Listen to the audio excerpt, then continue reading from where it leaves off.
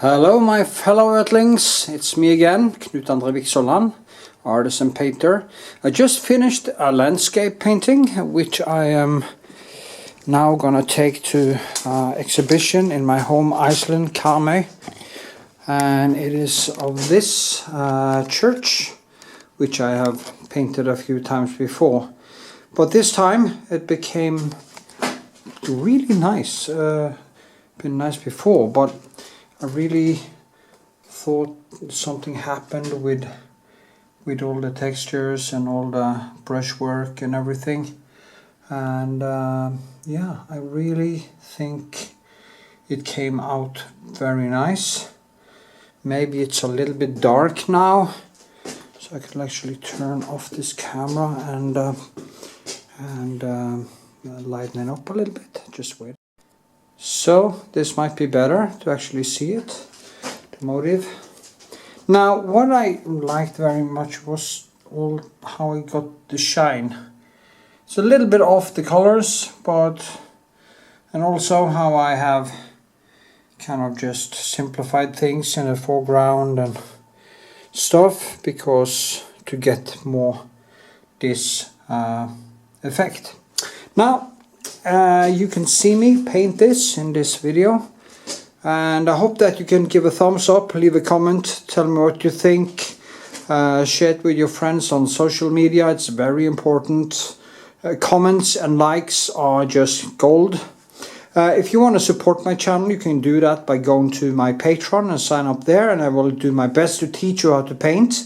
You can also buy me a coffee if you just want to support me every time I post a video. It would be great if some of you did that. So, and some of you have actually, and that is very nice. So with this, I hope you like it, and yeah, tell me what you. So another evening, another painting. Today I'm going to sketch this church in morning light. Actually, I made one earlier that was a little bit closer, I think. Now I'm making it to an exhibition in my home Iceland, Karmøy. So it is a motif from there. It's also because it's kind of easier to sell things that are made of that place. So, and it's a very famous church from and actually told you before, but this Bota is supposed to start Judgment Day when it falls into the wall. So the priest used to cut away on it to, I guess, prolong existence. Odd beliefs, as we say. It is in Karmøy, Norway. It's called Avaldsnes Church in morning light or morning glory or whatever. So with this, hope you like it. As I've done many times before, what I do is that I start to just measure the church, how many times it goes in the format. And there's one, a little bit less than 1.5. If with the thing on top of the roof, it's like 1/3 or 1/2, a little over. So I just do the church spire. It's a little bit, yeah. Then again, I go down. I count down. So it will be 1 and basically 1/3, a little bit over 1/3. Now I do know that this, if I measure here, should be approximately there. Let me see now. I'll do it again. That wouldn't be right, of course, because I zoomed in there. So yeah. But the church will be, if you see here, I will just, since I have the photo, I can actually go in like this and just place it quite correctly. this light that makes my face look horrible. I see I'm aging. You know, I'm getting more. I'm not that pretty anymore. It's hard to become older. But that is how it is. You can't really do anything about it, you know. It's how life is, I guess. You just get older and then you die. When I do, I think it's about here somewhere, and then it goes in, it comes about here, and like this, like this, like this.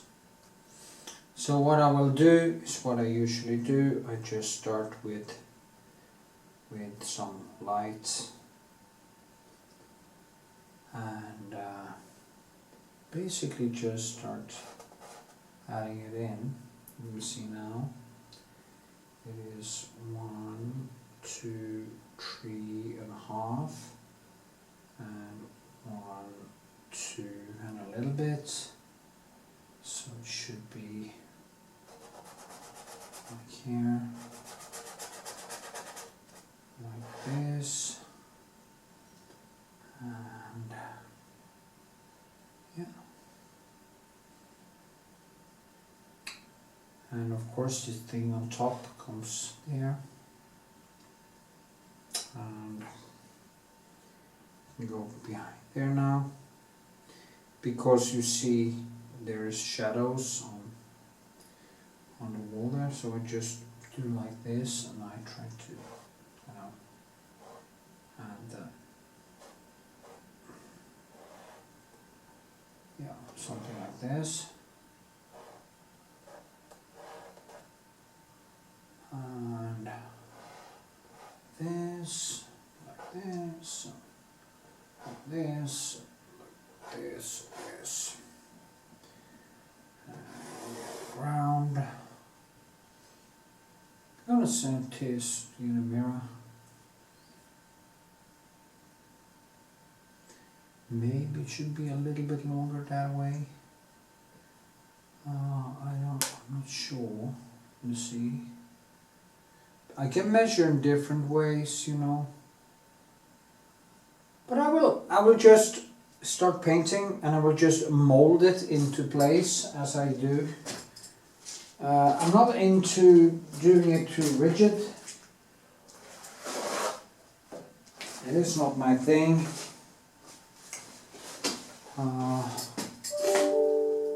Oops. Yeah. So just, if I can get the church right, I can start molding the other things. And I will do it like this now with scrabure, almost like it is charcoal. We'll just draw it, and I will do this with thin color, because this one is way more complex than the landscape I'm painting with my daughter in, because of all the small things like, so I'll try to get this more correct. Although I did get the other one quite correct also, you see that in the video, but you know, I'm just trying to sketch it so it doesn't end badly, to put it that way.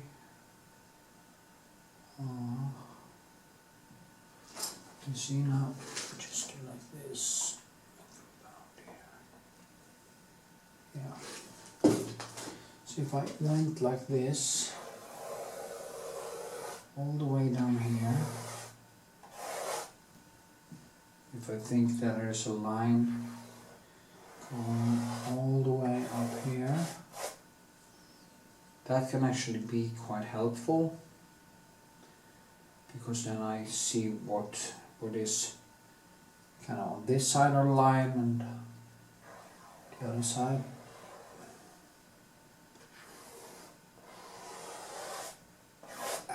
approximately. It only have to be approximately, you know, because what's important here is you get the church right, and then I just build the other things in as I go along.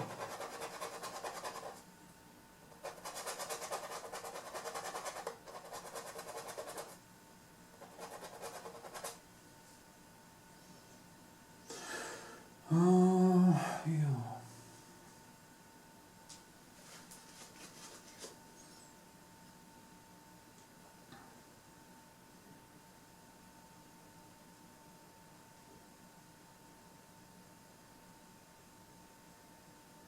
See now. Yes.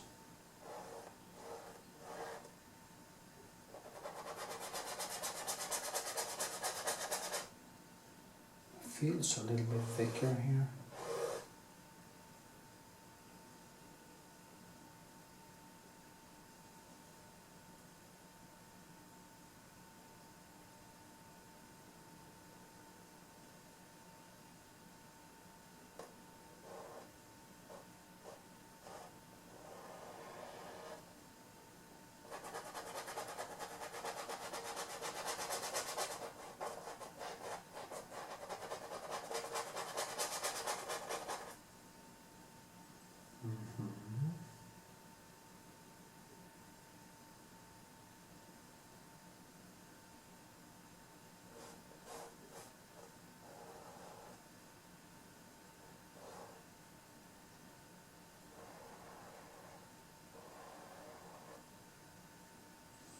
Like this. You know, it's like it has to be higher and the perspective is kind of down like this because I see it from underneath and up.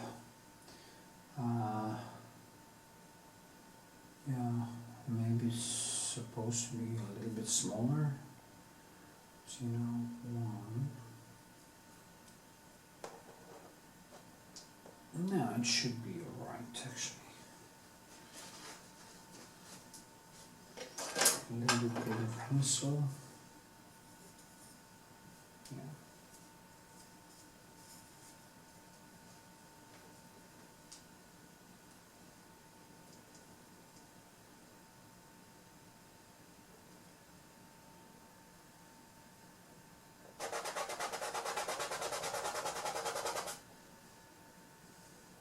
Yes, also it's low sunlight, so it's very, the light in the, where the sun hits is very, very warm. It's almost like a cliche, you know. It's almost like you don't believe it. Oh, it can't be like this, you know. But it is actually. It's very warm. Then of course it's different between, there is difference between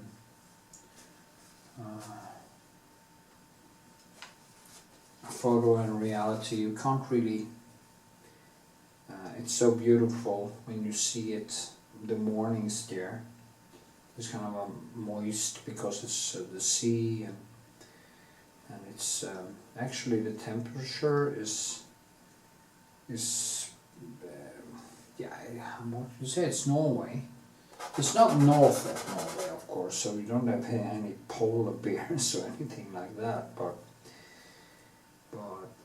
it is Norway. So even the summers can be quite not necessarily the most, but the lights and the air, and it's just gorgeous. So you've maybe seen some of my the videos from there that I put on my YouTube channel. So beautiful.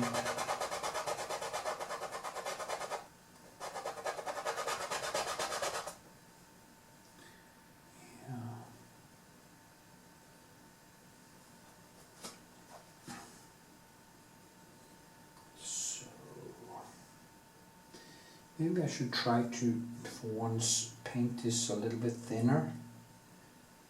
Not add in so much paint from the beginning, so it doesn't disturb my process. And yeah, might be a good idea. Some trees. Yeah, I can even see now that it actually is quite correct. This perspective here is wrong because it kind of goes up because I'm standing underneath. But all these things I just tweak as I paint. And yeah, and just enjoy myself, you know, just move paint around and get that beautiful feeling of life actually having purpose or having some meaning. So yeah.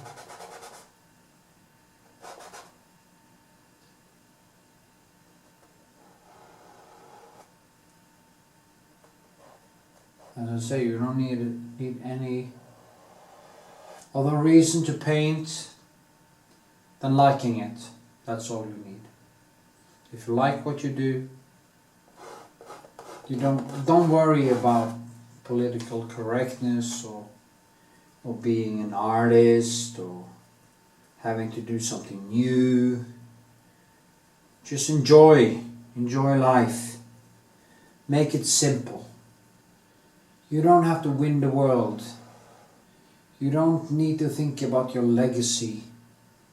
Sooner or later, you will be forgotten. Even Rembrandt, everyone. I mean, if humanity dies out, which it probably will at some point, if we don't conquer space and differentiate into different species on different planets, the memory of everything great done by humans will go the same way as the dinosaurs.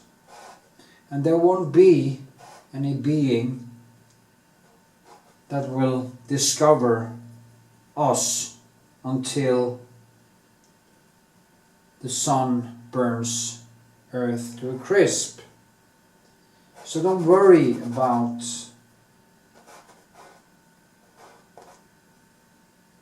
anything actually. In the light of eternity, nothing really matters, okay? Or infinity, nothing really matters. Or maybe it's the only thing that matters. So it's yeah, just do the thing you love. Don't stress. Oh, I have to be famous. Oh no, fuck it. No, doesn't matter. It's just vanity. Don't make your painting into a vanity project. Make it into a challenge. Make it into your every painting into your Mount Everest, if you like. Compete with yourself. Now I would actually recommend this instead of die of freeze to death on Mount Everest, of course, because despite life not having any intrinsic meaning, it is what we have, and we should try to take care of it, I think, anyway. I have ambitions. Things I want to see done. Things that I will feel give meaning. And I would regret it if I suddenly got a harsh reality of a deadly diagnosis of cancer or something, and I didn't feel that I had done my best. That would be a bad day. So yeah, but to think, did I matter? I think I mattered to some people.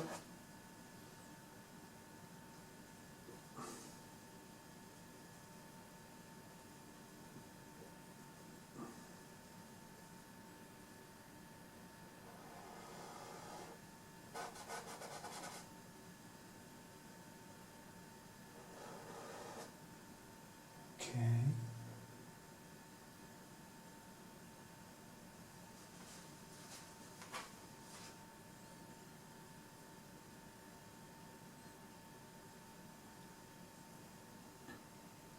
So when you paint, just it's like, oh, you're painting that again. Yeah. Yeah. Why not? I like this. I like this. I took a series of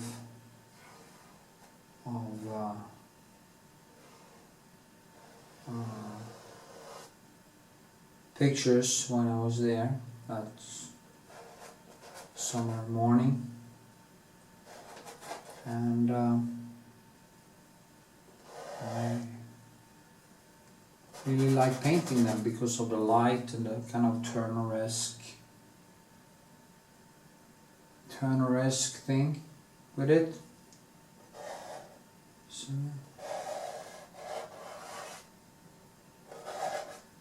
okay, so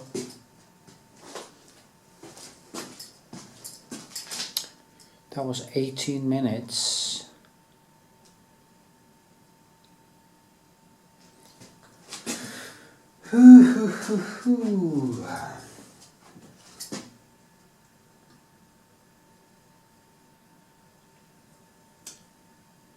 Now there's a lot of graves here, so I just need to kind of, when I paint them, I need to darken this down. Then I start to kind of just put things in. Start to kind of that. It's time consuming, but fun in a way.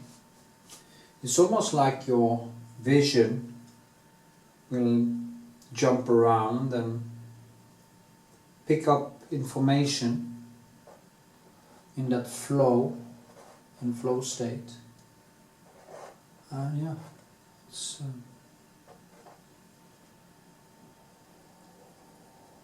great actually.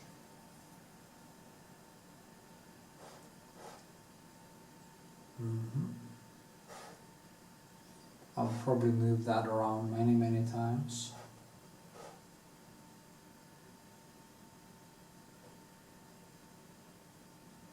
Now see, I made this long too long.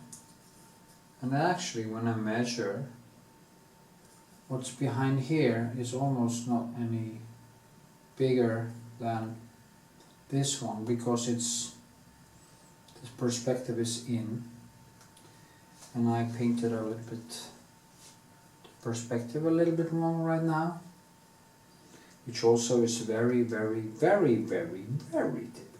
to do when you do stuff in freehand.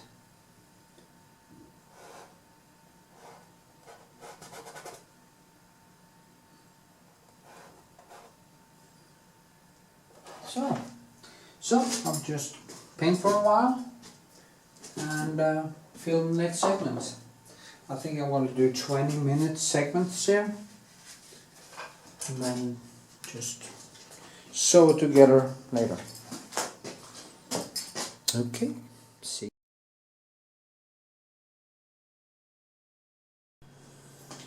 So here we are again. Did the same mistake again. So now, it's weird really how I did this. I did it in the last one also. It's actually wrong. It's totally wrong. I kind of didn't. I saw on this one and that one, and I kind of didn't combine. So I painted it too high up, and maybe even too big that way. No, too small actually. I painted it too small. So that is what we do when we become too complacent. I think we are better than we are, like I did in the last one also. And it's strange because I noticed when I was actually, the funny thing is I looked at the So I'm going to be all the way down here.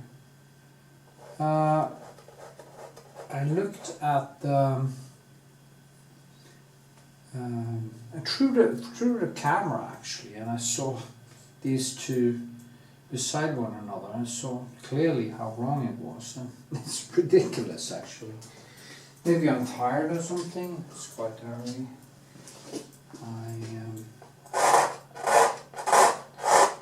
Me and my girlfriend had a very nice evening on Friday with some Molly or MDMA, and I don't feel hangover. I didn't drink more than 2 glasses of wine. We had a great time, but you do become a little bit less focused, because you kind of burn a little bit out your dopamine or serotonin. And I also trained quite hard today, so I guess I in some way burned the candle in both ends. That is why you have to do that really, not very often. So you don't, and also because you wouldn't like to burn out the possibility to get a full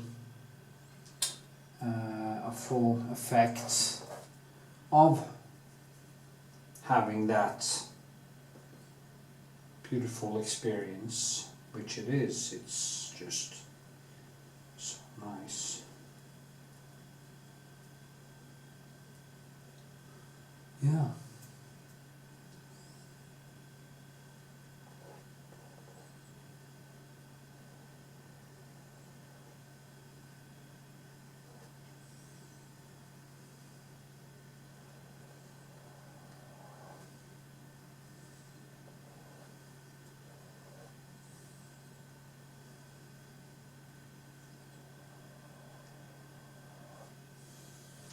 Mm-hmm.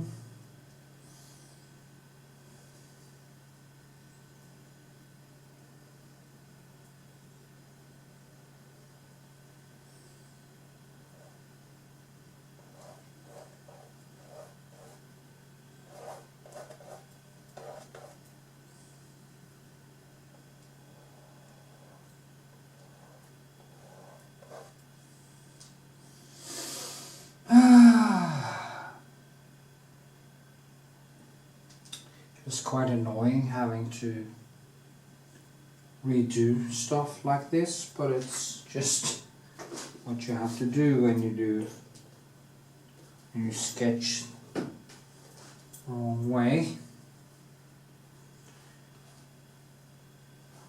I always tell people, be careful with a sketch, and then I go ahead and I don't listen to my own advice. It's kind of the story of my life in a way.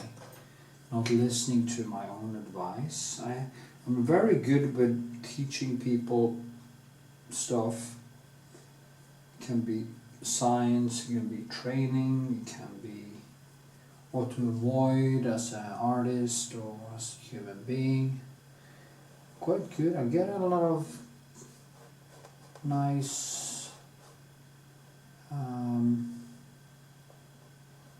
reviews, or not reviews, but people tell me that they learn a lot from me. But I'm lousy to follow my own advice. It's almost like I have this thing of learning from my mistakes every time. And of course, in the end, there will be an incremental result of it, which becomes quite good.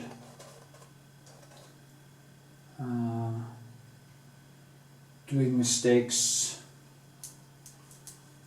is something. There was actually saw this video just now, or listened to it on YouTube about an experiment. They were going to have two groups of people, and they're going to make, one group was going to try to make the nicest pot ever, and as nice as they could. And the other group was supposed to make as many as they could.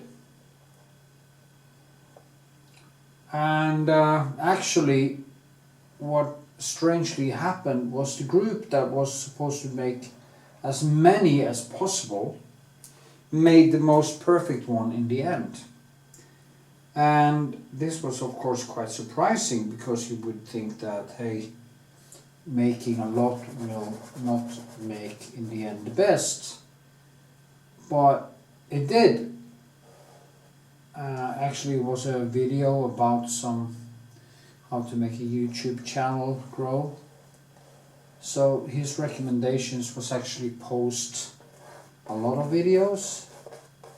So I think I'm gonna do that from now on. It was maybe a good advice actually, to make more videos.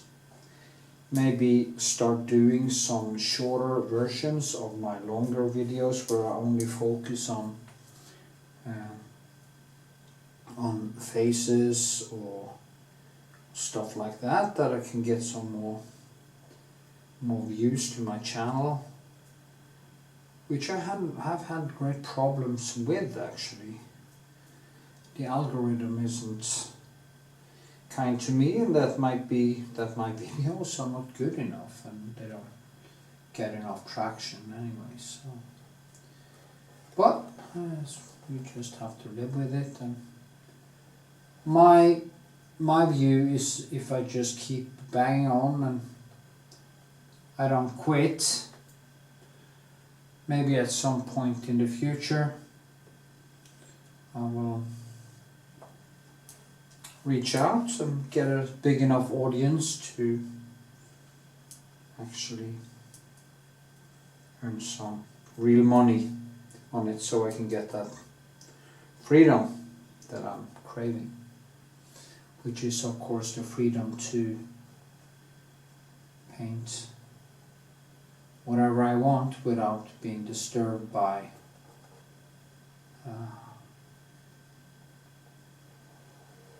exhibitions, and that doesn't have any merit to what I really want to do.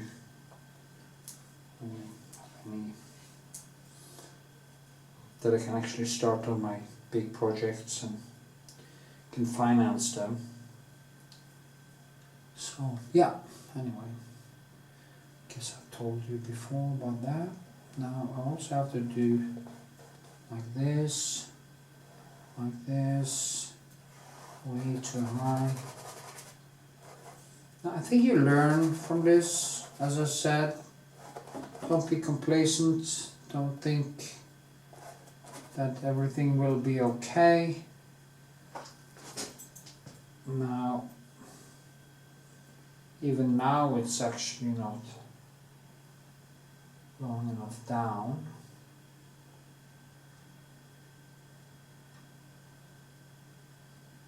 So, yeah.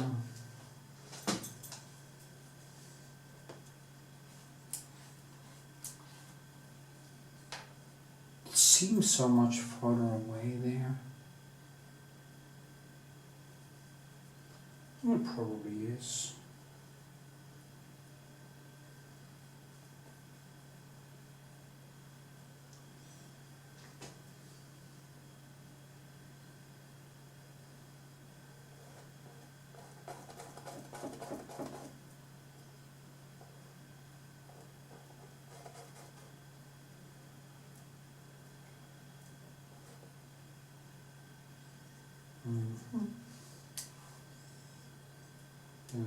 The problem with the colors when I do it like this is that they become very dirty and they're too thick now.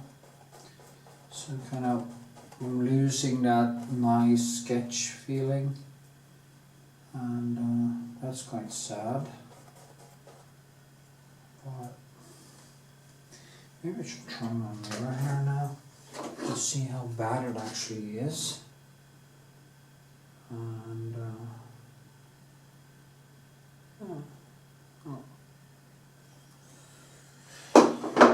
right track, I think.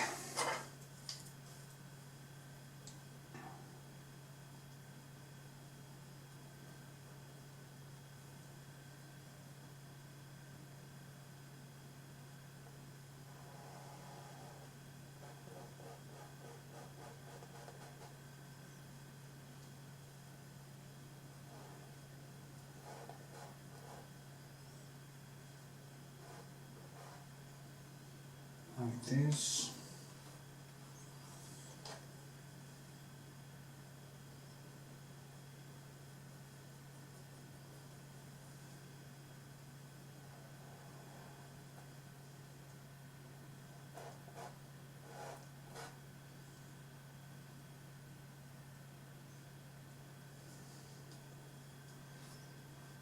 Mm-hmm.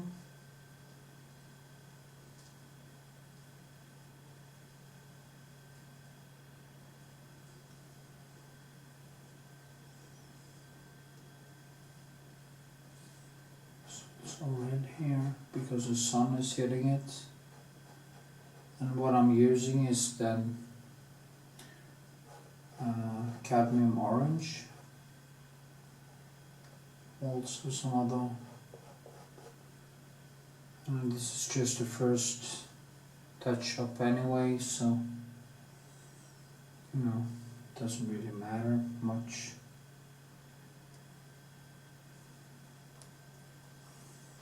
But it would be so much easier if I had actually focused a little bit better from the start, so I didn't have to redo it. I basically could have finished this sketch tonight if I had done that, but because of my lack of focus, I winded up with having to do everything over again.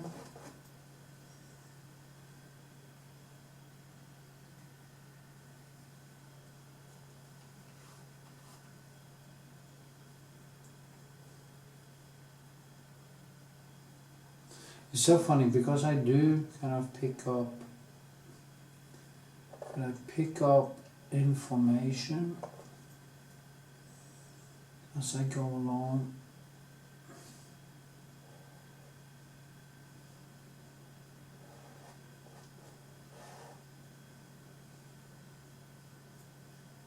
So yellow, you know. What they did with this church is so sad because the church didn't have that white on it. It had more kind of those more rocks. And then they put this horrible plaster on it and they kind of turn it white like this. And to me it's sad. There was also a door in it because it was a door that during the Second World War it was kind of a landmark for the English fighters to find, and the Germans actually wanted to tear down this church, but they made a compromise where they built it in like a silo, built something over it, and the English airmen or fighter pilots thought it was maybe a German barrack or German lager of ammunition. So they shot at it during the war, and there was a lot of holes in the wooden door. And of course it was a great memory from the war, but they actually, when they so-called restored the church, they removed this old door and put in a new one. It is, you just want to cry, you know. I wonder who actually got the other door, if there is some lucky person somewhere that has a house with with this special church door.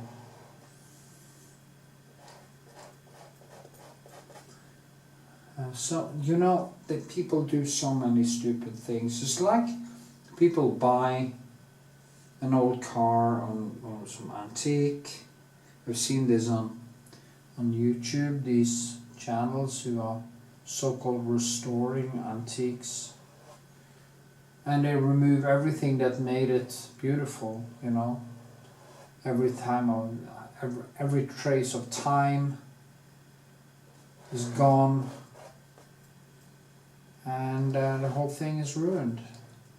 And these people actually think it's a good thing. It's so ridiculous. No, I think it's getting better now.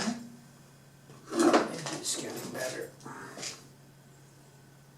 Yeah, it actually is. The perspective is totally wrong.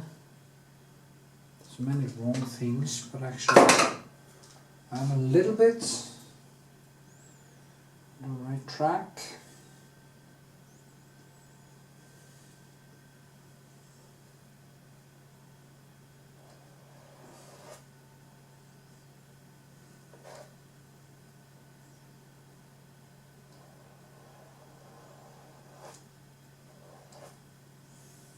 Kind of tricks me to believing it is thinner.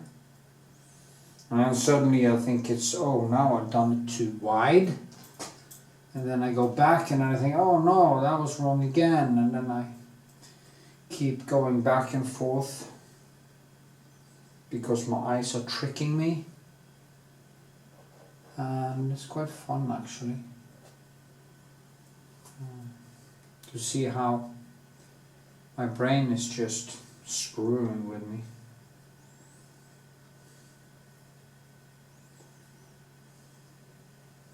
There's a lot of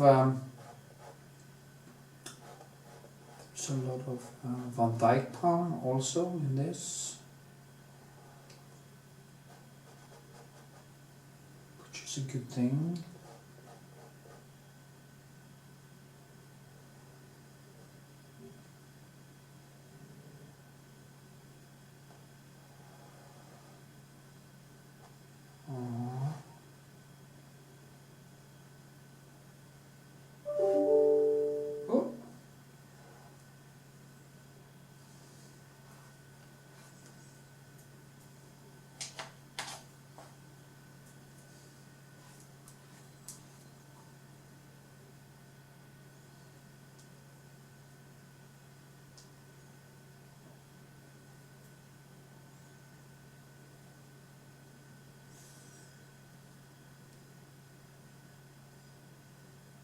Okay, shadow on that, and then this thing comes underneath here, like that.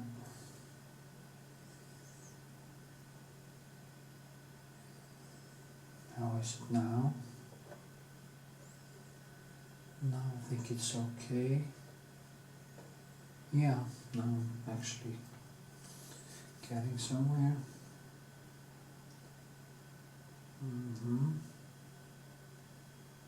There. Yeah. See here. Yeah. Yeah, it's gonna be approximately there.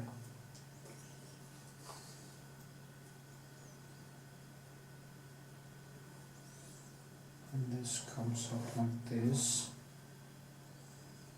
The light here.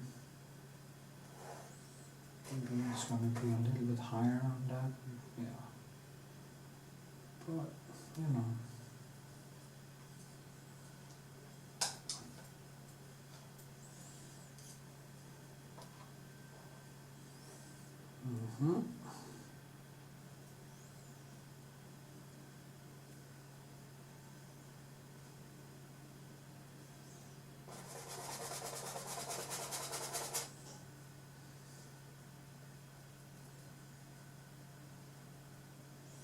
You know, when it comes to this, you just have to continue.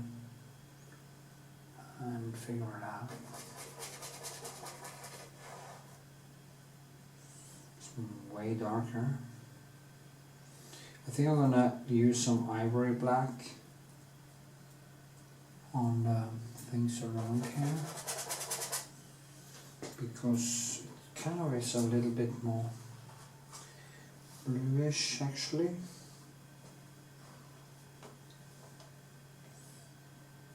Bluish greenish, and the ivory black is kind of more earthy, so that would work, I think.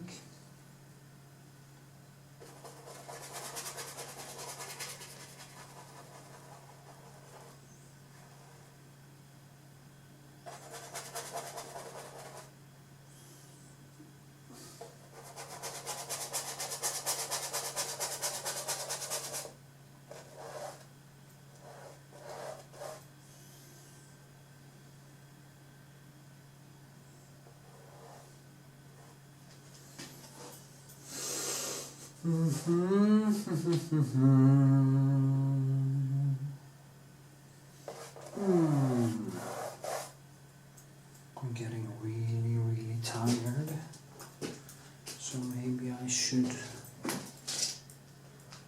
do more tomorrow. It still looks wrong, so yeah. The horror. Anyway.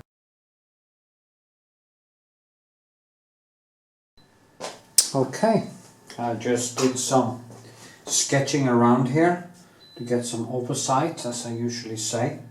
As you saw in the last segment, I did a lot of mistake and I'm trying to fix it, but I want to add in everything, and then I will just go on what's up here and just kind of feel that I got somewhere, because of my mistakes it actually takes a little bit longer to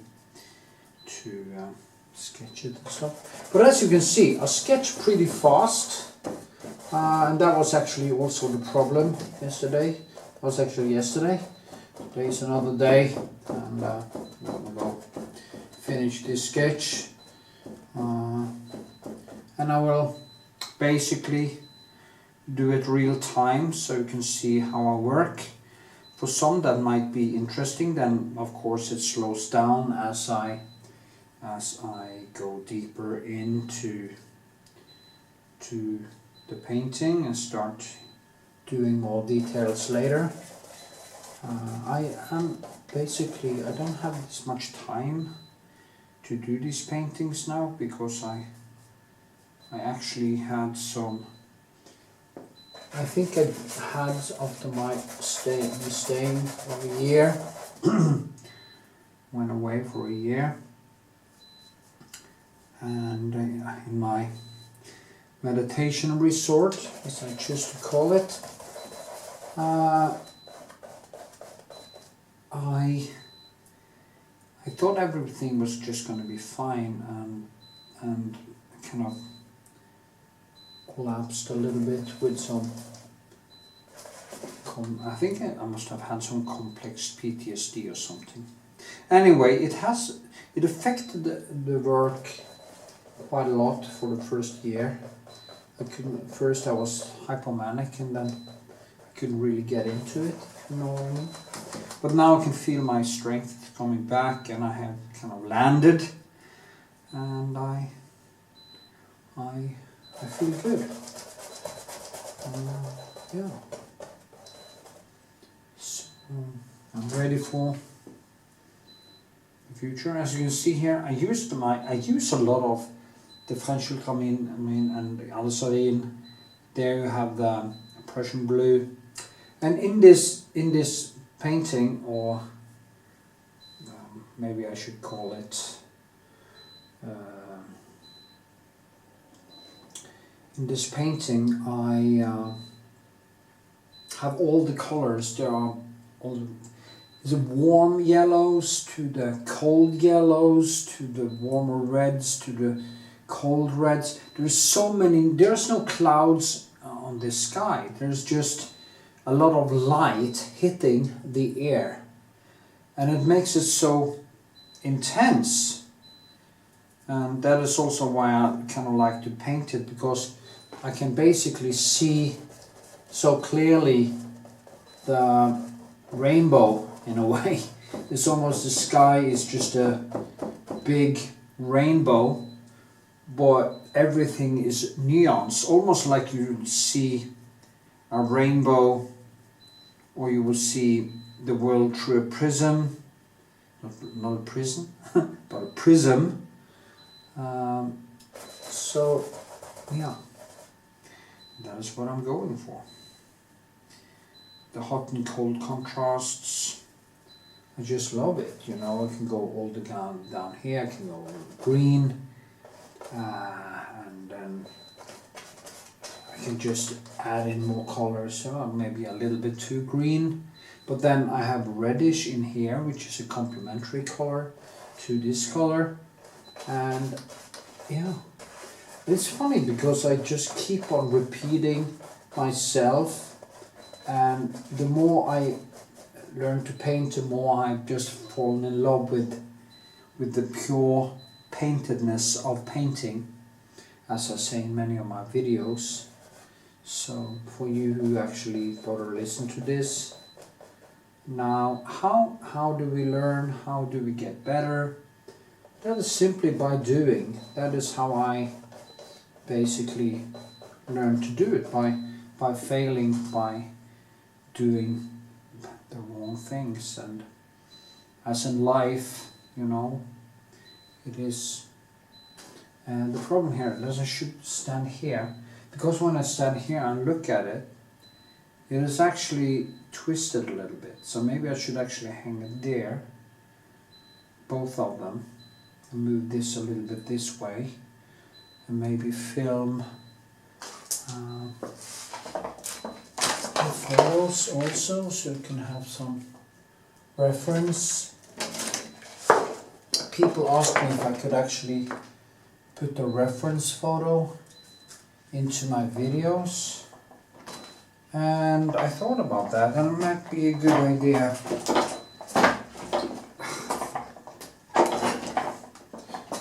So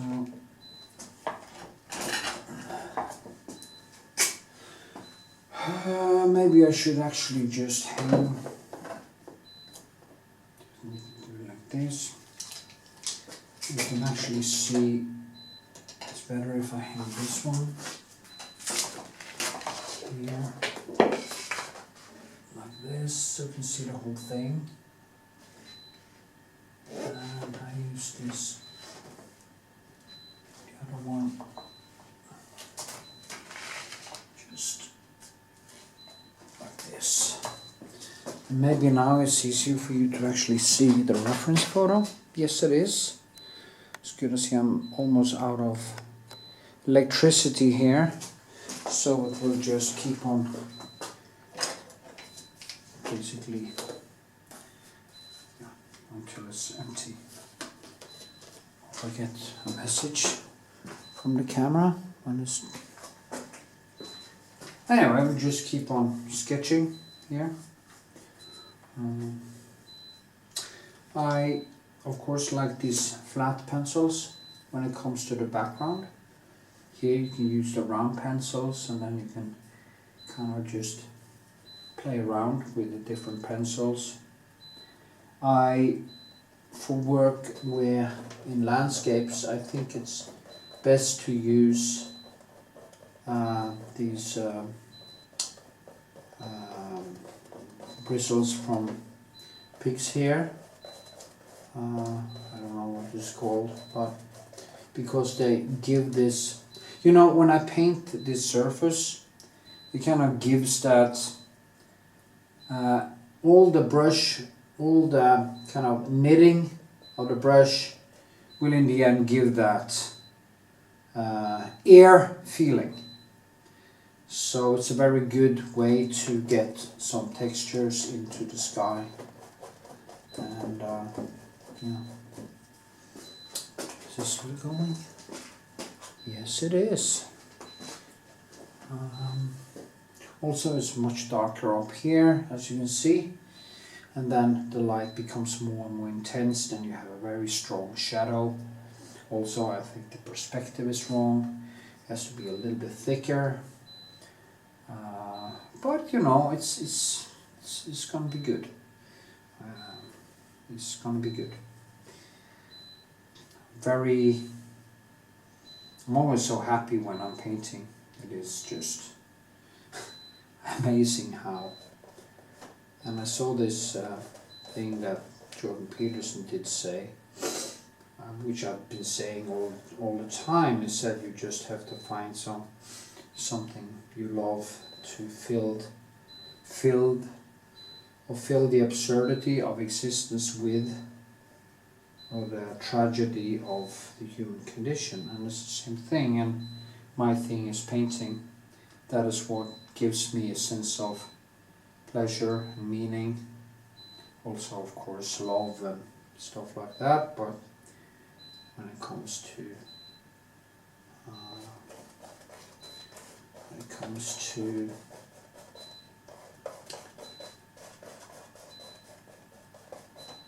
getting some meaning, I think this is what actually gives me meaning. I've been saying that so many times now. Maybe I should just. But it's kind of when I stand here painting, I basically just flow, and usually I'm just kind of led to it in a way. Let's see if it's still running. Amazing. So I'm going to start doing something here. Then I take my cadmium orange, cadmium yellow, cadmium yellow deep, cadmium orange, because it's very warm, and I just go in here and I start building light. Of course there was too red, so I kind of, maybe it wasn't too red, but I need to find the right perspective here and the right thickness and many different things that I have to. So I just go in here now and I just sculpt it, and I use the mirror, and I just try to kind of move it around, so that in the end time and all the touches will then lead to something that is approximately right, or feels right, or that is the way I do it. It's like I just let time and touching and picking up information. My brain is picking up information. I'm like a computer, pick up information and repeat the information. That is funny, because we are biological. We're not even biological. It's really strange, because we are, of course, we are biological. We are not dead matter, but we are also dead matter. We are dead matter that actually have formed into an intelligent computer, which stands here painting paintings, and it took us basically 4 billion years to do that, or 3.5 billion years to go from the amoeba in the sea to being like me, who can stand here painting meaningless paintings and talk about our origins in the sea 3.5 billion years ago. And if that is not absurd enough for you and give you some awe, as they call it, the religious call it, I mean, you are lost, you know. The absurdity of life is just amazing. The absurdity of existence itself is just, as I say, absurd. Standing here painting and thinking and pondering reality for a blip in an infinite multiverse, probably, is absurd, and it's beautiful, and it's strange, and it's meaningless, and it's full of meaning, and full of contradictions, and it's just fucking weird. Yeah. Still going. So I need to, maybe I should use the mirror now, just be sure. So what I do, as I said 100 times before, I just take the mirror and I look at painting, and I look at church, and I start to see where the biggest mistakes are. And right now, actually, it doesn't look so bad. It's not so bad that I can't fix it. And that is, if it was a little bit to the left, a little bit too high up, or too long down, a little bit, it would be very hard. But I focused the composition quite good. It's in balance. And when that is in, you can actually start to mold. And since this isn't, of course this isn't, yeah, the electricity went, as you know, and as I was saying in the last moment of it lasted, I'm not a photorealist, so I can be more of a painter's painter, if you know what I mean. But then again, you have some, I do feel I have some responsibility for quality and so, yeah. Quality, I don't know what quality actually is. It's hard to say. When you look at the classics and stuff, you really have something to work towards. I wonder, now there's a lot of stuff coming out with longevity medicines and stuff. And of course I do hope that I'm going to be in existence for quite a while, so that I can get done a lot of works. I just need some more color here. Sorry, maybe I should have done that before I started painting again. But that is how I am. Now I will just go in here with I will just finish the sketch, if you know what I mean. And just go over the whole thing, get it in, and then I will go back to, need a bigger brush, I think. This is quite good, maybe. This one, these ones, these is my favorite, they're short also. I also like the long ones, but Da Vinci, it's boar bristle, you know, pig's bristle. I wonder, do they probably don't sell them in, what do you use in Muslim countries? I wondered. Okay.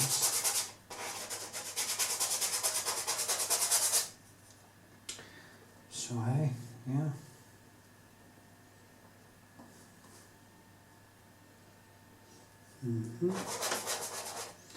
I don't bother with graves and stuff. We just do general kind of grounding in a way. Just get in. I'm going to try to use, instead of too much blue-black, because the blue-black can many times become a little bit too, can I say, a little bit dead. So I will try to experiment a little bit with ivory black. You know, the ivory black is the color the classics used.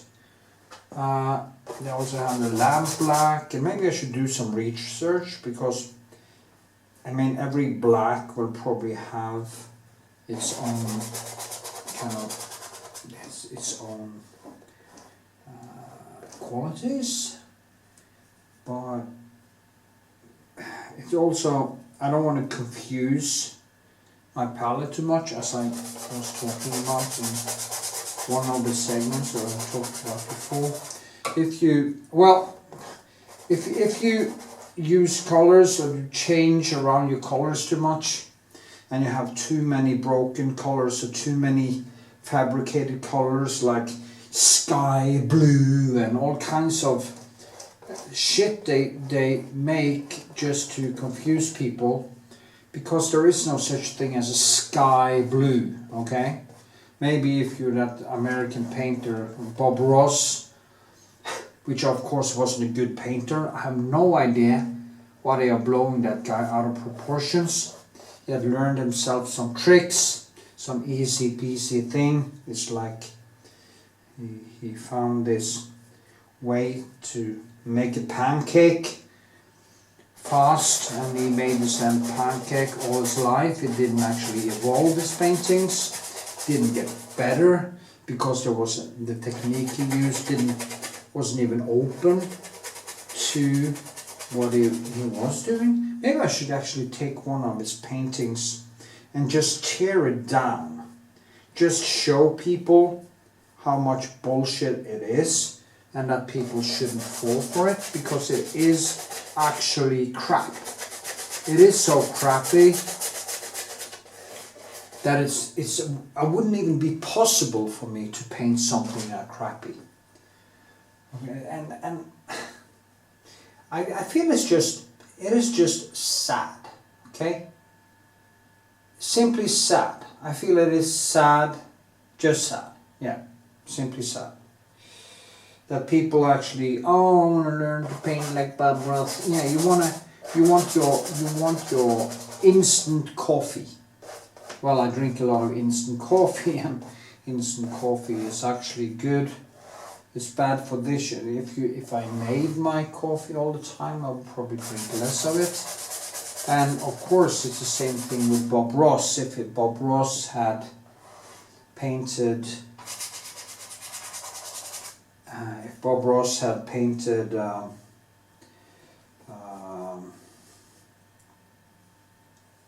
good paintings, it would have taken more time. I could have said, oh no, I'm going to make a sky, and I'm going to make it, anything. The human brain, it's like we have symbols in our head. Our brain needs to have a way to recognize the world. It's like a computer. You can't make a computer without it has some algorithm or something that actually makes it be able to recognize things. Or even with AI, which works basically, evolves as a child in a way, will have to have some kind of algorithm or some kind of structure to the programming in the beginning. It had so yeah, that was maybe a digression, but the point is that his technique was so limited, and the way he was doing was so limited that it couldn't evolve as a piece of driftwood. It couldn't get the textures, it couldn't get the depth, it couldn't get, depth is also easy. You know how easy it is? You just do like this, and oh wow, what a nice painting, nice brushwork, some people would say. I've seen paintings in museums that are basically no better than this one. Maybe they sketched it a little bit more focused, because I know I'm gonna paint over it, so there's no need for me to start to twinkle with this. I would rather do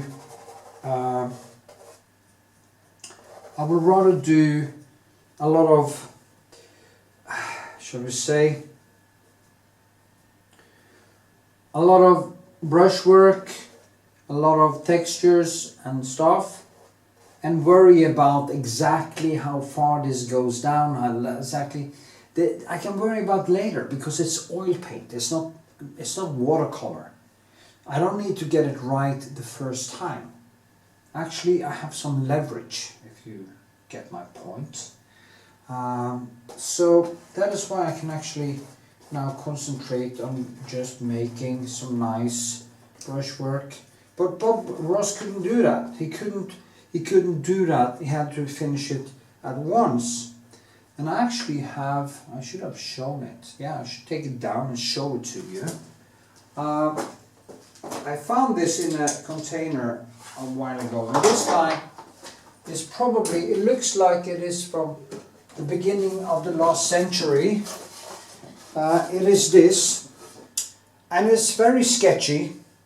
But I can actually see in this painting that the guy who has painted this has known quite a lot about painting, because you see how he has simplified the brushwork, how he has made this to be a painting done with basically maybe one, tops 2 layers, probably wet and wet in 1 layer. I love this because of all this guy has actually really known how to use a brush. I can see it in the textures. And I can also see it in his signature here, which I don't really know what it is. This might be worth a lot of money. I don't know. I have it on my wall. I found it in a container. So that is, you can see the difference. The difference here is that I haven't sketched it like this. I haven't sketched it to be a finished painting. I've sketched it because it's going to become, I'm just going to build the thickness and the colors, and then I'm going to go in and tweak it. So this too, but Bob Ross couldn't even do this. Bob Ross is just horrible. Bob Ross, there's nothing organic or real with Bob Ross's paintings. And it pisses me off that people actually believe that was good painting. It's like Rembrandt and Turner are twisting in their graves, screaming, this shit shouldn't exist. I mean, maybe this should be a standalone video, actually, on YouTube. On my tube, I might do that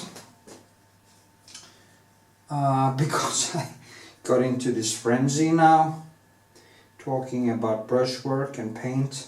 And if you can make yourself, you know, I have this guy I have been teaching a little bit in America, and he is a very good painter, I think. Kyle, his name is, and I think he's a very good painter. But he takes too much control from the start. You know, he's a little bit too controlling.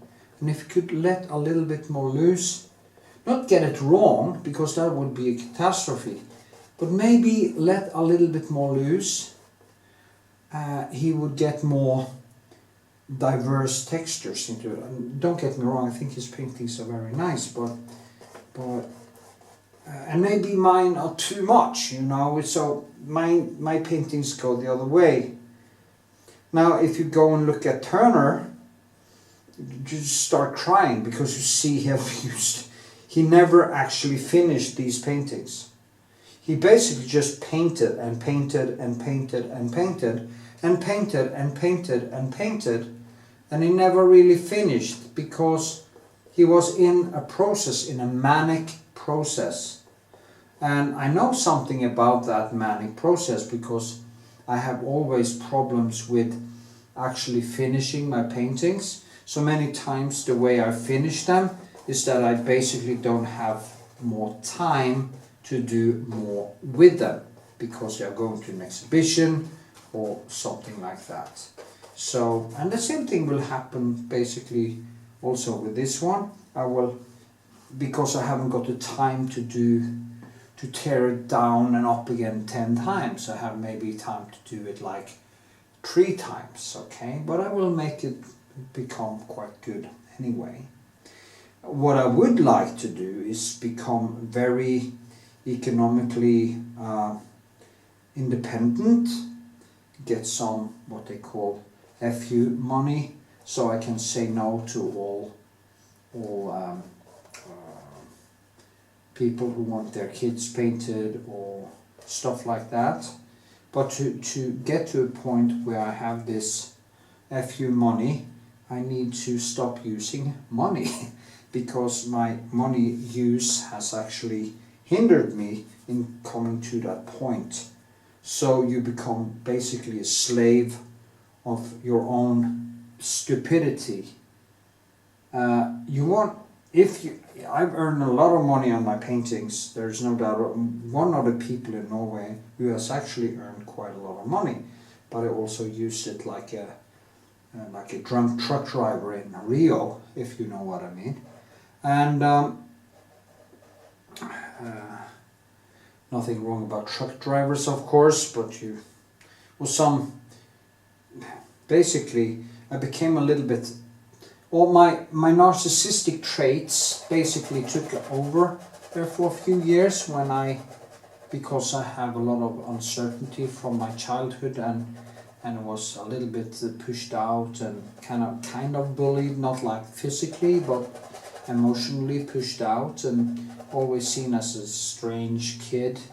And for a while I didn't have much friends and I just walked the earth alone, if you know what I mean, or felt very alone. So I have some wounds, and when I suddenly started earning a lot of money, I think I kind of compensated by feeling rich and spending money like expensive hotels and wasted a lot of time and money and stuff, because I kind of start to buy myself happiness or buy myself. It is a way, you know, the same many people do, rich people, you know, like the Carthaginians or whatever they call them. These people, they don't really have an inner life. There is no, it seems to me anyway, there is no real them. It's all about looks, it's all about superficial things, and it is because they don't have depth. There is nothing really there, and then they start buying shit, and you know, if you start to, that can be sex, it can be having many partners, it can be, it's never enough. You know, how many do you need? How many do you need until you feel like you are good enough? And stuff like that. So yeah, I've done that too. I've been extremely promiscuous and attention seeking and all these things. So yeah, there's and I think, you know, being Bob Ross, coming back to Bob Ross, being Bob Ross, I mean, he must have known, I'm pretty sure that he must have known that his stuff was crappy. Now, of course, I could, you know, I made some really crappy art in the beginning, but I was honest. My crappy art was actually honest because it was kind of childish and stuff like that. His art, Bob Ross's art, is cynical. It is really cynical. Now he's dead, you shouldn't talk bad about the dead, but they say, but then again we talk bad about Adolf Hitler and Stalin and you know, but of course he wasn't a Stalin or a Hitler, but you know what I mean. I mean, it doesn't, him being now dead doesn't make his paintings better. I think he was a very dishonest person who could actually pour out all this crap, which is crap. Yeah, I think this should be a standalone video. Maybe it's interesting. My girlfriend said I should actually make more of these talk videos about textures and painting and life and everything. And you see, I think, and then I start to paint, and then I start to go into this frenzy. There's a beautiful where I think now it actually feels like you're here. I mean, this is now, and in a while this video will be on my YouTube channel as somebody sees it. And it is, the funny thing is that if there should be one good reason to do painting or do art or do some creative work that actually leaves some trace of your existence in reality, is the fact that every time somebody sees this video or hear me speak about these things, it prolongs my life, even after I'm dead. The problem with being Bob Ross is, of course, it prolongs his crappy painting life. And of course it probably gives pleasure to, but you have to be, I think you have to be extremely simple-minded to think that Bob Ross's paintings are good.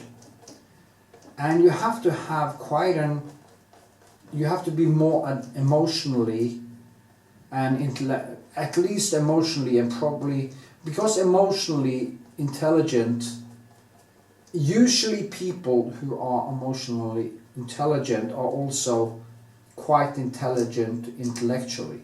Of course there's not necessarily always a correlation.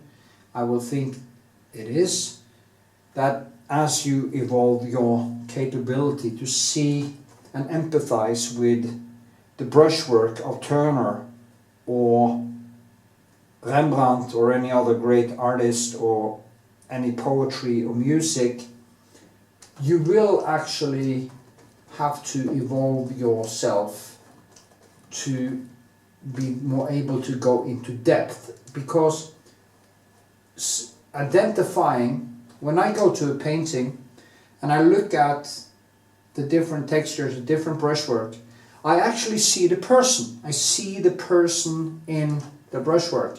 I can see his choices, like the painting I just showed you. I can see his choices. He's dead a long time ago, the guy who painted this painting. I see it in the surface, it's in the frame. It's a very old painting. So the guy who did it, that is, made it, I found this in a container because somebody has actually thrown it away. And now it's on my wall. And it's one of my favorite paintings. And just think about this. This guy painted that painting many, many years ago, and he's dead now. Somebody threw it away.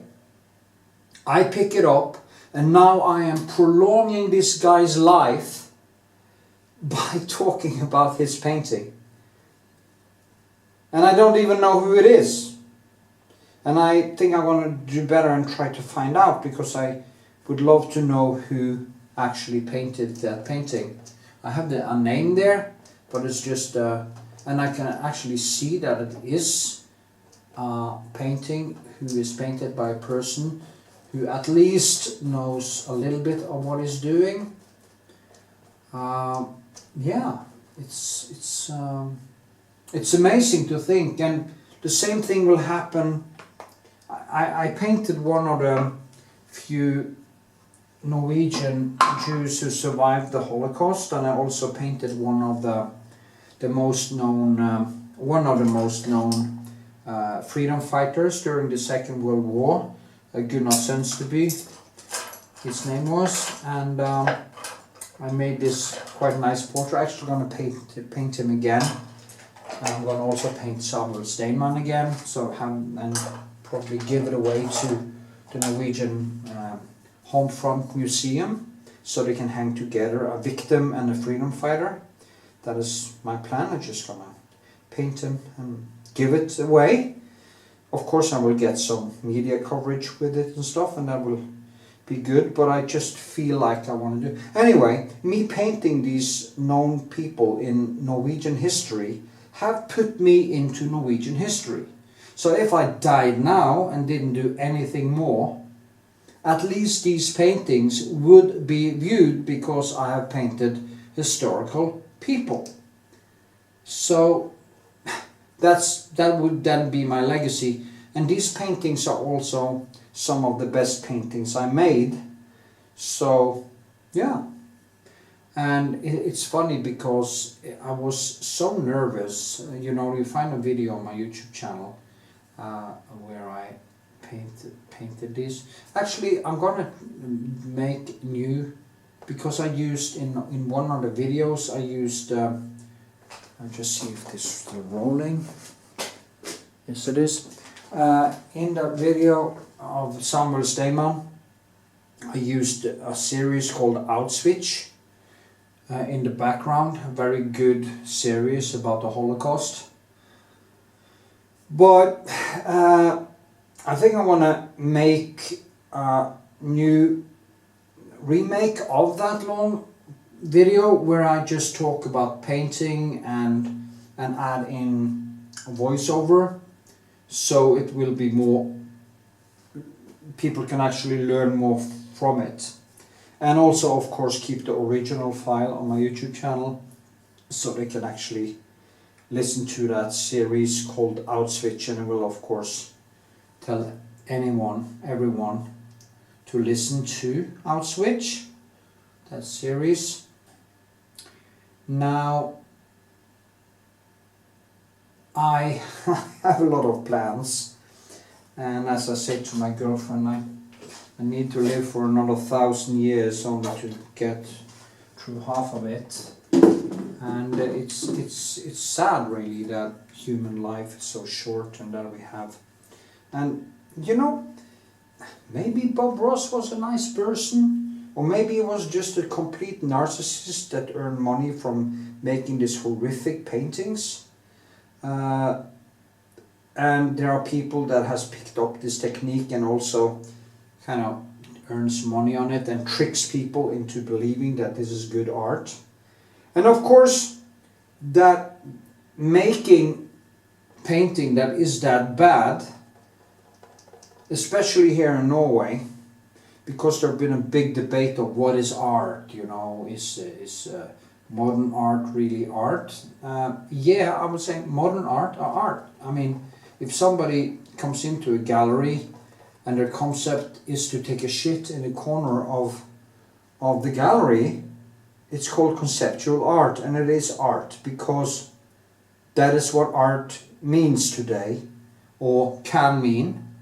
There is no rules, there is no aesthetics, there is no narrative, there is just, and that is of course, I will say, is basically, that is narcissism. When artists do that in the light of all the extreme beauty that is you can find in historical art and stuff, I just cringe. Okay, I just know that these people are not good people. They are usually very self-centered. I'm self-centered too, but they are self-centered in a very, very, very negative and narcissistic way. I know I use that word narcissistic a lot, but I think it's very important. Actually, I studied narcissism because I had a girl in my life that probably had covert narcissism. And to cope with that, I actually started to study. And it's, as I say about her, it is basically like if there was a coffin in the room that stood covert narcissist on, it was almost like, when you look at how she acted, almost like she just laid down in that coffin, could just go over there and lay down in it, because everything she did was what a covert narcissist would do, or at least a severe BPD would do, or person with borderline personality disorder. Now, of course, it wasn't her fault. It's trauma, it is low self-esteem, there's all kinds of stuff that leads to people evolving covert narcissism, but they are vicious. And yeah, my new girlfriend is sweet, yes, and also things happened to her in her childhood and she had her struggles, but it made her better, like all my struggles made me better. So now, when Bob Ross was actually laying on his deathbed, dying of cancer. I mean, it must be horrible, you know, it must have been horrible to think that, wow, I'm dying and I made these crappy trees. I made all these horrible paintings that has absolutely no painted value at all. Of course, people sell these paintings, they're worth something because he's a known person and stuff, but it is so bad. So the reason why I started talking about all this, of course, with brushwork and stuff, is that it is better to make less paintings and then rather have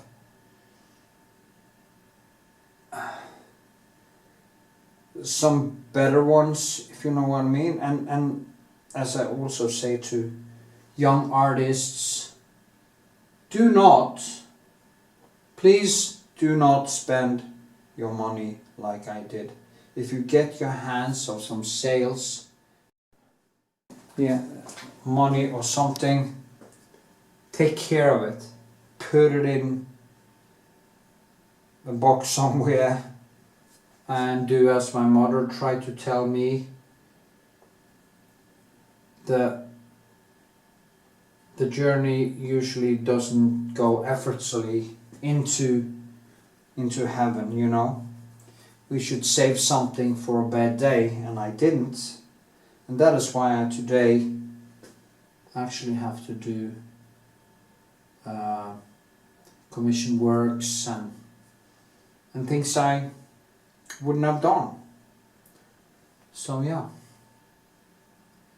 probably get a lot of maybe some hatred because what I'm saying about Bob Ross. I would probably say, oh, you didn't know Bob Ross, you couldn't have. No, that I know, I didn't know him. But I kind of know him through his brushwork. I kind of know him through the lies he told about painting. Okay? Because he is or was lying about painting. And it is basically like you make music or poetry, but you rip off other people's work and you make it worse, you know, and you try to convince people that this is original. I remember my uncle, he was trying to sell some. He was a very good businessman. He lived in New York and everything. And he used to be a manager for these clubs, these golf clubs and stuff. But he came to Norway and he tried to start new businesses. Come back to Norway. And once he had actually tried to start selling art, selling paintings, but he was buying them probably mass made in Asia somewhere, you know, with these horrible landscapes, and it was basically the same thing Bob Ross did. They looked like the Bob Ross paintings. So I guess Bob Ross probably picked up the easy peasy technique that they use to mass produce this kitsch, which people with no taste buy. The people with less introspection or enough introspection to see what is crap and what is not. So yeah. Now you also have in art vanity. You have a lot of vain people that think they are geniuses. You hear they say they are self-proclaimed geniuses, and that is on the other side horrific, because if you have that attitude, you will stop learning. Everything stops. The day you come to the point where you start to love, I don't even think it's love, you know. When people are like that, do they love anything? Do they actually love anything? And I think that is a very good question. And I also think the answer is no. They don't really love anything or anyone. They don't love themselves because they are not honest. And you can't love other people. You can be, of course, attached to them. You can be have trauma bond like I had to my ex and stuff, but you will not. It won't be love. It's not going to be love. It has nothing to do with love. And people are like that. They can't really love anyone because they don't love themselves. And I know it's a cliche. It is a cliche. But that's what it is, you know. They don't love themselves. And the hatred and the visceral, or the hatred that comes to the surface when you criticize them a little bit, or you show them the error of their ways, is just extreme, you know. The hatred they pour against you when you kind of tear down a little bit of their ego. And the same thing is with a lot of artists. That is why I don't have many artist friends, because I think they are usually emotionally dishonest. I don't think they are nice at all. They are full of themselves. They talk about their art as it has, you know, it's almost like, I don't even think the classic artists had such hubris. And I remember my sculpture teacher, which sadly died of cancer, Krzysztof Nasielowski, a guy from Poland. And he hated that kind of hubris and arrogance, the artistic arrogance. And some artists are actually proud. They say, I'm a narcissist, I'm so proud, I'm a narcissist. They don't know what narcissism is. They do not know how bad it is, how suffocating it is for their own being. And sorrow. Because they are not really alive, they are not really feeling, they are not really logged on.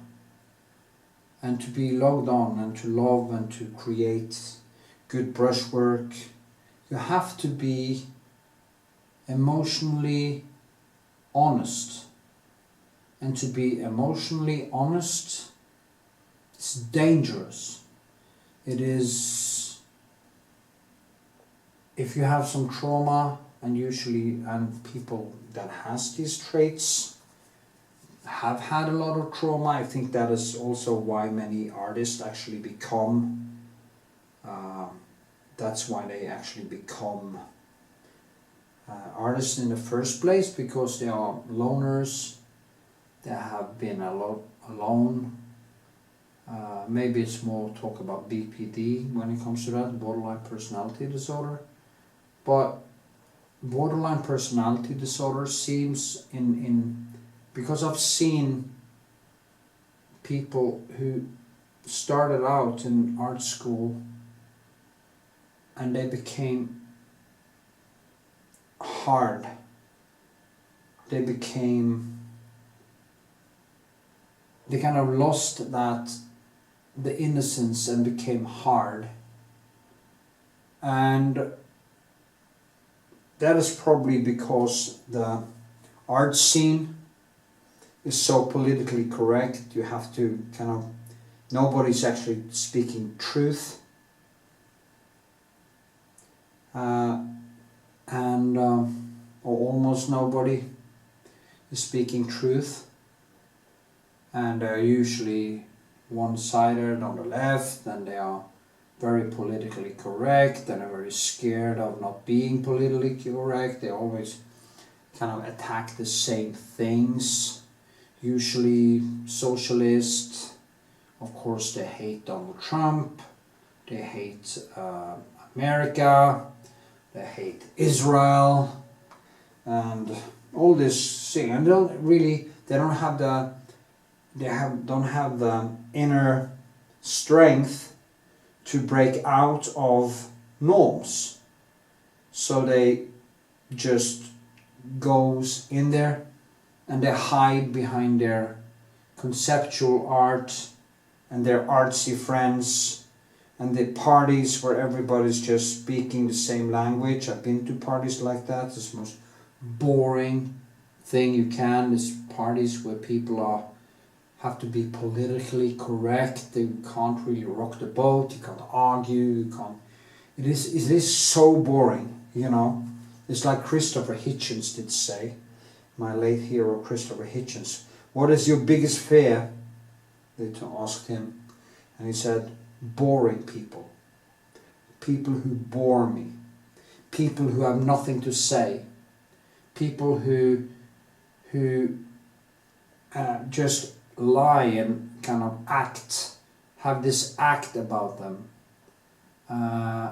That is what he feared the most, and to be honest,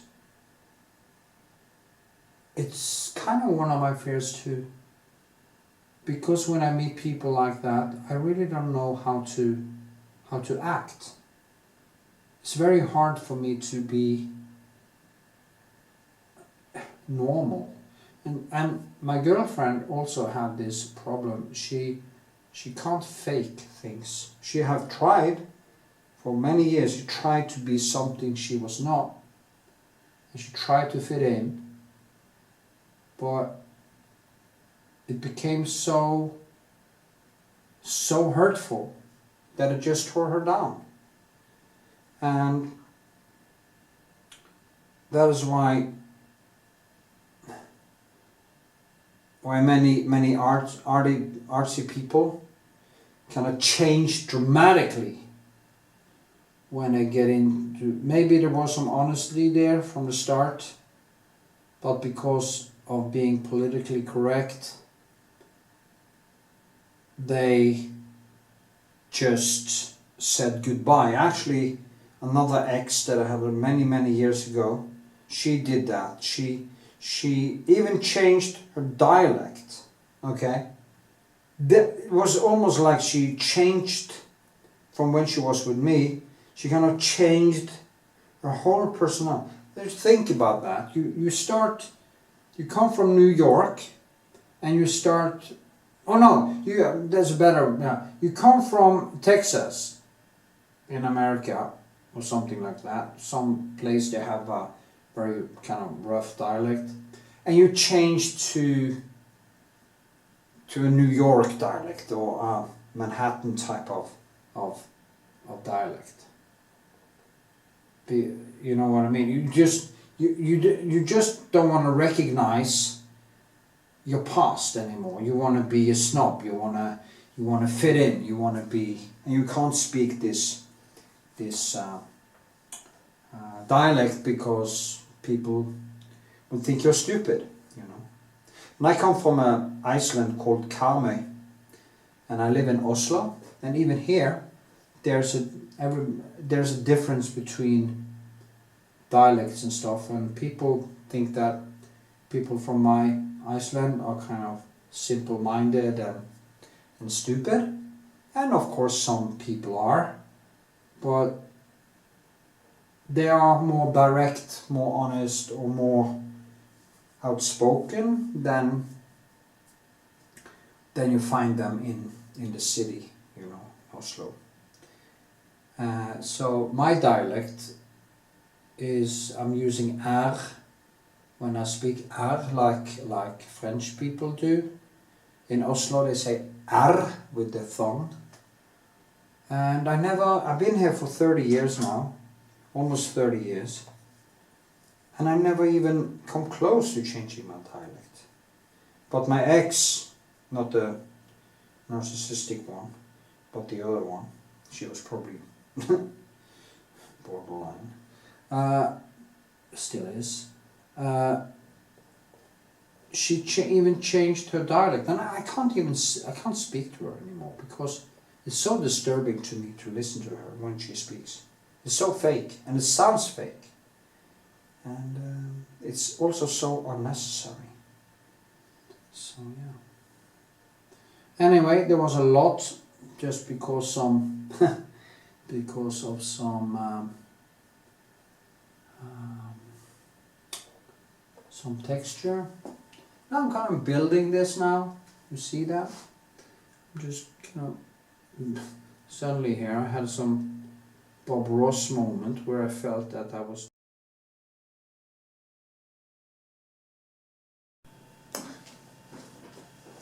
And voila, here we are again. I'm just gonna do some more work on this and just work around, adding a little bit more details, changing stuff, getting it more right where it is supposed to be, and just keep doing stuff, you know.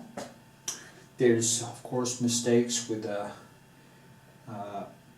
yeah, there's some small things that I actually need to get right, like perspectives and distances. It dries quite fast actually. I painted on this last night, and it is basically superficially. I say I use linseed oil, and I use linseed oil, but it's called Kremer Linsen something from Kremer. Kremer linseed oil, Varnish, Kremer linseed oil, Varnish. It is some. I think there is some kind of. It is mix. It's not pure linseed oil, but it's basically cooked linseed oil and probably some other stuff in it. But I mix it with 70% terp, and I just dip like this, you know. Usually when I do a brush stroke, I just dip it and I clean it, and then I grab a new. So that is basically what I do. You take some color, put it on canvas, or maybe touch it just a tiny bit, poof, and drag some medium with me. Usually it's not necessary because it's a lot of medium on the canvas. So, but when I change color, I just dip it and I take away the color and I take a new one. This way I don't take away all the color. So there's also some kind of a micro process where the colors gets blended by all the back and forth and touching. So it's a lot of touching.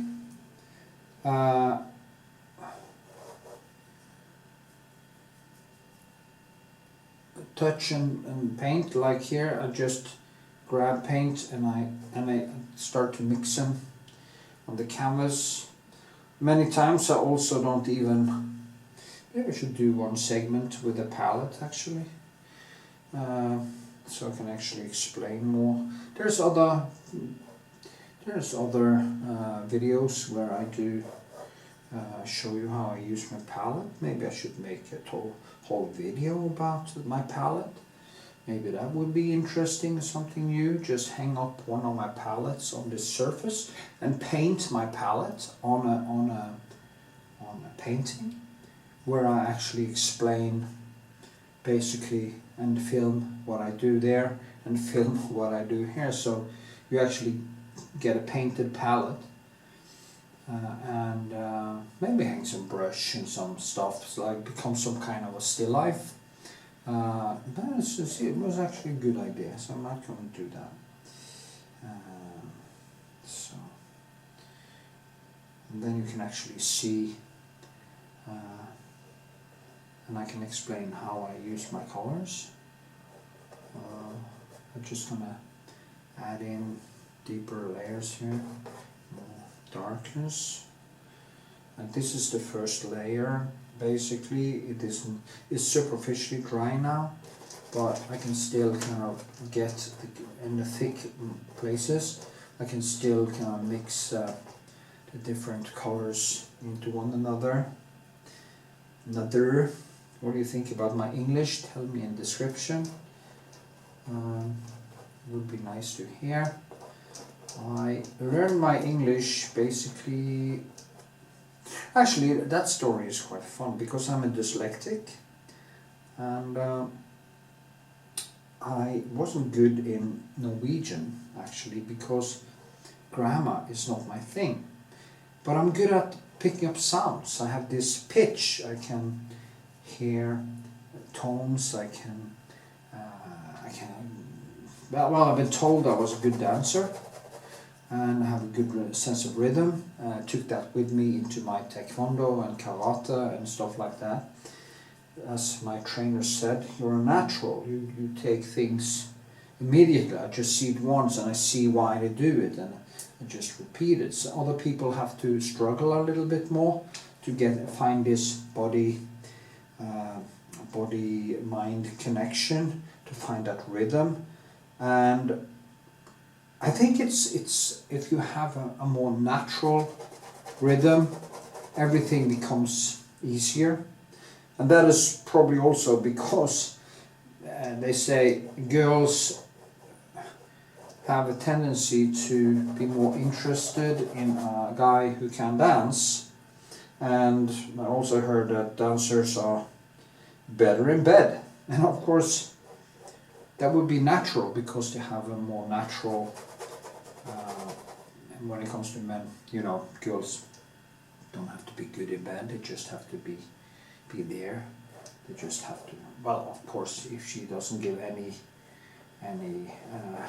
response, you don't even want to have sex with them. But the point is that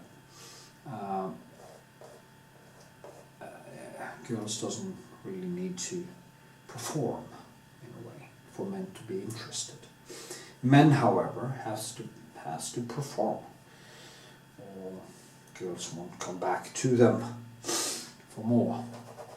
Girls just have to be sweet, pretty, submissive, nice, agreeable, and we come back.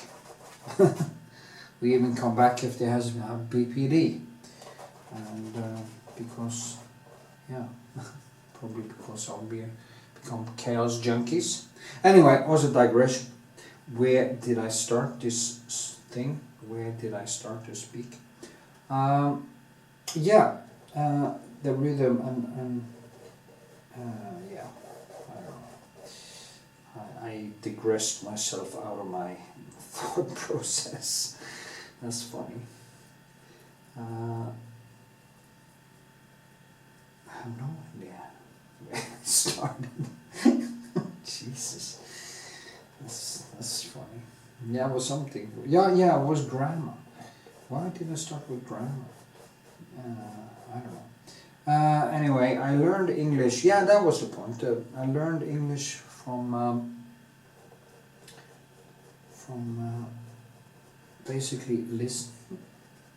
I wasn't good in grammar, as I said, and I learned it from listening to movies, and especially Monty Python. I was very into Monty Python and Blackadder and English movies and stuff, American. So I basically learned my English through listening. I also was in New York when I was 18, but I always took languages quite easily. And I think it has to do with my pitch. And I think also that is why I may have become a relatively skilled painter without actually have learned it from somebody, like directly. I haven't been a pupil, or I I haven't gone into any school. I went to art school, of course, but you don't really learn to paint in the art school. You learn more about that general art thing.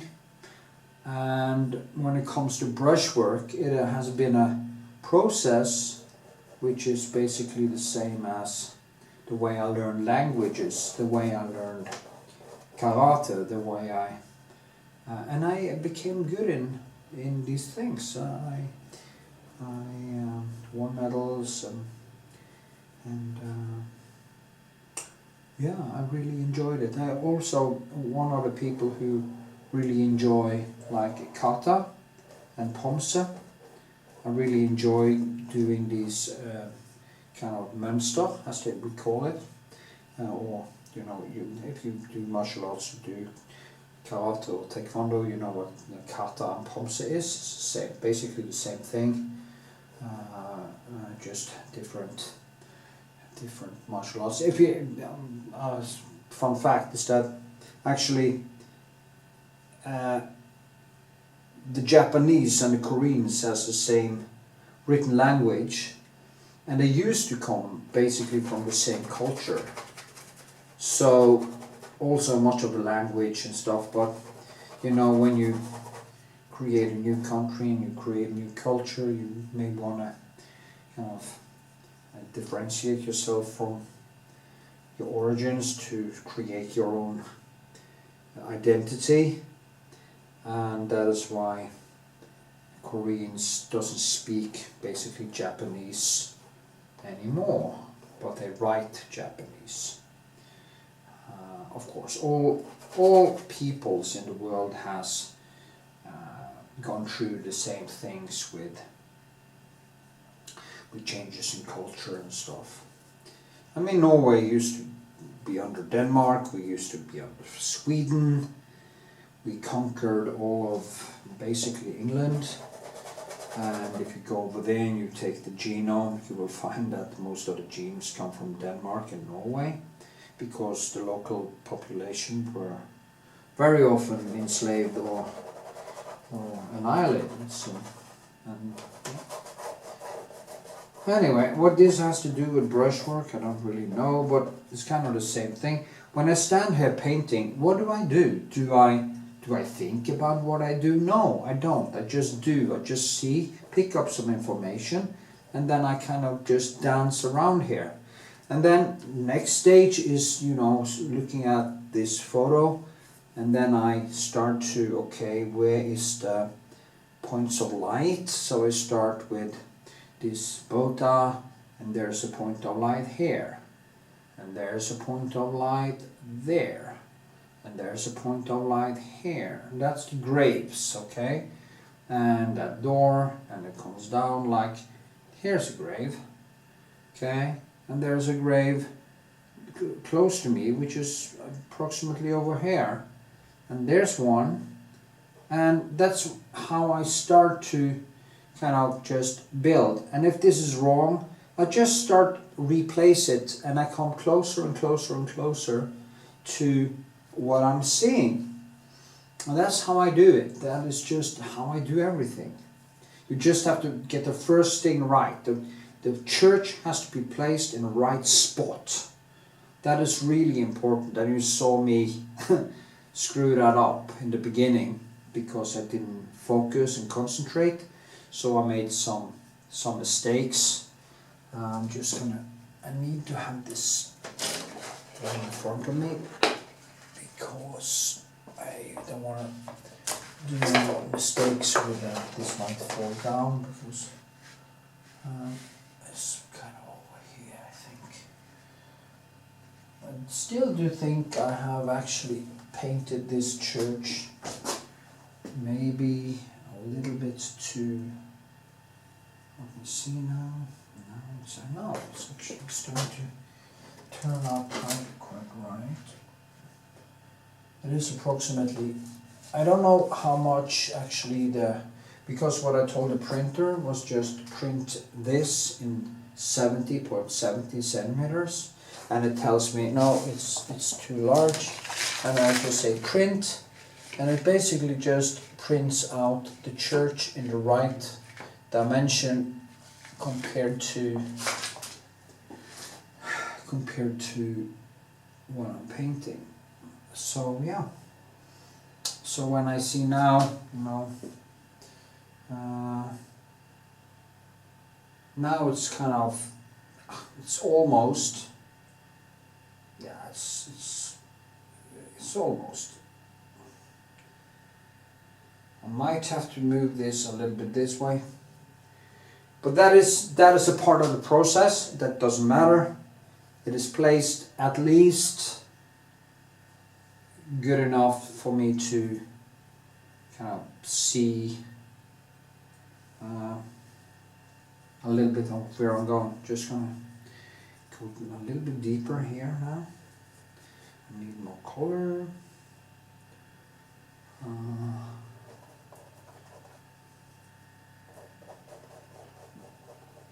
I'm going to take a break and go cuddle with my girlfriend, and then go back to painting.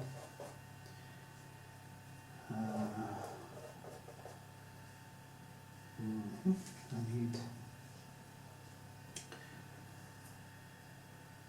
yeah, or maybe I just take the rest of the night off and just see what happens. You know, usually we have a different schedule. She kind of goes to bed a little bit earlier than me, so now when I'm doing this exhibition I need to just paint when I can, because I'm usually extremely easily distracted, and that can be quite difficult to it can be quite difficult to synchronize. Of course, if we had children someday or something, we have to synchronize more, but right now it's not really a problem, because she likes her alone time and I like the alone time. So. But then again, you know, it's kind of nice to have a couple of days off and then you meet again and you just go crazy. And you get the time to miss the person, especially since it's a quite new relationship and you don't want to drown in it too fast, because yeah, it's an adjustment process. It has been for me anyway, you know.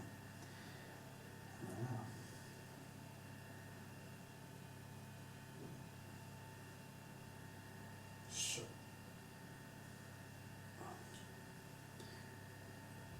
it would be easier if we lived together actually in many ways, because but I would have needed to have my studio elsewhere anyway, and she needs a place to work, so, because she's also painting, doing her stuff, and a little bit more sensitive than I am.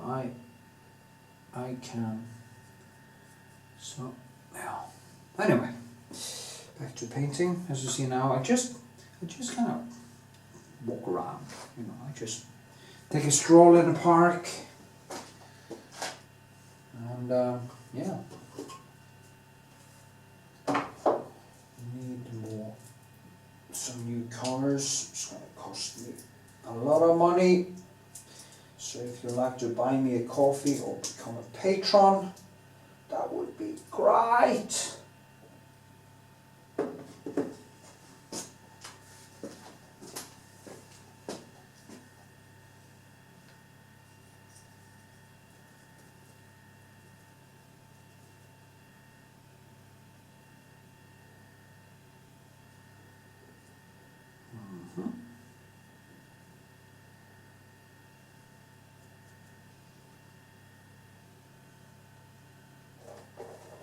Yeah.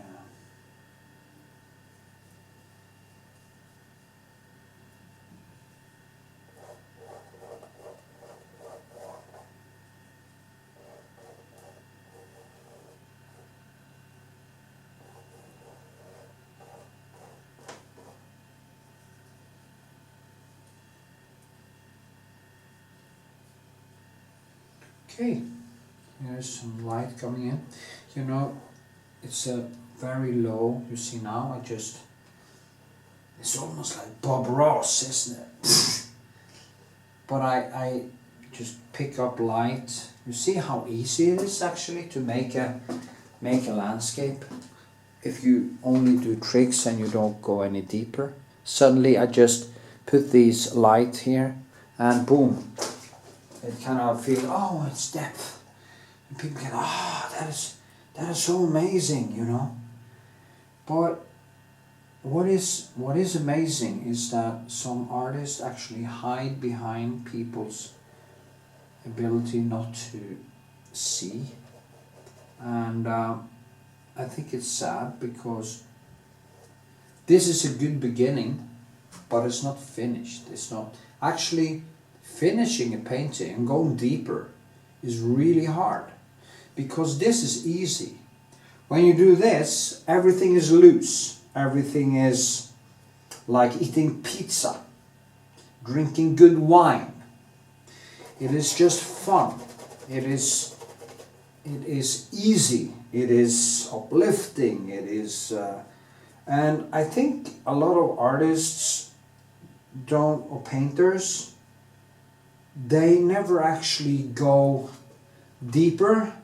They don't go into detail, because the moment you go into detail, that is when the long dopamine kicks in. That is when you need that long dopamine, this capability of standing your ground. You have to chisel off. You have this big stone in front of you, where you actually, shall we say, you basically are chipping off piece by piece with a little chisel on a big granite thing. And that's where you need this extremely stoic mindset and this capability of patience. You know, patience is so important when it comes to that. But of course, you're allowed to have fun also. And when I sketch now, I just let myself go. I become more like way more like impressionist than anything else. And I just start to add and subtract and cuddle, having a little bit of fun. Just like Bob Ross. Only difference is that I know I'm going to go deeper. I'm going to try to create something with at least some substance. Of course, this painting will be more impressionistic and stuff, but one layer, some clouds here. No, I want it to come out. I want it to exist. I want it to feel like when I'm done, it's going to feel like it's real, okay? Not just like something, just, oh, it's in there somewhere, you know, it's so mysterious. What's behind those mountains there? You know, I just want it to live, to come out. Yeah, and to get a lively surface, you have to use time.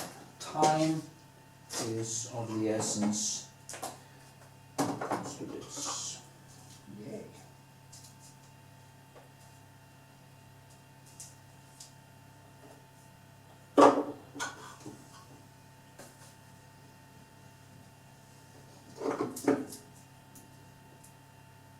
This like penis enlargement, can't really rush it.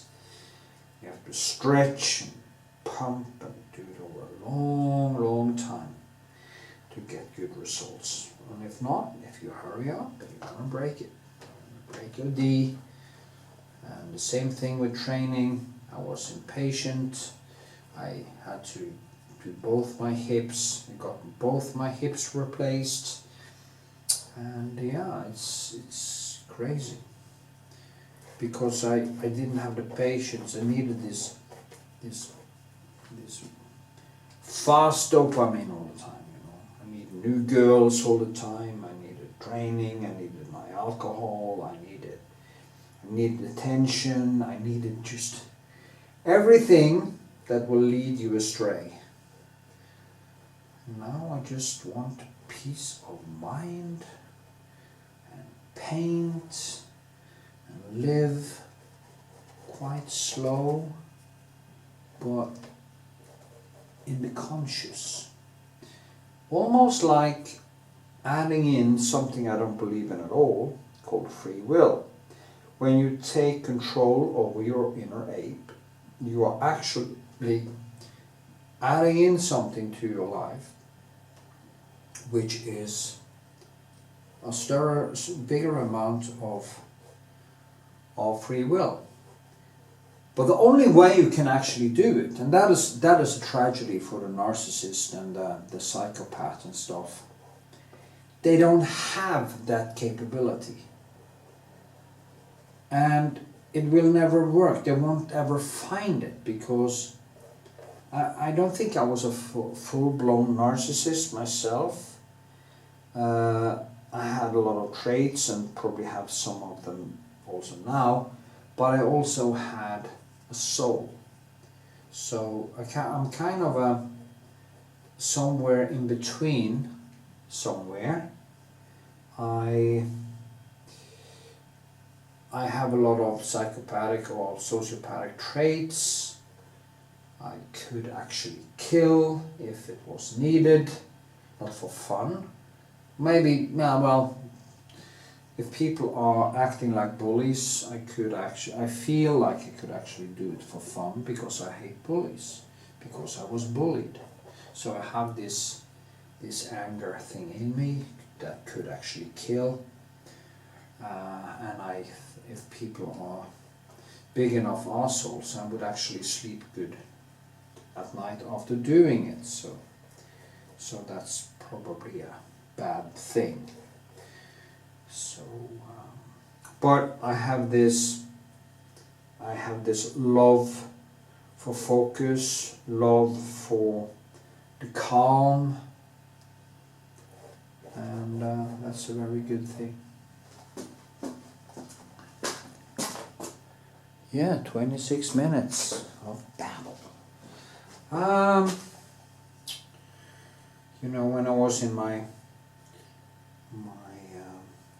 forced resort in Kongsvinger, when I was in prison for a year for my stupid gun hobby, I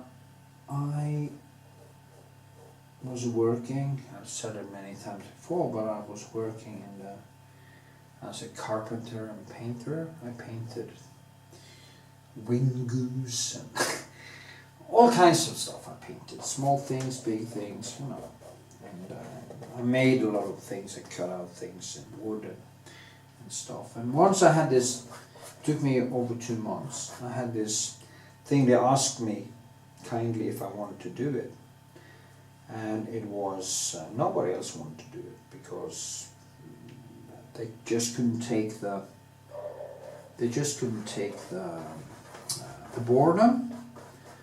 I painted, you know, sticks to a fence, 5,000 sticks to the Sveitser villa, 5 times. You have to ground them, and then I painted them.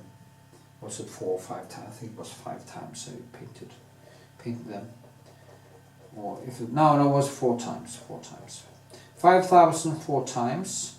First grounding, then 3 layers of paint, and it was just beautiful. And people couldn't. They told me, how do you have the patience to do this? And I just explained, it's because I go into the same thing that I'm painting my huge paintings. And I saw these sticks. Well, I also got better to do it. I figured out ways to make it faster, better ways to put them, you know, in rows and put kind of things in between so the paint didn't kind of paint them together and stuff. And it got better and better. And it was just the most beautiful thing, because I was in this room alone, having a radio, listening to music, thinking. I was heartbroken when I got there, so I got a lot of time to think. And I was just standing in there, dancing around with the music, drinking tea, being so calm. It's the calmest thing I ever done, I think. There was no way I could go to my computer or my phone or anything. I just have to be there and exist there forcefully and just make the best out of it. This is the most focused time of my life.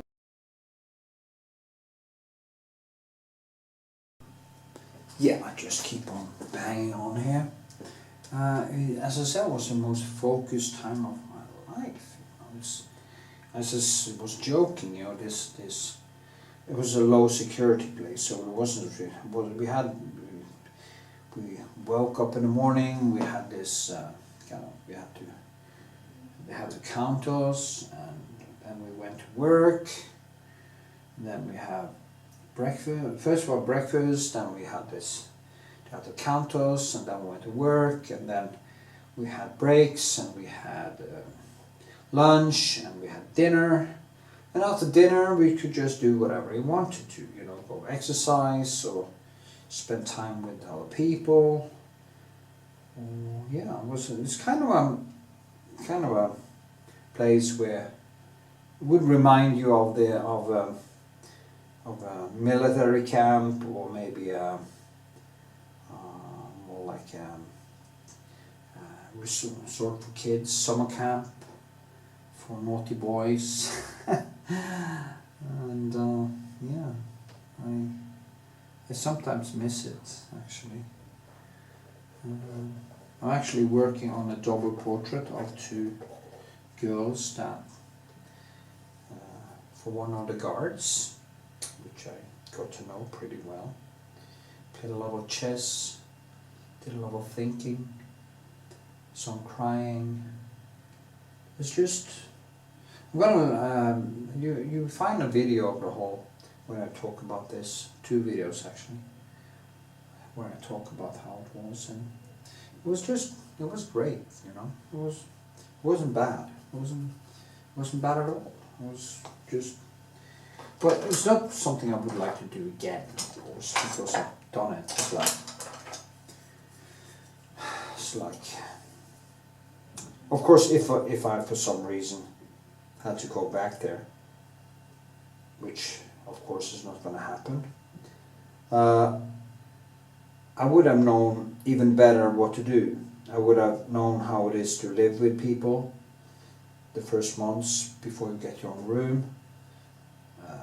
And you have to do, you know, I had this gun charge because I remade a lot of replica guns and made basically I made ammunition of blank ammunition to these guns, and all the guns I had kind of changed and fiddled with was seen as real illegal guns, so I wound up in a year there. And you have to do, you know, the sentence was a little bit too high compared to other people, but that's, and it was also the first offense, so it was pretty high, but it was exactly 365 days, and it's amazing because I'm actually planning, or have planned, or have basically already written in prison, prison diary, and I will write a book about this, and which I will start on soon. I should do it fast now because I'm giving myself a 3-year window to do several things I've been planning for years, and it's really time I step up, because you never know. I'm 56 and could die any day, as as Marcus Aurelius say, when you wake up in the morning, be happy to be alive and how to breathe and live and stuff, but also memento mori. Remember you're going to die, and remember that if you want to do something, you have to do it today. You can't.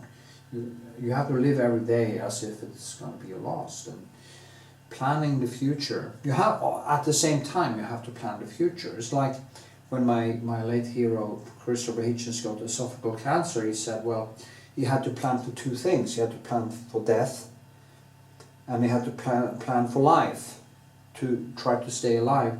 So he had to basically plan for two things at the same time. And in a sense, this is our real situation. Every day we actually forget that we are doing that. We should plan for death every day, because we can die any day. You see people dying in accidents. I've seen people that I thought would live to 100 die of heart attacks and accidents and stuff, and it happens in a blink of an eye, and you don't get tapped on the shoulder 2 weeks before, hey, or 1 year before, and say, hey, get your shit together, you're going to die now. No, you go out, boom, and you at least expect it. When I cycle to my girlfriend tonight, maybe I do a mistake, I fall off my bike, I hit, you know, and that would be ironic saying it, because it could statistically actually happen. Then I hit the asphalt and I die. And all this will be unfinished. All my unfinished business will be unfinished. It would be a really, really, really. That's a horrible thought. You know, I won't be there, and that's the thing. It's almost like, I'm an atheist too, so I don't believe in an afterlife and stuff, but it's almost like I'm going to be there watching all my stuff, watching all the stuff I didn't do, and feel bad about it after I'm dead. Of course, that won't happen. And even if there was then an afterlife, it wouldn't really matter that much, whatever we do in this life. Except if you believe in Zeus or something like that, where, as he says in the beginning of the Gladiator movie, which also is actually a citat from Marcus Aurelius. What you do in life goes in eternity. You take it with you into eternity. In a way, it's true, because if you have done something that people remember, you will actually prolong your life, like my paintings will prolong my life, as I talked about in one of the segments here. Every creative things you do will prolong your life. Now, of course, getting children will prolong your genetic life, but if you do something creative, or you create something who actually lasts for generations, you will actually, every time somebody sees it or every time somebody touches it, they are touching you, basically your subjective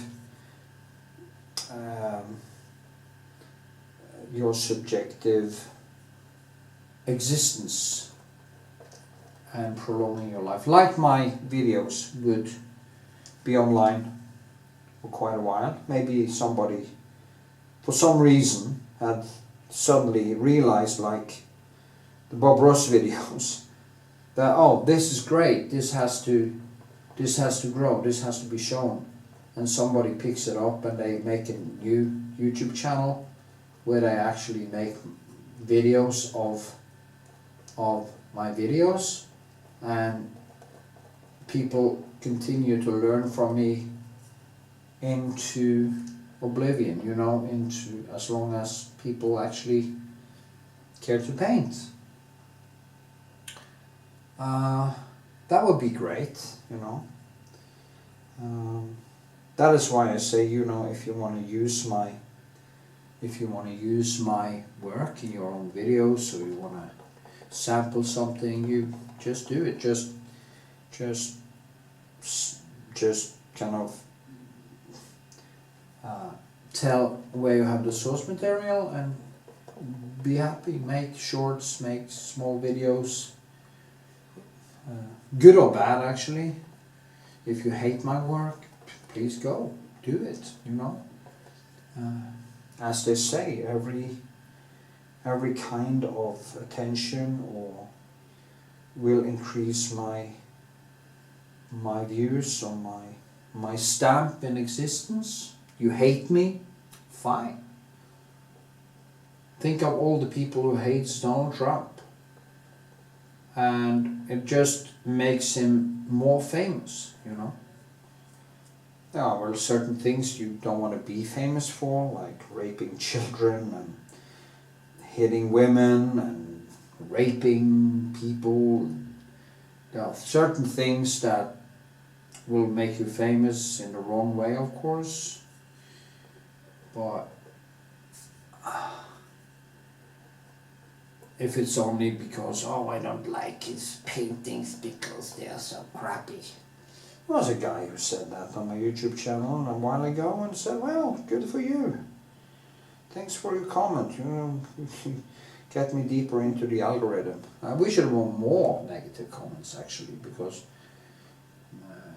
I can also learn from them. I know I'm not the best painter. I know that perfectly. I was actually listening to this. I was listening to a video just for fun of Bob Ross today, after I had my tirade yesterday about it. And he says in one interview that I don't claim this is fine art, he said. It's just a way for people who are not skilled to have a hobby, you know.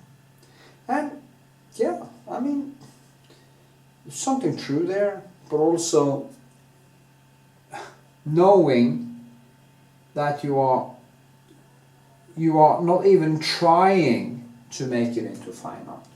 You're not even, because you have, say, well, it's crap, but it's good enough for dumb people, or people who aren't able to go deep and in skill, okay? So what you're saying is that, well, I make art for dumb people. I make art for the people who are mediocre, who are stupid, who actually don't see how crappy this shit is.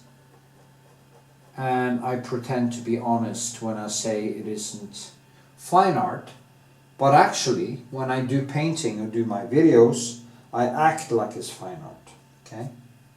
Now, I'm trying to make fine art. I'm saying I'm actually trying to make fine art.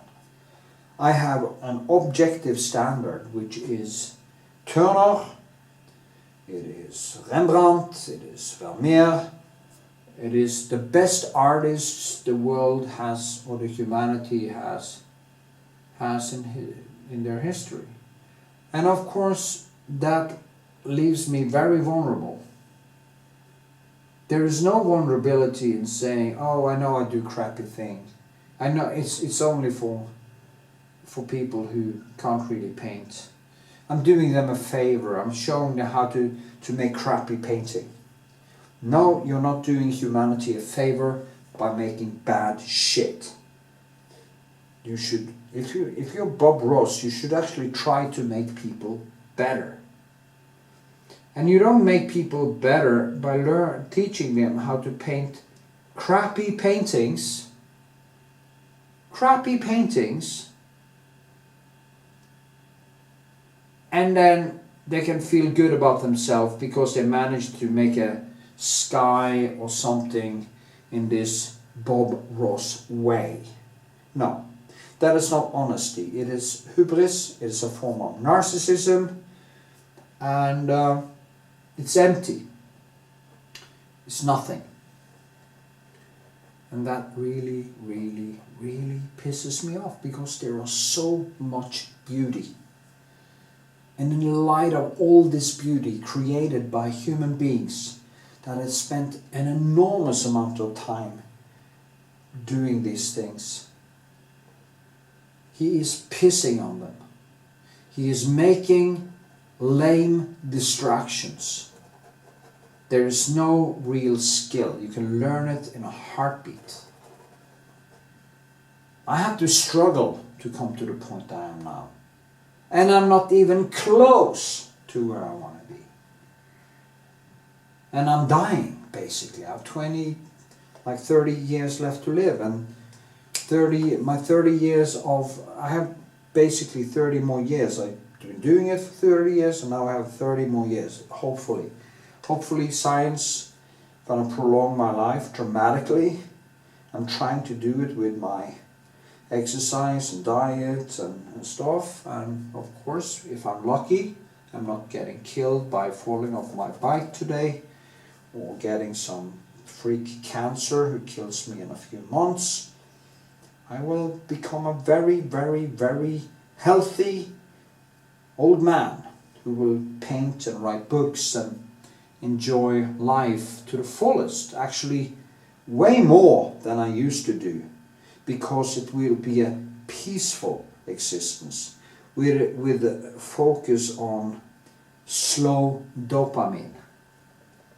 I even would like to have kids with my new girlfriend, and we'll probably not do it before I'm 60 if we are still together, and I can't see any reason why, except for if my monkey would conquer me, but it's not, because I should make a new video about that actually, how to kill your monkey, because I used to struggle every time I had a girlfriend.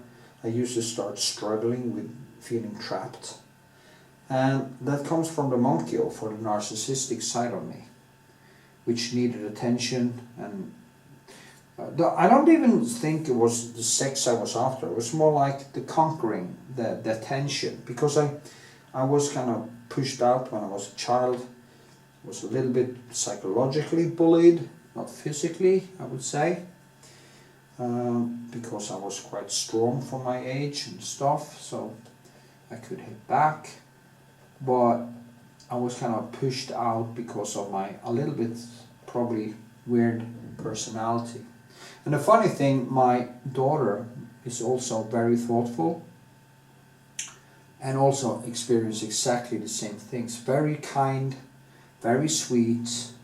And then she basically went from being a sweet child, and for a while there she turned into a demon, just like me, to compensate for this low self-esteem. But now she's a beautiful, conscious person who knows her dark side. And so is my girlfriend. She went through so much shit when she was a child, bullying, everything, and she went through crisis, and she came out on the other side, and she became better. So it is kind of perfect, you know, when you meet a person that you can actually relate to like that. And my inner monkey is not going to destroy this. The short bus, or the need for short bus, which is the narcissistic monkey, is not going to destroy this. And what I'm going to focus on is love. Is love. That's what I'm going to focus on for the rest of my life. Love in the form of creativity, maybe children, traveling, seeing the world, making it count, you know. So the day I know, hopefully I will die in the conscious, because as Christopher Hitchens said, he would like to know he was going to die, so he didn't die in an accident, and I guess he got that fulfilled in a way. He wanted to be lucid when he died. He wasn't, he was in a coma. But the point is, he probably knew that it was reaching the end, and having that experience will also be one of the experiences. Just look to Marcus Aurelius. When he got the plague, he knew it was over, so he knew he would be probably dead in a week or something, and what he did was actually making up all the loose threads. Sadly, he gave the power to his son Commodus, who of course basically is quite well the storyline in Gladiator, where Marcus Aurelius is depicted, is not true. You know, it wasn't Commodus that killed him. He died when he was away in battle of the plague, which had roamed around Rome for years. And he knew he was going to die. Of course, maybe he could have survived, you know. But most people who got the plague died. And he just got his shit together and he just stopped drinking and eating to increase the process. Maybe that was a dumb thing, but he, as a Stoic, he chose to die. Basically, chose to die in the present or in the conscious. So what I joke around with, at some point I'm gonna climb up to the roof of the, hopefully in karmøy, and look at the beautiful sunset and drink some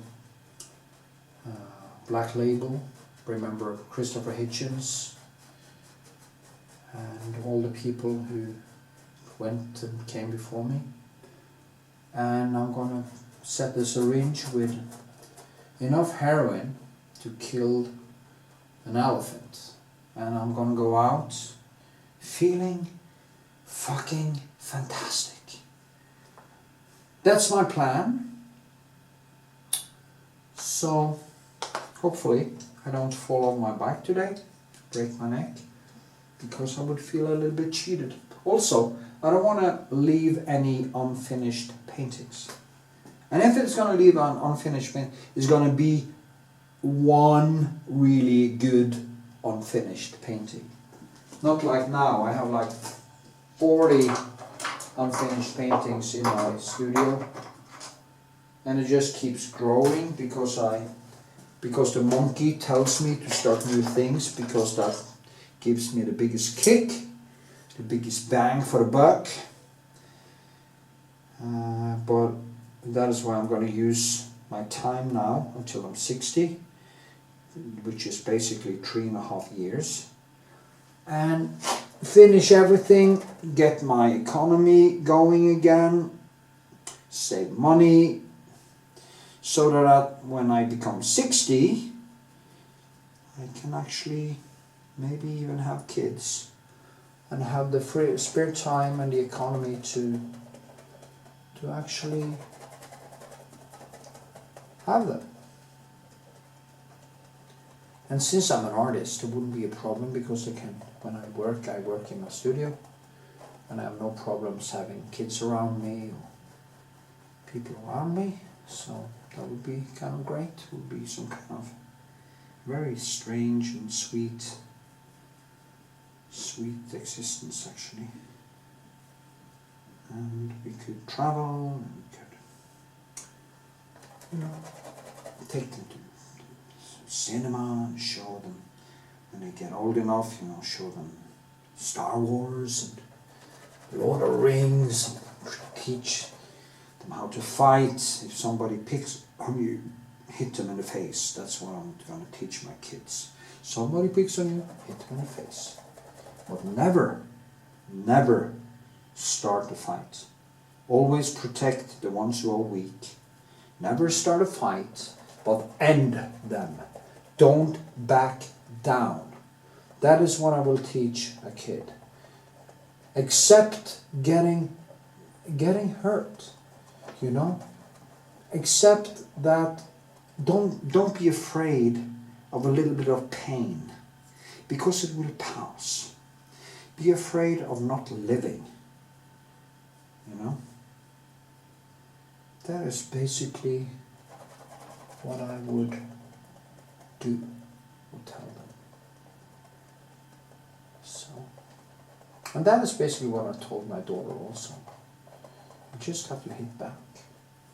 And she was bullied and she was so sad, you know, and she had girls stole her clothes and everything. And today she is so strong. She's a warrior. And yeah. And I wasn't really there for her the first years, you know, until she was about 9, because I was a selfish bastard, and I didn't really want a kid. And the girl I got this kid with, I was in a relationship with her, and she and I wasn't there. And today I kind of cringe about it, because when I see videos in psychology on how girls actually can become, and my daughter actually have a lot of these traits. She for a while used sexual attention or sexuality to get attention. She has all the daddy issues, but she now knows about it. The same thing happened to my girlfriend also. She when you don't get attention or you get bullied, a girl many times finds a way to compensate to get attention, and that is usually to become a little bit promiscuous. And I did it myself. Hell, it was a whore, you know. When I finally realized that I actually was getting girls and I could get my attention, I became a whore, you know. I was a whore. It sounds strange, but using girls for attention, tricking them into believing that you want more, keeping them at an arm's length, or this hot and cold shit that narcissists do, which I have done. It's horrible. It's just, and all this just to feed the ape. Feeding the ape. Yeah. And all this you have to listen to while I paint for you. No wonder I have so many views on YouTube. But maybe someday it pays off. Maybe someday somebody says, well, this guy was actually right about many things. He's worth listening to. So, his paintings are, yeah, you know, the Rembrandt is better, but he explains it well, so I can learn from him. He's actually better talking about it than actually doing it, but it makes sense. And people have told me, you know, people tell me, people living in Iraq, people living in India, tell me I got them to start painting. They actually picked up the brush after many years and started doing it because of me. That means that I have reached out through my painting, through my brushwork, and touched other people and make a difference in their lives. Just like the painting I was showing you in this first segment. He touched me with his painting. He reached out from the grave and poked me with his painting. And that is not nothing. That is, as was it,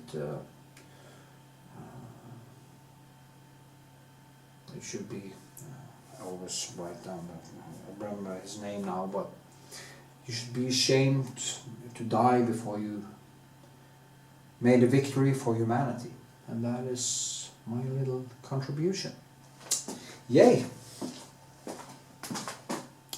27 minutes! Hey, let me zoom a little bit. Zoom. Zoom up. Zoom in. So, I'll just do 3 more minutes.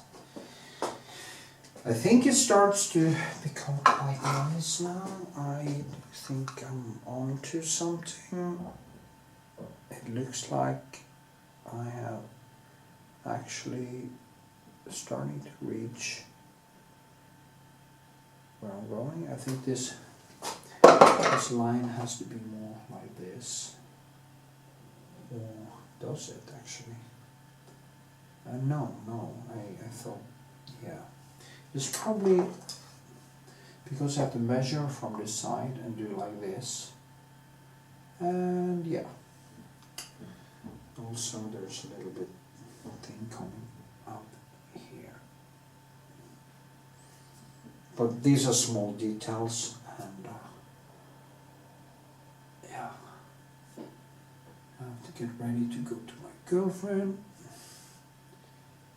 cuddle. That's going to be nice. We are both very cuddly. So, and she told me after she met me the first time, first of all, she felt she had met a man of her life, and I was actually in prison, so that was quite fun. But it just felt so natural, you know. It just felt like it was real. You know. But she also said, you know, that I had that was a very nice compliment coming from a girl. So I was brag a little bit about myself. I had the qualities of a man and a woman in the same body.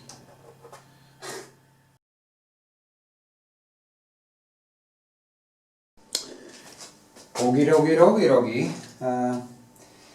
I'm gonna put on the Retouching Varnish from Old Holland, Retouching Varnish, and then I will see if this dissolves or not. Actually, it's not that. I need a more gentle pencil here, I see, because this seemed to be too rough. And that can happen, and I got a question actually on YouTube about this, how long one should let a painting dry until you try to add varnish, and the answer here was at least don't use a hard pencil, because it tends to, in here, yeah, I can actually do. I'm gonna paint over everything anyway, and just see what happens here. Let's just drag this over like this, and it is just for me to be able to see the colors more. Let's see what happens up here now. Oh, that's okay. The thickest parts are here, so that's where I need to be a little bit more careful. Also going to have a glaze over it, and then I will just keep painting. It's pretty dry, it dissolves a little bit, but not much. That's actually a little bit good too, because then I can actually get a little bit of that wet in wet thing. So just, that was actually better than I thought. So. And it got a little bit softer when a little bit stiff, but that now is better. I can see it actually dissolving a little bit, but it doesn't matter because that gets easier actually to paint in it. Now I'm just gonna let this dry for a few minutes, and then I will put on the glaze and start painting. Alright, then it's time for the glaze. And what I do, I'm going to use this one again, is to take some French Ultramarine and blue, and I just go in here, and I just want to get some more color into it, and we'll just start like this. It's like pink, maybe a little bit too pink, but you know, just get some blue, some pink, some texture, some life into the surface like this. It's very important. So yeah, let's see. That's red, quite brutal. I'm gonna remove some of it afterwards anyway. maybe this wasn't the best choice in brush, but it's gonna be okay. It's just to get some of the textures and some oil into the canvas so that I can start painting on top of it.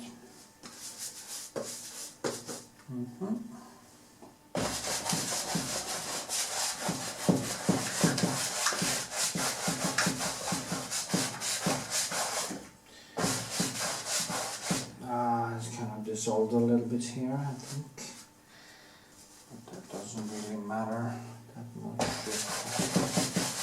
It works like this. It's quite brutal.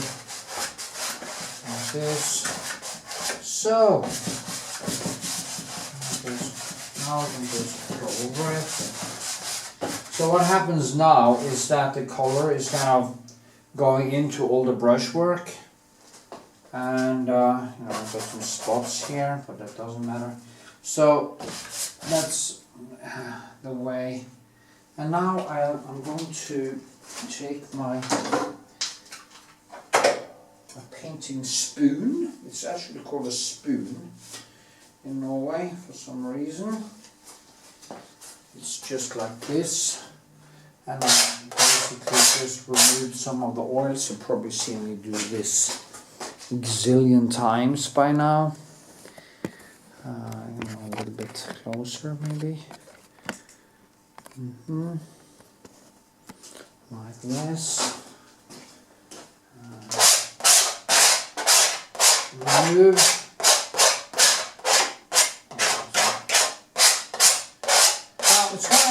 I'm going to paint over this anyway, so it doesn't really matter. Now, you see I'm again taking off some of the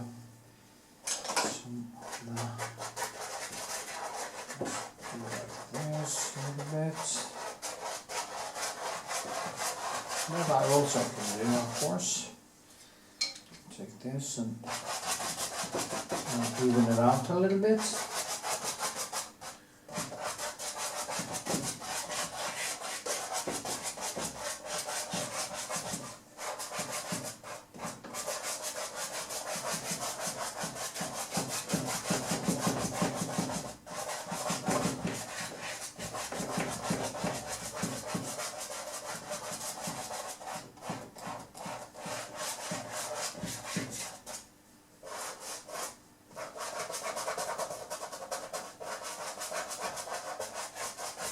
So, okay.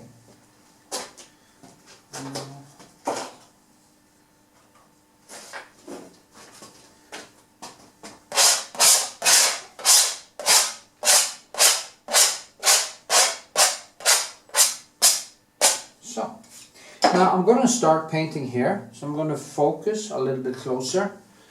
And then I'm going to, as I paint, I'm going to move out so you can see how I just through the whole thing. It will take me about 5 to 6 hours all in all. So I hope see you in the next.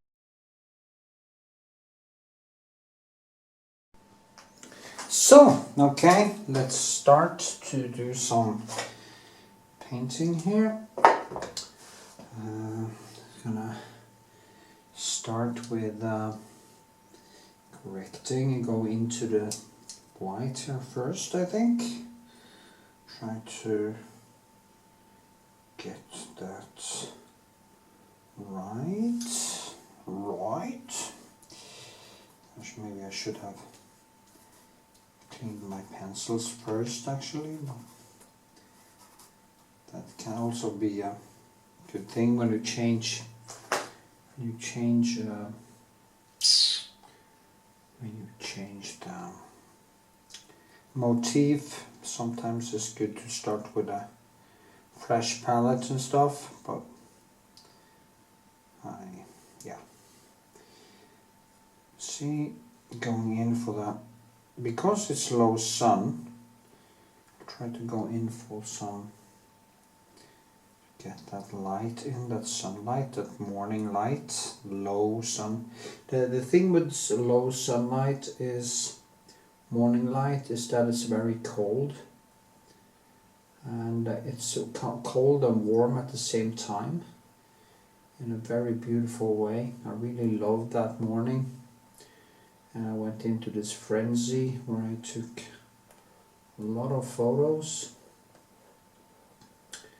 and yeah, see now. So now I will paint in quite thick colors here in the church because I want to try to get it to come quite intense, and I want it to pop out, so it will be a good contrast to things around it. And yeah, see what happens. Also have to use the mirror a lot here. The mirror. So do this. You see, I now follow directions in a way to try to. Oh shit! There's a lot of junk on this pencil. I actually need new pencils. Maybe I should cycle down to the city tomorrow and get some new pencils. Would be smart, I think. Also need some other stuff anyway, so. Oh, this is so bad. What is this? Okay. So, and there is a blue shadow hitting the wall. You can't see that right now, but because I'm trying to show you a little bit more close up what I'm doing when I'm painting.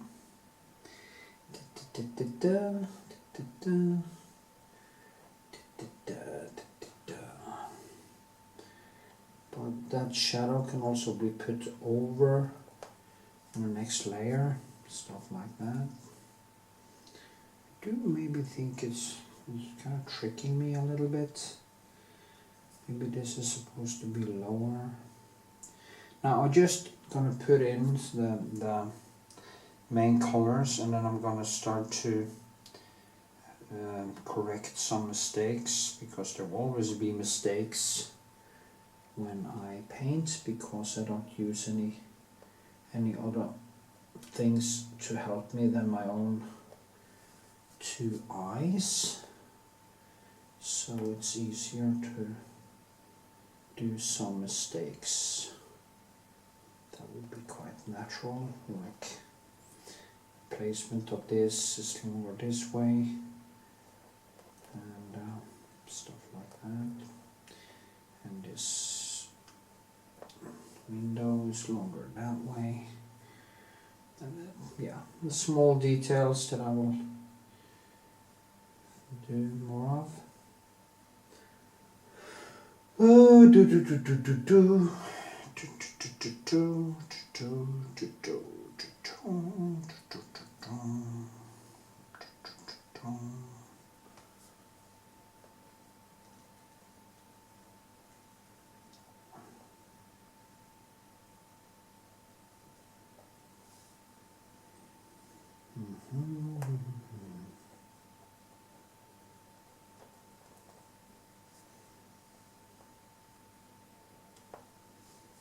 yay.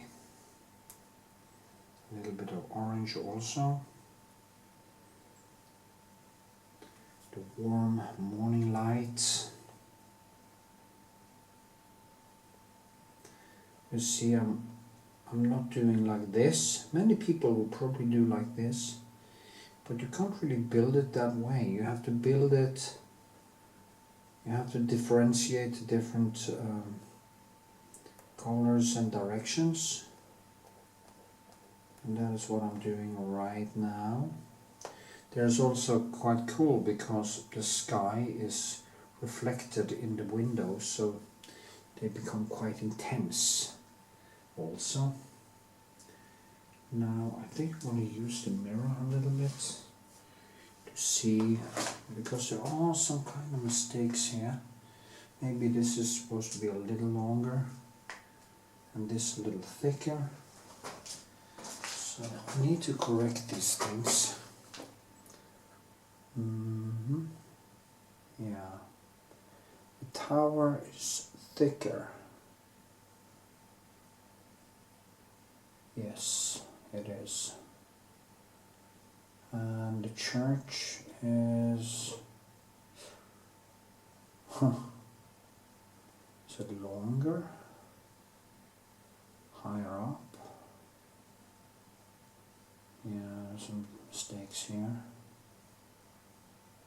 I do really need to correct them. Yeah, the tower is actually thicker. It's thicker that way. It's gonna be probably out because this one has to be longer. This one. And that also solves the problem with yeah. Okay, just gonna try to correct these things. It's better to correct it now than try to do it the day before the exhibition. I can guarantee you that much. So just go out here.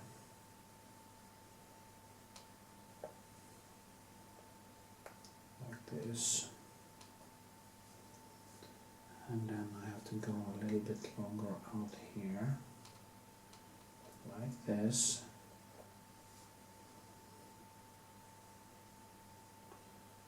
And yeah, that might be better.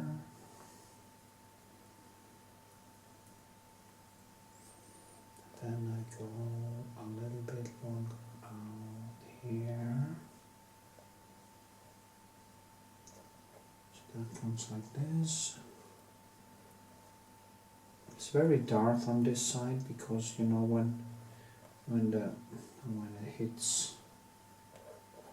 Of course, I want to have more colors inside here, more in the blue and stuff. But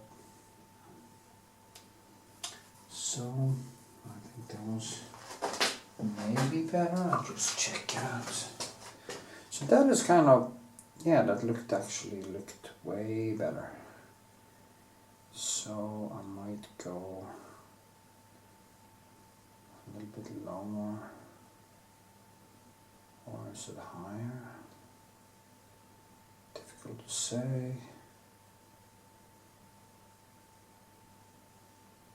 Yeah, I need even more. Let's see. Even a little bit more.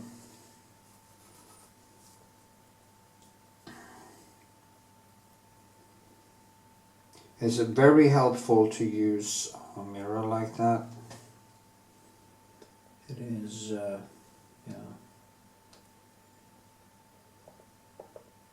The good thing now is that I have the oil on the canvas. So it kind of mixes into the color.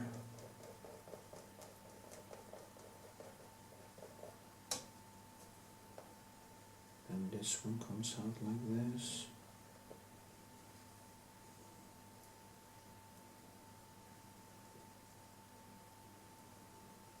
Mm-hmm.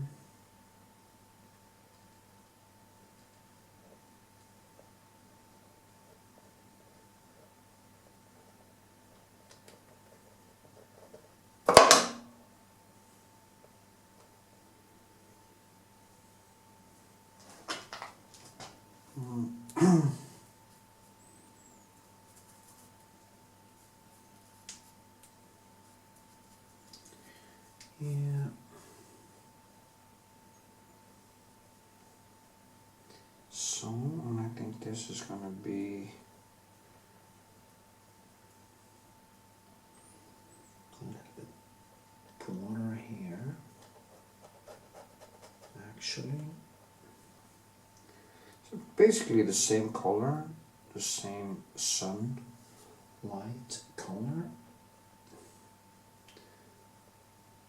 And it goes like this.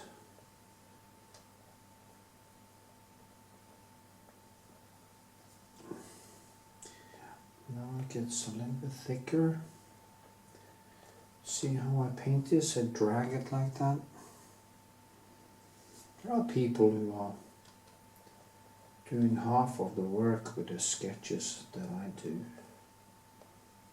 and they sell it anyway. But I like it to have some substance and be as close to the original as possible. I'm just gonna drag down so I find the right placing, and then I will I think this one too maybe it's gonna be lower. But, you know, things. So I will focus very much on the church for a few hours to get that right. Now I painted this church a few times. It's a landmark where I come from, so not so easy, so hard to sell. And as I say, I'm an artist. I'm supposed to live, and I have to live too. You know, it's not necessarily ideal, but I like to paint light. So this gives me the difficulty in actually painting light.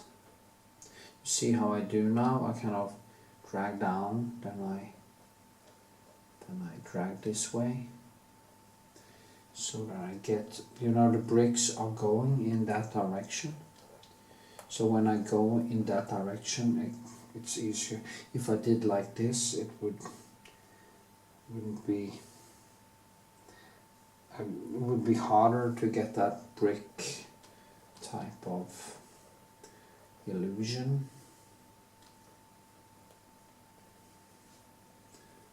And now it's starting to come alive, I think. I'm full of paint. And I'm touching it here, but anyway, it doesn't matter right now. So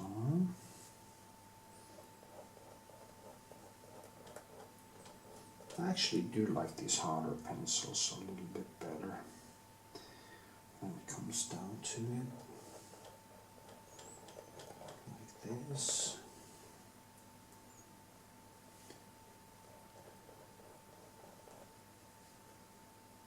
Yeah.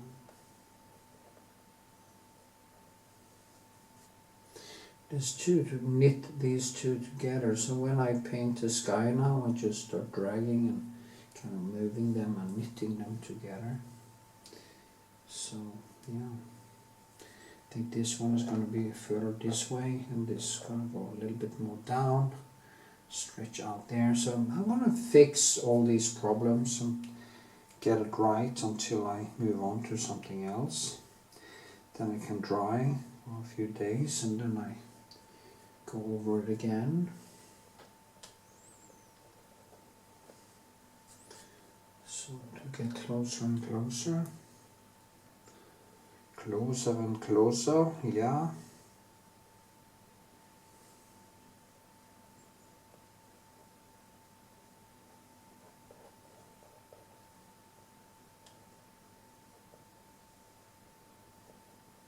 Mm-hmm.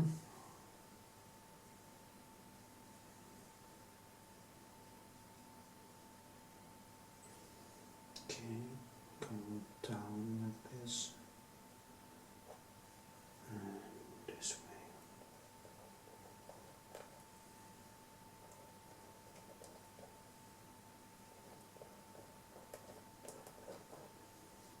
Mm-hmm.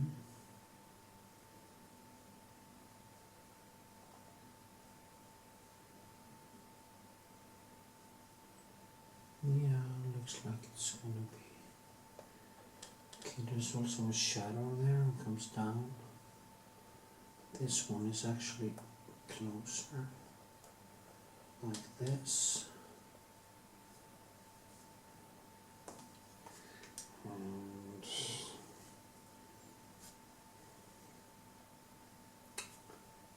so here looks better.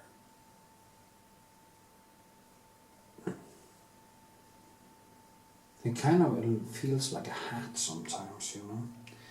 That church, that roof or ceiling, is a ceiling, yeah, or roof, yeah. It seems like a hat. I always felt it was like looked like a hat. Looks kind of stupid in a way. It's a kind of a plump church. It's not a, but it's very old. So, and I'm an atheist, so I don't really earn any money. Earn any money, you see. Yes, I earn money. That was what I was going to say. I'm babbling now. Babble. This is babble. Is it babble? Maybe it's babble. So, okay. So, take a look in the eye. And, well, that one was a little bit wrong. I think it's even more. Actually, it's going to be even broader. It's unbelievable. Maybe it's that way. It's very hard to see, actually. Oh, shit. It's not easy. Not easy at all. Because you can't do any big mistakes, because, you know, if you do any big mistakes, the church will fall down. It won't stay up. So if you're gonna paint a building like this, it has to be correct, you know. So,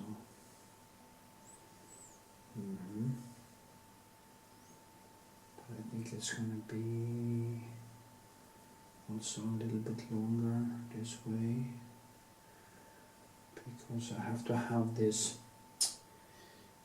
perspective goes up a little bit tilt compared to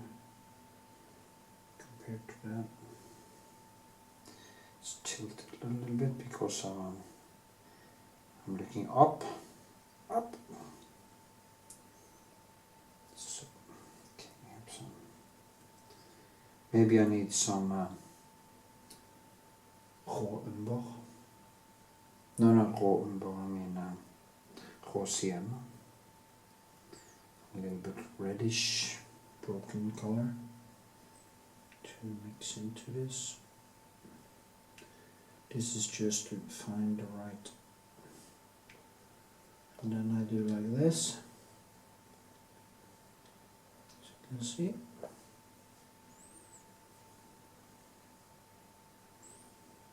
And I do like this.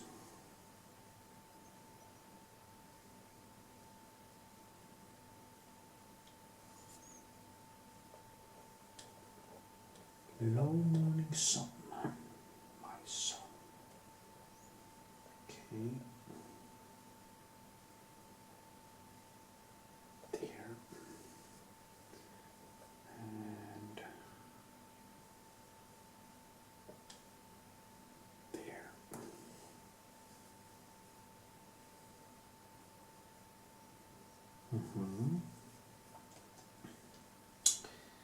See now. I think it's going to come all the way out here, and this one goes all the way out there, and then it comes like in here in more reddish color, and all the lines has to go in that perspective. So to come up is like this, then in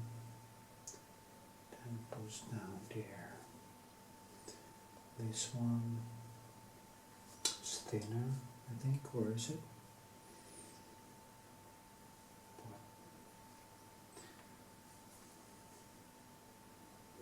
See, this is, it's not that easy actually. You know, I want this building to look like it is actually the building, not something that looks like the building. Okay. And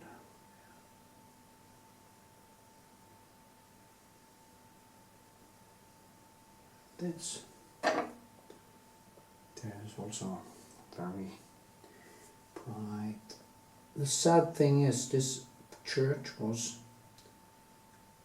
a lot of stone, bluish stone, and then they covered it with this fucking plaster, you know. They painted it, and for me, it kind of ruined it. But that's how it is. People have no taste, you know. They remove the old door instead of fixing it. The one with all the bullet holes from the war, Second World War. They removed it, and it's just crazy how they could do something like that. So removing the historical door is just nuts.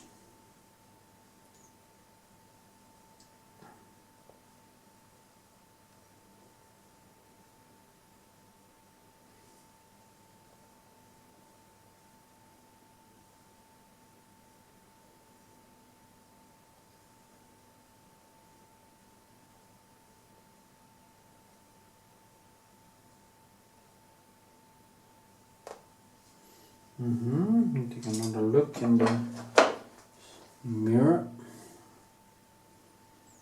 And that looks dramatically better. Now I mustn't forget about that. You know, I can't have a window like this and a church like this. So that one also has to follow the same rules, of course.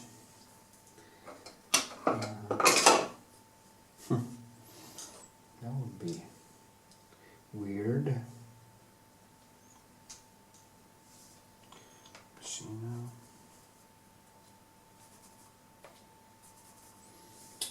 Okay, this one also goes like this, and one like this.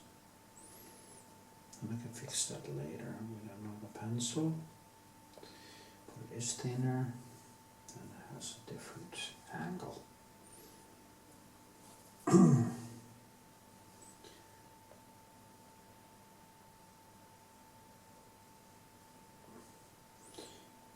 Maybe I should emulate Bob Ross and start to talk in this mild tones. My girlfriend tells me that I am a little bit Asmir, as I call it. Asmir, yeah. I can never actually pronounce that. It's so difficult for me. So strange. This one is ruined totally. It's not possible. Why is I never seem to do the right thing when it comes to my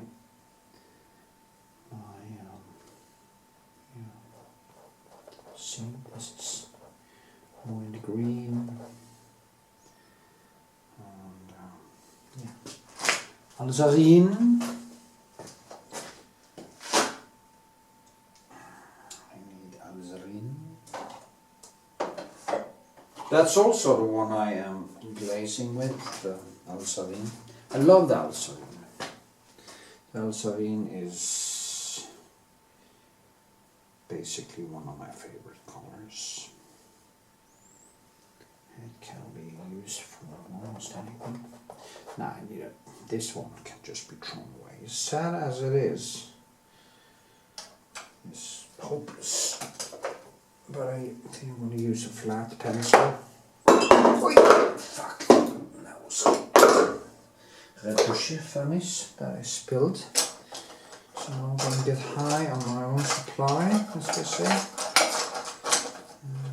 Just try to find a pencil that actually isn't ruined. All of them. Fuck this, you know? I can't understand why. All of them. So this one. So annoying. Now, if I use this one, it's easier. You see now? Now it's very sticky. And which means that I get some free ride from kind of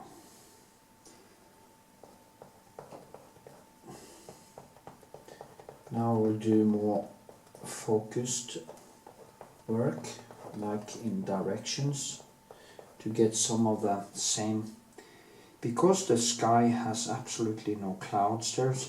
There's only neons for me to work with in this sky. So what I have neons, and I have basically the micro brushwork, so I make it thick there and thinner there. So, and I do it in this, basically if I do this direction, the difference becomes too big. So I need to do it in this direction and kind of drag it in so that these two surfaces kind of meet each other. And then I can work with the kind of get these two as close together as possible in neons, and now this is blue and of course orange and yellow and everything, violet and stuff. And because if I do like this, it's so different that it becomes plastic.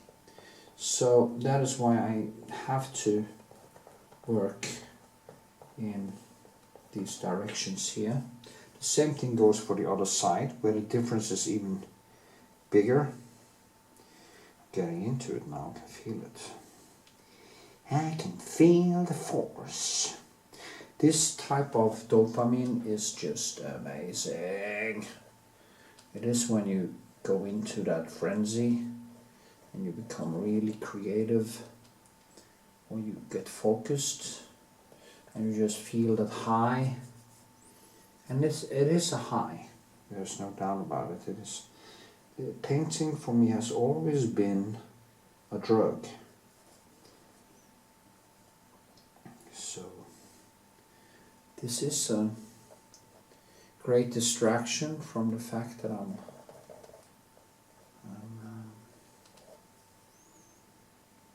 kind of here in a borrowed time, a little blip of existence.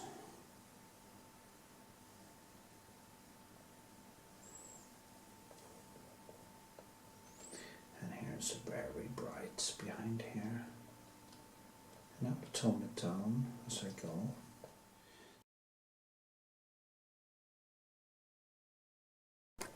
Okay, I just want to do another take here. It is basically the same, but you see, if I do like this, okay, it's a little bit brighter, but I can make it a little bit brighter on this side. If I do that, it seems like it is a little, maybe it is a little bit brighter or a little bit different in color, more yellow in it or something. But anyway, that is the way I push the shape. You know what I mean? I make it, and that is the difference between me and especially in Norway we have the Norwegian school, and they tend to keep things very much down. There's a lot of nice brushwork here that I'm now painting over, but that is how it is. Can't keep everything, sadly. Just like I showed the other painting, and he have done this one layer. And now we're kind of becoming more See it becoming more and more sculptural. That is what I like. So that is what I'm going for. And yeah.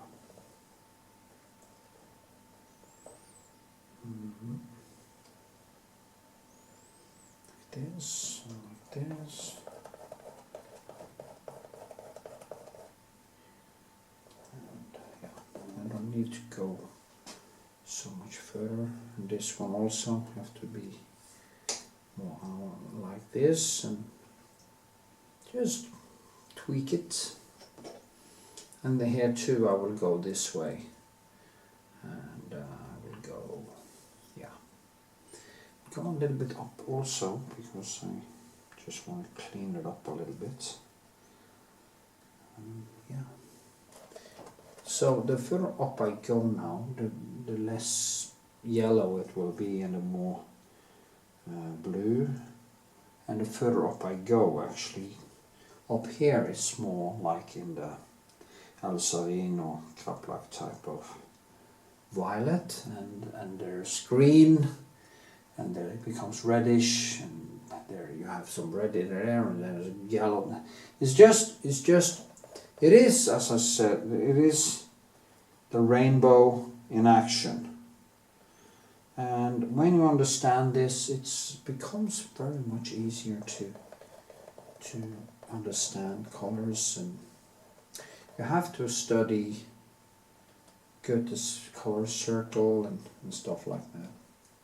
If you want to understand these things, it's very important to understand how nature, how the different elements has different colors, and you know, it's the water vapor in the atmosphere.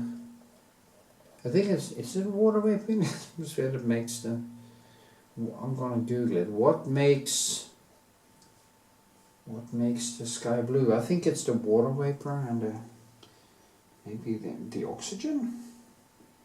Yeah, I can't really remember. I used to know this. Now somebody who's listening to this video says, "Hey, it's the oxygen. Well, you should know this." And that is why we should have chat GPT. Yeah, maybe I should have that actually.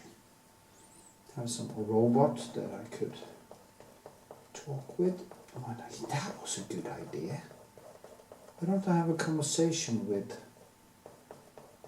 chat GPT when I paint?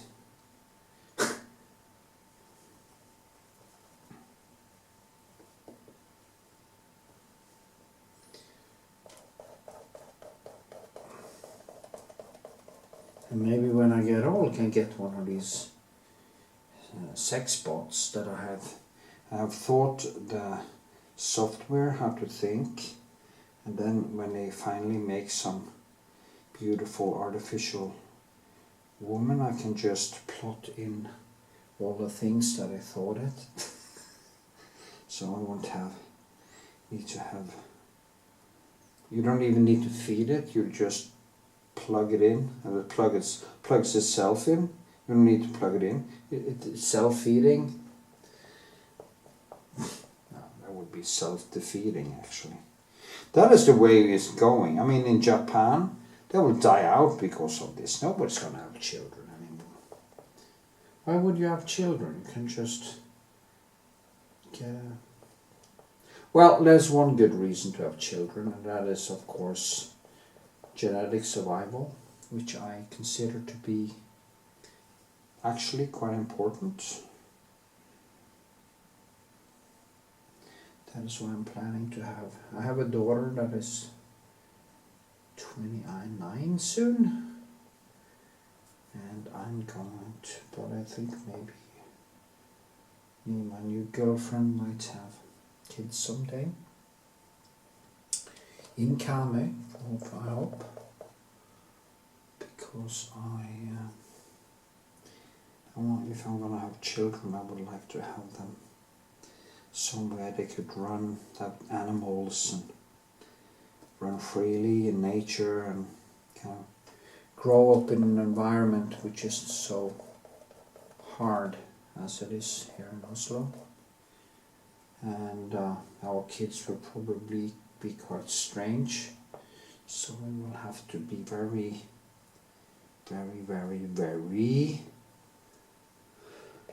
conscious about bullying, because I was bullied when I was a child, and my girlfriend was bullied when she was a child, and we have this, my daughter was bullied when she was a child.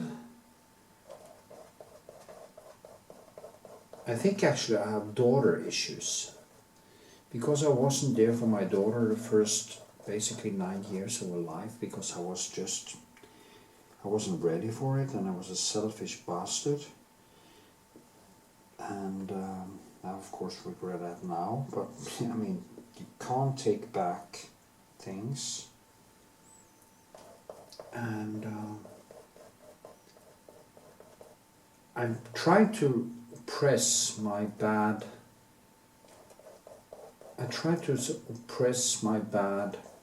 consciousness or conscious. I didn't want the responsibility. I didn't want to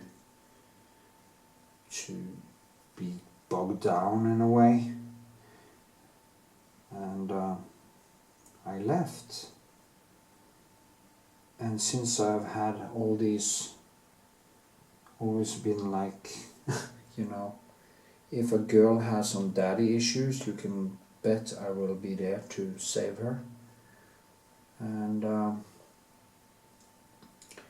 maybe I have, my daughter has daddy issues, my girlfriend has daddy issues, maybe I have daughter issues. Yeah, I think I have daughter issues. So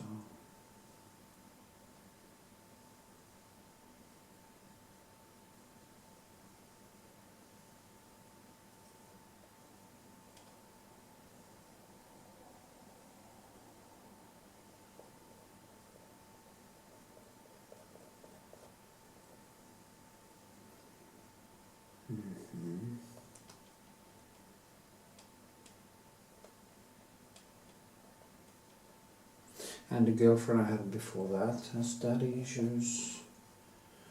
And most girls I had sex with that I met on Tinder before my girlfriend had daddy issues. Yeah, it's not good. Maybe I should change. No, I don't need to change now, because my girlfriend is actually beautiful. So I wouldn't break up with her because I have daughter issues and start over, you know, or be alone for the rest of my life. That would be ridiculous. Because she's a sweetheart. She's a keeper. So, yeah. But I do see that I have some issues. There's no doubt about that. Anyway, as you can see, now I've become a little bit more sculpted. Yeah, I did actually. So you see, there is something with the thickness of the church. There's something there I have to fix, and okay, see, I can see also the perspective. Yeah, it's a lot of mistakes. And just look at this. You can actually see the mistakes now. Actually, that's quite funny, because it's easier to see these mistakes when you see these two things beside each other. It's almost like a mirror. But it's fixable. So I'll just keep on painting and see what happens.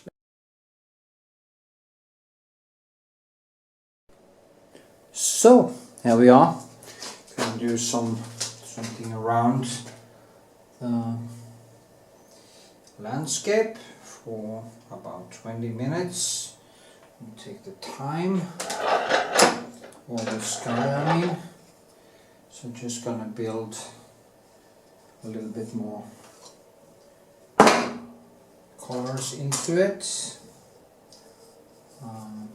Yeah, so that's what I'm doing now. It's quite early in the morning, getting a little bit tired here. So I just want to finish the sky.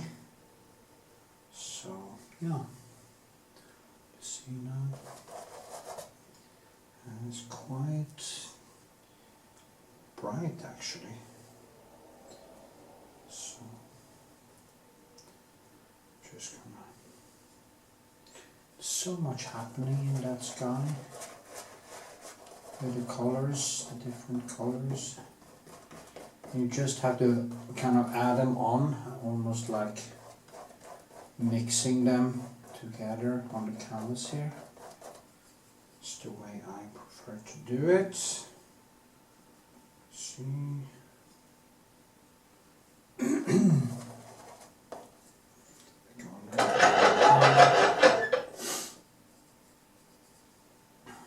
Also I can add in some more light here.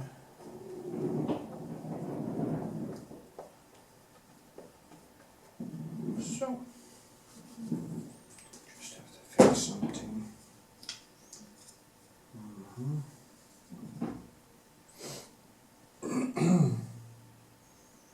So,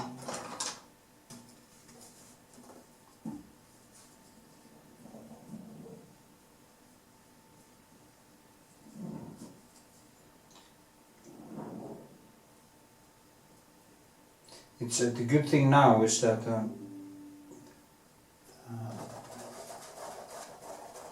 the glaze I put on is still sticky, so I can actually feel how the brushwork that I put on is actually kind of basically almost kind of drying into the mix between the oils and the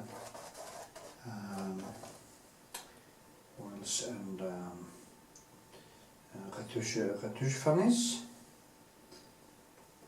And that is very nice actually. I'm gonna make it wet now and I'm gonna sleep for a few hours. I'm gonna start working on it again and do all the other things around, because the church itself took way more time than I actually thought it would be. So that's cool.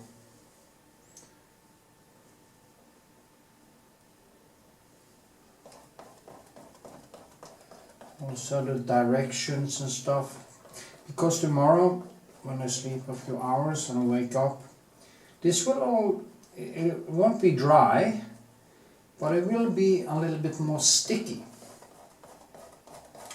So then it's more like me managing to do it wet in wet.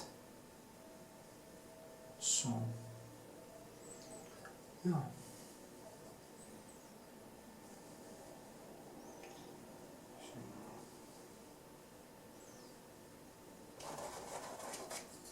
Just have to do something and that. Yeah, I'm back in 2 seconds. Yeah, there we are. So now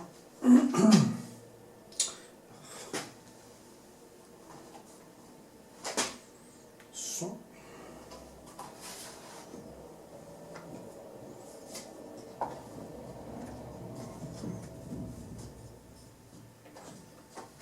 okay, I'm just gonna work myself over there. The good thing is here, it's almost like a fog of colors. It's really beautiful.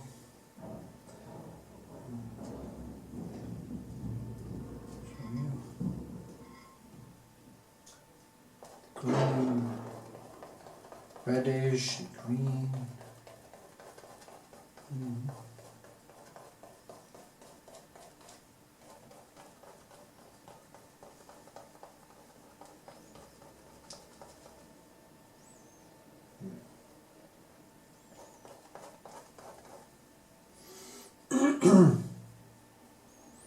So it gets more and more into the Alizarine and French Ultramarine when you get up here. becomes much darker. And darkness, what does that lead to? Well, it leads to more light.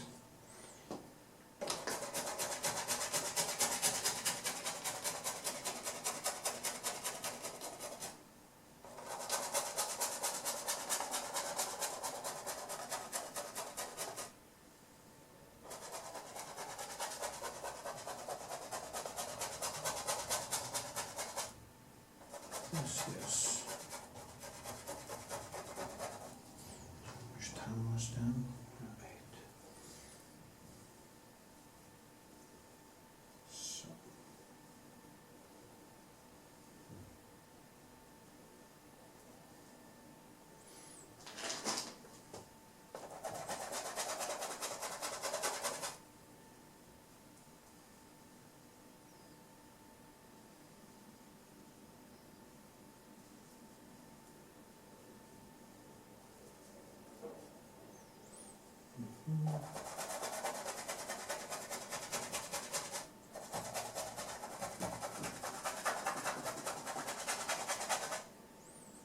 Yeah, then it's over into the greenish. I'm just gonna now start blending more on the canvas. Also, I try to keep it more down here. I don't add this much color, so that might even dry pretty fast, because I want more as I go down into more bright places. I want it to be a little bit thicker, and then at the end down here and in the church it's very intense, very thick colors. So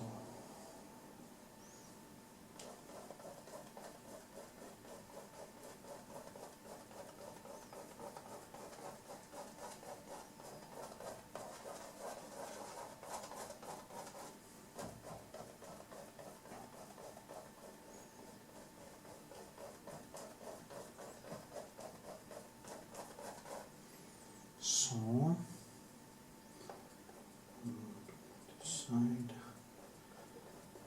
I didn't get to do anything with the trees today, but I got to do the church, and tomorrow I will start to work myself down here and also go over everything else. So yeah, that's the way now.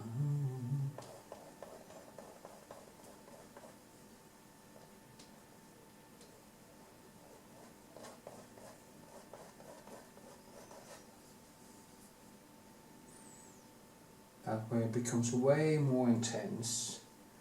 Because you could say, you know, people say, when you bother painting this, you could do a photo. Well,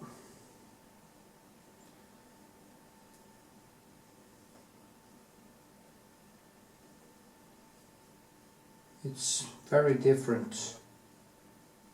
Photo and, oh no, it was kind of wrong. Yeah, should have been down here.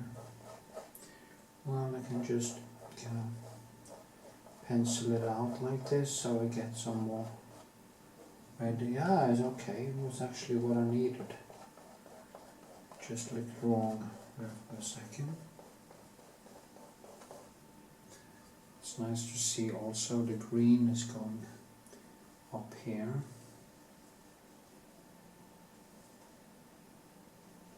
The green.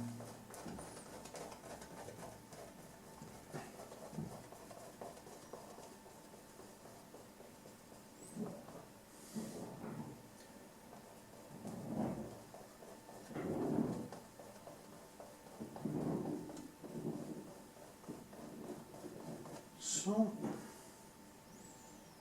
it's very green over here and very much blue, deep blue with the Alizarine. So we'll start always on the top there. Start here. Kind of work myself down.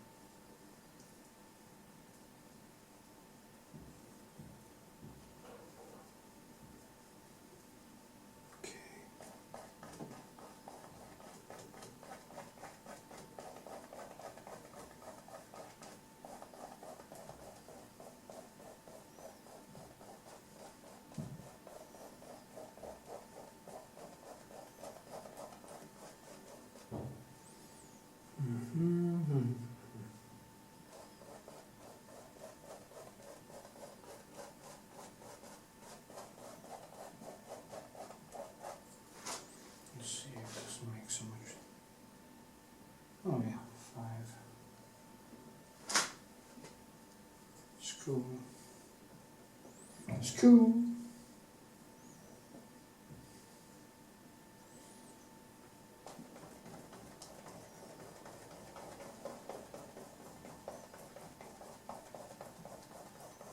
See here. Put myself down.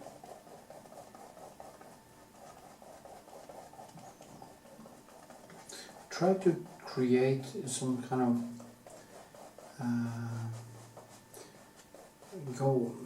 now I go in many different ways or directions, because I kind of want all the lines in the brush kind of create some kind of micro impressionist reaction. So yeah.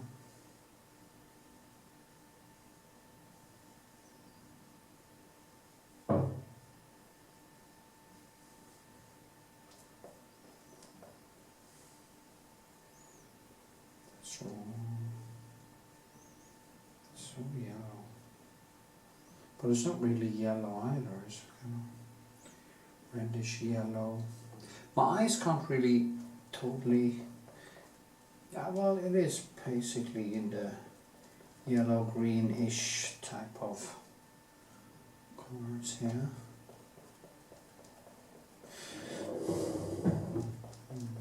It's my neighbor upstairs creating noise again.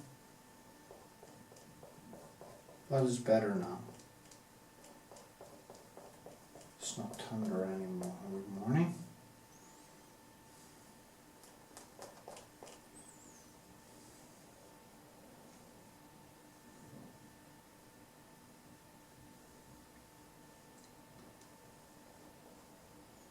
Oops.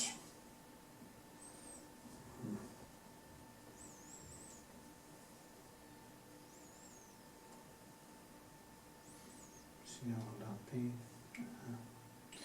Need some more blue there, I think. Yeah, because there's a yellow in the church. It's so close together. The colors here. It's very hard to actually see.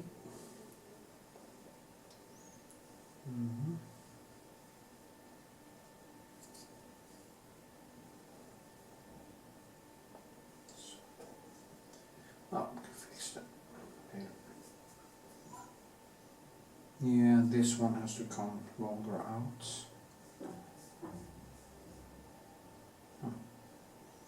Oh, kind of looks right. But you never know.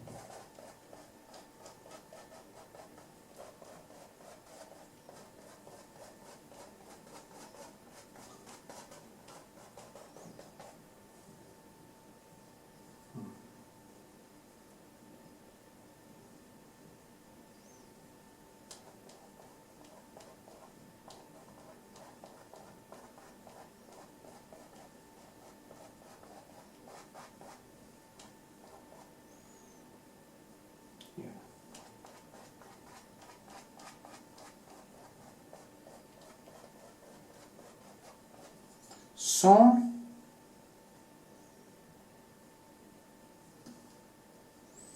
think that will be it for today. Yeah, I think so.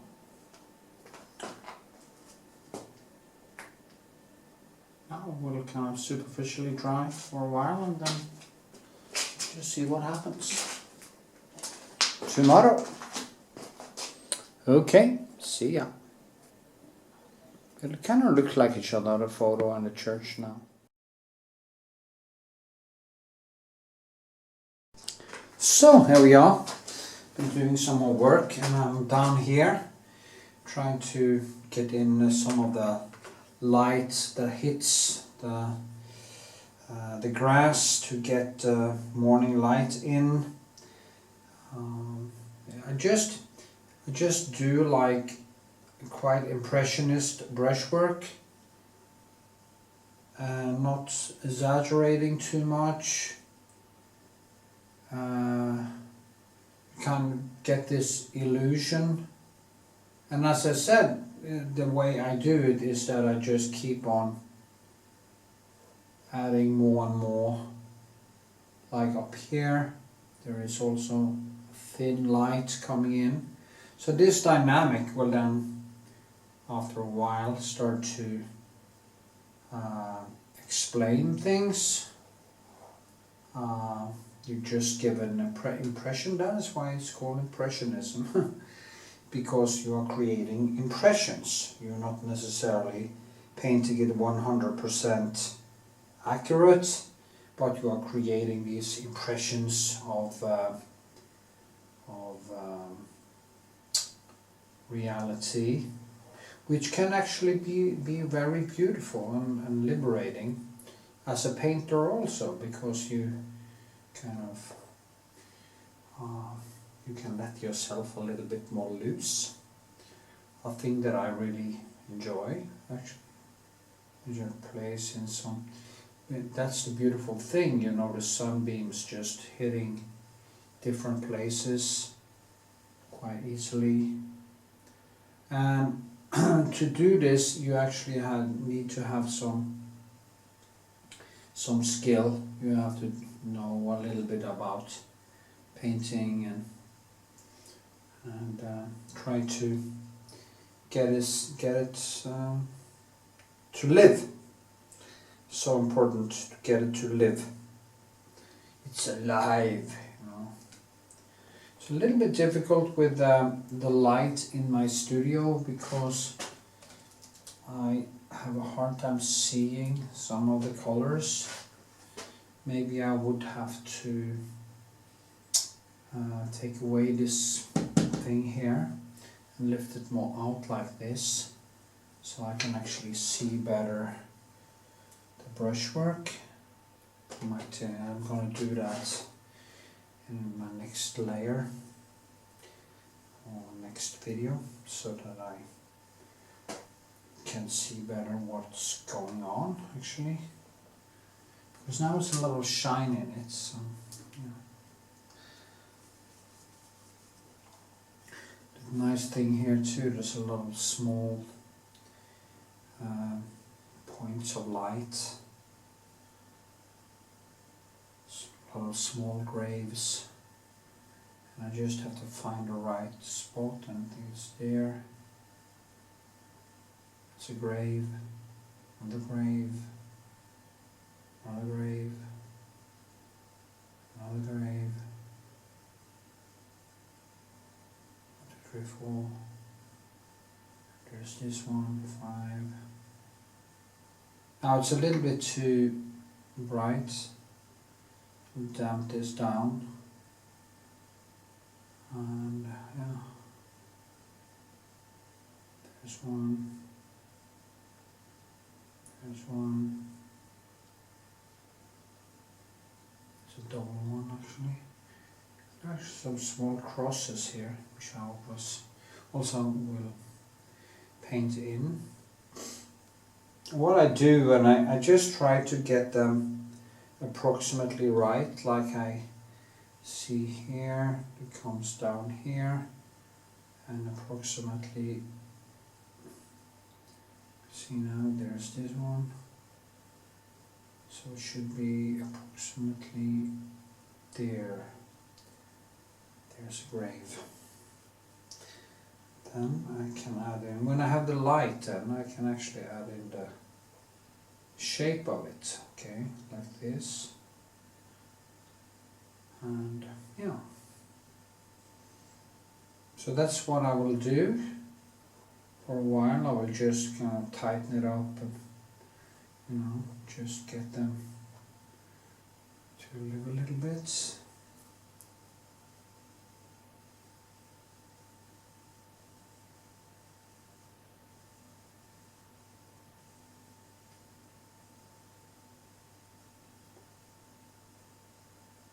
So there's this one. Same thing. These are small points of light that just are thrown in there by the sun. Some nice.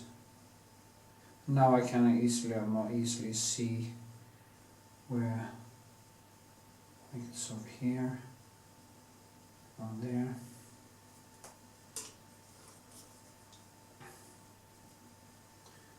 It's like this.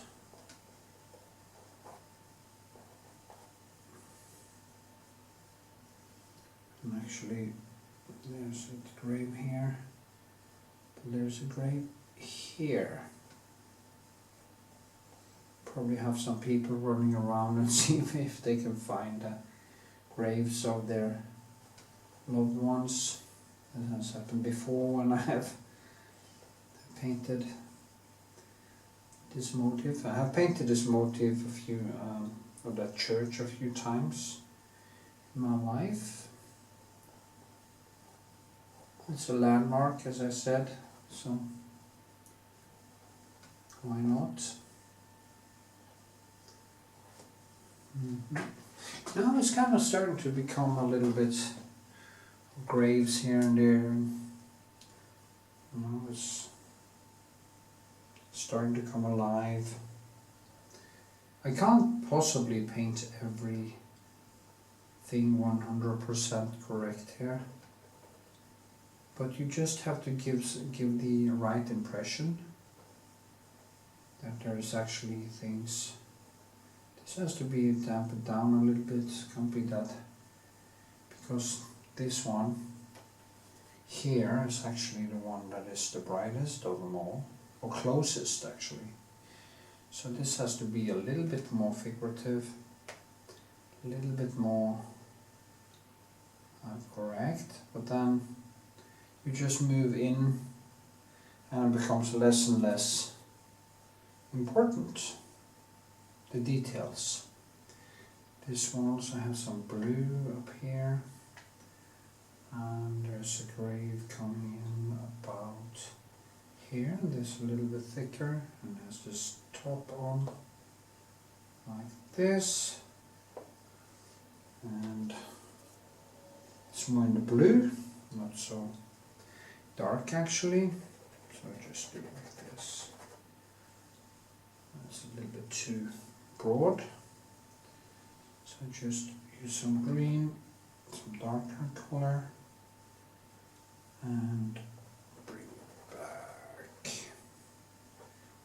But I will keep on doing that. So there's also a road, or a little steep as we call it in Norway.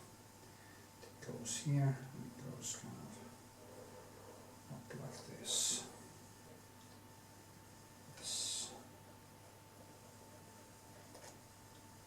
And this one is small, tighter. This.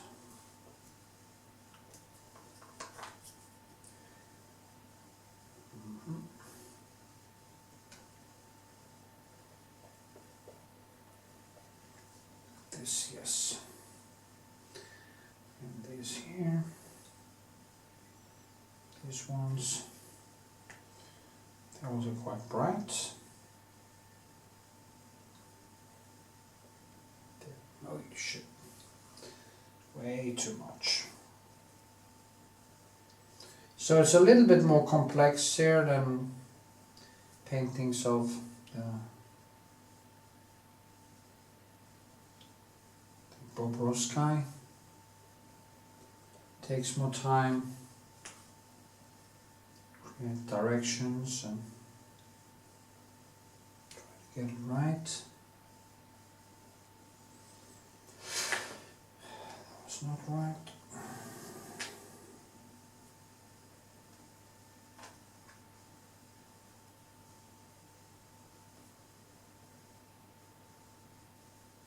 See, here I come down to a tree. Touched that before.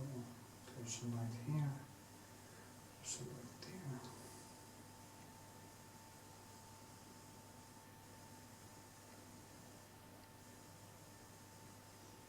It's so small.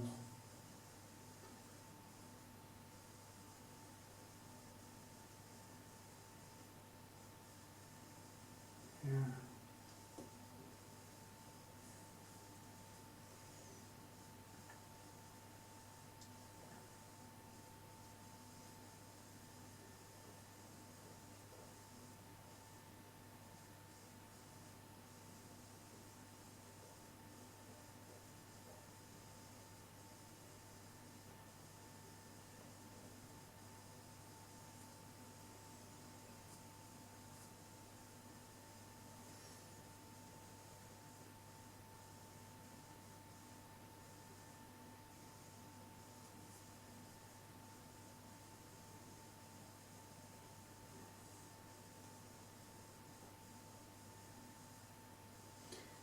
So,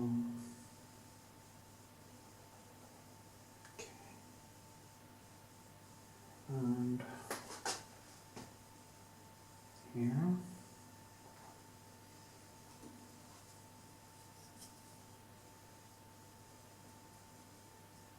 I don't want it to become too stuffed. That's quite important to me.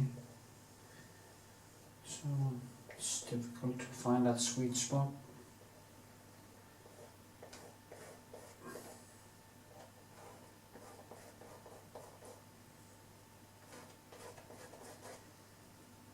I want to keep it down.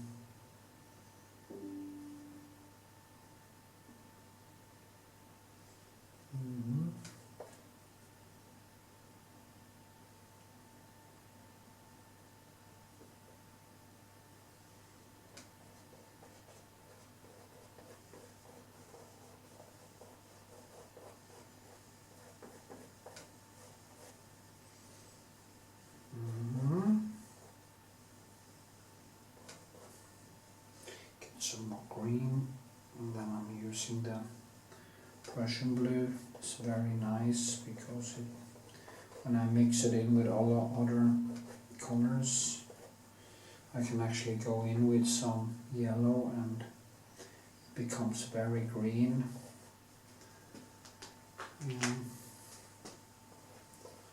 Okay, I will just continue painting and I will try to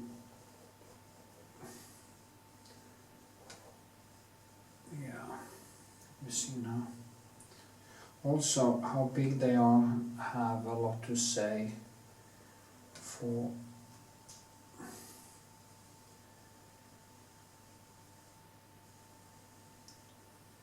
the perspective. So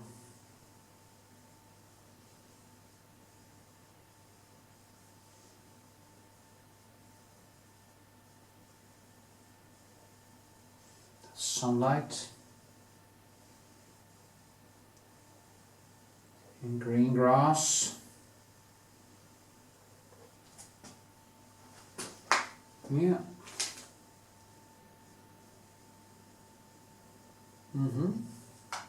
Okay.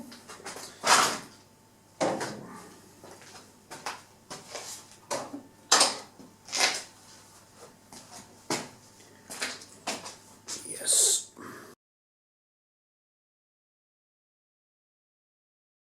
So, here it is. I'm putting on a Retouching Varnish, and it's of course the one from Old Holland, if you haven't got that with you from before, using this nice pencil. It's actually a pencil my mother used for her ceramics. I stole it from her. And now I'm using it to cover this with the Retouching Varnish. Then I will do some glazing as usual, and I will go over the whole thing for a few hours and just get in some details, even out some of the chaos in the sky and stuff, and yeah, see how far I get tonight. I have a lot to do, so I have to kind of measure out I have to basically partition my time, or what did you say? What do they call it? I have to kind of portion out, yeah, maybe that's the word. Portion it out. Anyway, it's gonna dry a little bit, and then I'm gonna add the glaze, spread it down, and start painting.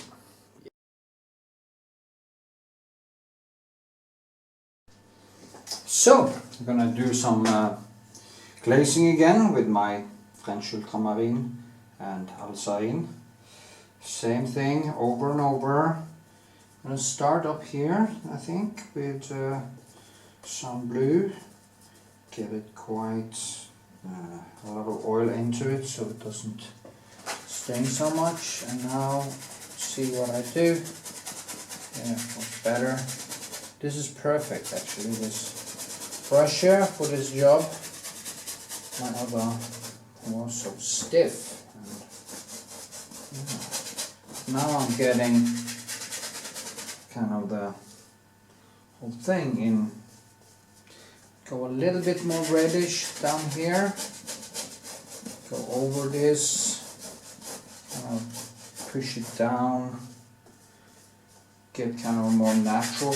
Because so one of the things also is when I basically just put on the only paint, it tends to become a little bit rigid. So this will actually give it more. It's a little bit more dynamic the way I see it. I feel that it's actually, yeah, a little bit more. I do wonder if I want to try some cobalt over there too, because it's so, it's kind of bluer, lighter there. So I'll try that too. Mix some cobalt into it. See what happens with that, and not often I do that, but see here. Now there's a lot of red in this also, so I just did red down there. Like this.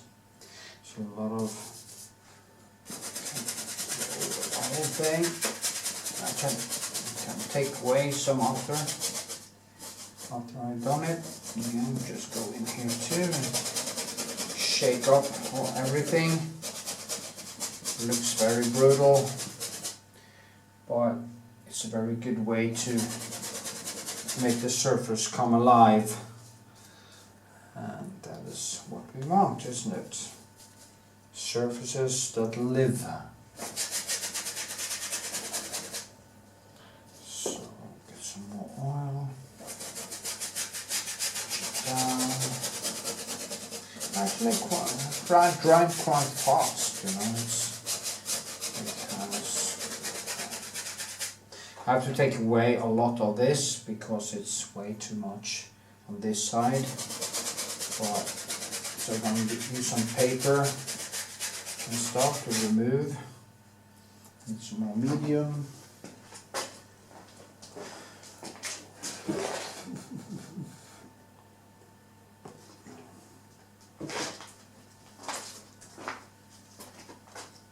It becomes a little bit more introvert now in a way. I guess that is what happens to it. The bad thing is that I'm actually able to see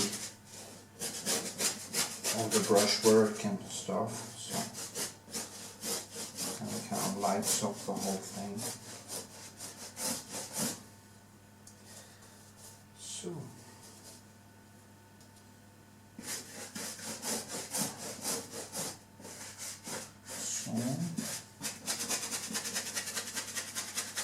Is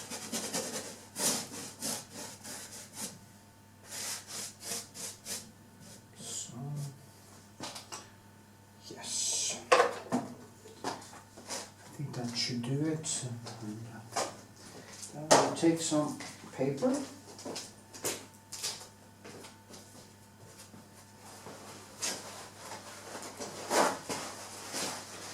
Just gonna basically remove a lot of it, so it just now falls into all the cracks like this.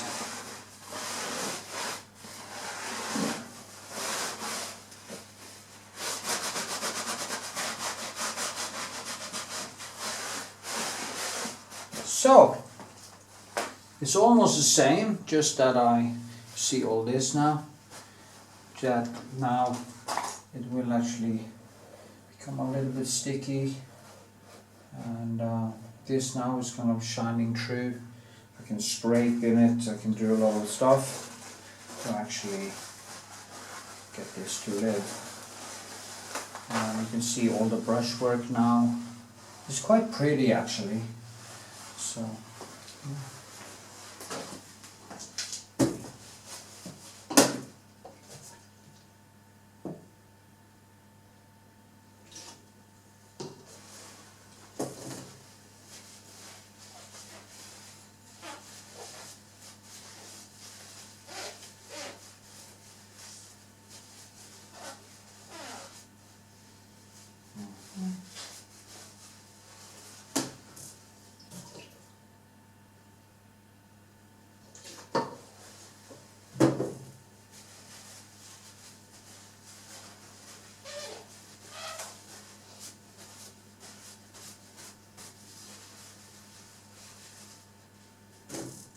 Change palette actually because yeah, we'll change the palette.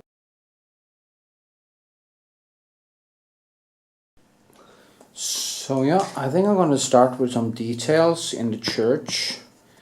As you can see here, it's not that bad, but there's some things I have to fix. And I think I'm just going to start with, and this one has to be more like this. But I can't really get it to stick. So anyway, I'm gonna figure it out. So I'm going to actually start with this. This kind of a landmark thing.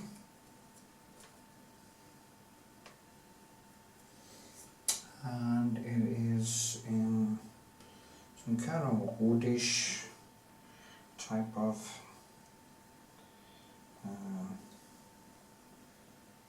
I have to get it right, you know, it has to be exactly here. This ball is quite huge. I'm going to use my mirror here to see that it's right. This one is always a challenge because it's round. It's always hard to see exactly how big it is. Almost like my penis. Yeah. Me. Did you say that? Very much.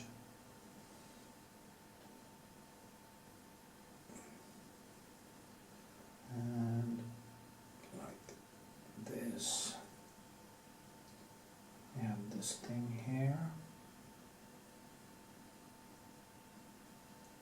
And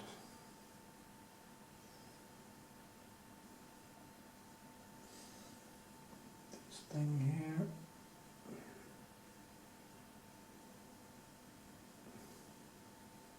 And this goes like this. That's much higher up. And that's why I know that this is too big.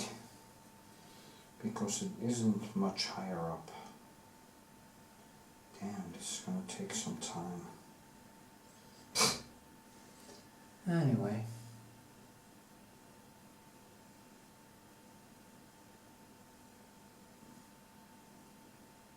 No, this was too high.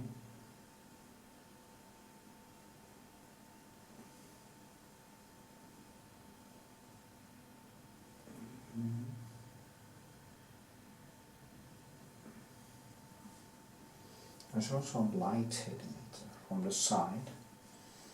That's everything else here.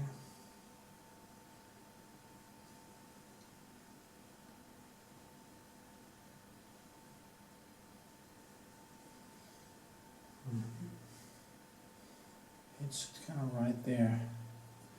Boom.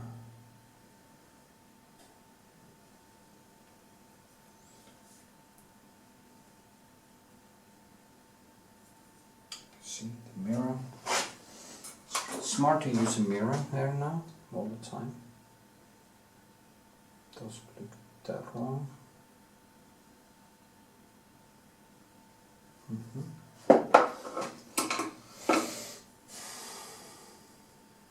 At the same time I saw that This one is coming more out here.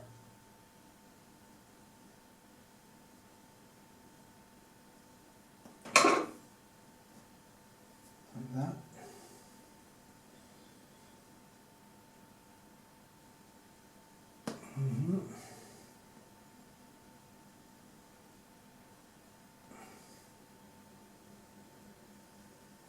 Now, here's very easy to make a mistake because I made it very dark, but it isn't that dark. It isn't that stiff, so I have to kind of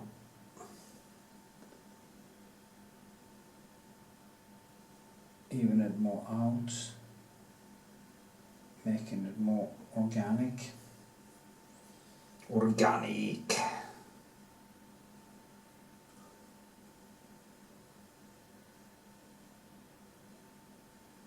Like this. And then a little bit of black. Like this, maybe. A little bit deeper.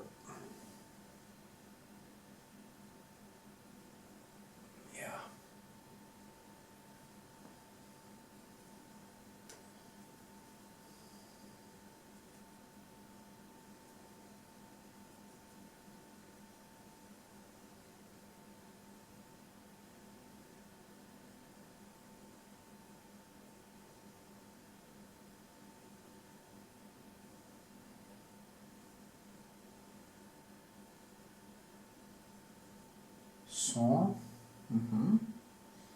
that wasn't so bad, was it?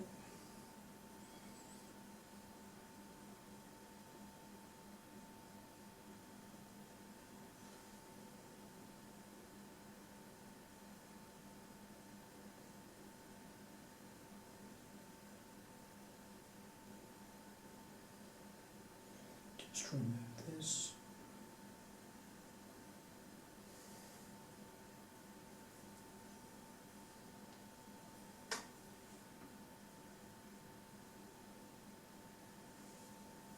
Spear.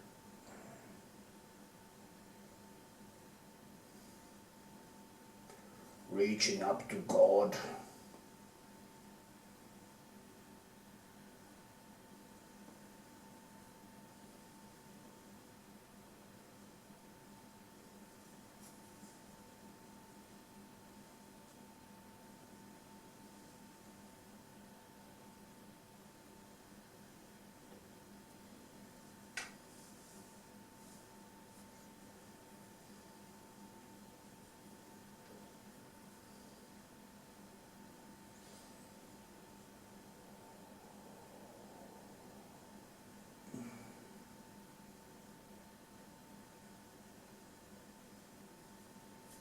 Okay.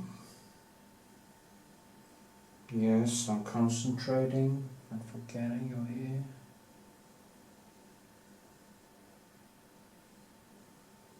Right now you're not here, but you might be here in the future. So I have to think of that and talk a little bit so you don't feel lonely in my presence.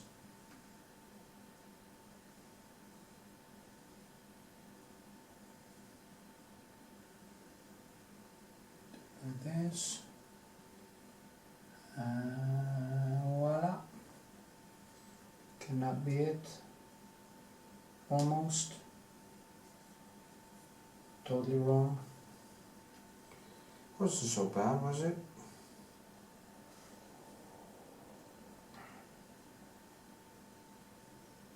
Make this a little bit smaller, thinner, a little bit higher. Yeah, wasn't so bad, was it? It's not totally lost, is it?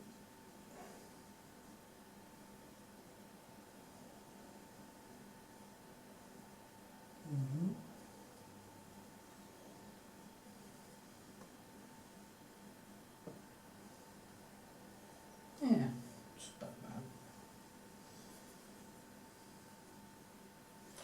Okay, this one is coming out here. And this one a little bit out here. And this one.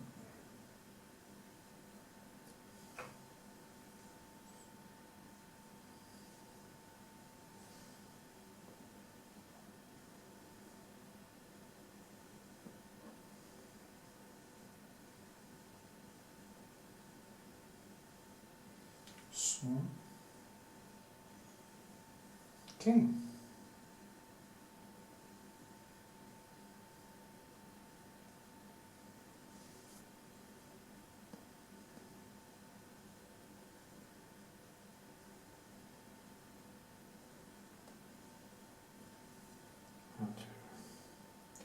Open it up a little bit.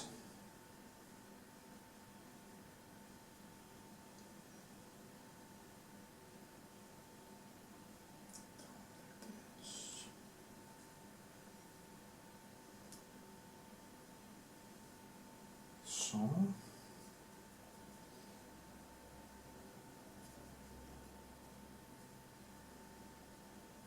it's not so bad, is it?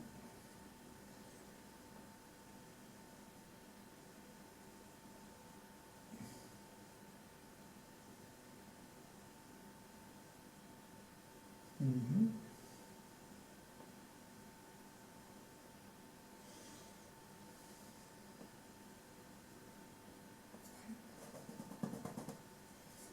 So, okay, I need to do something there. So now, how that looks. That looks quite well, actually. That's good.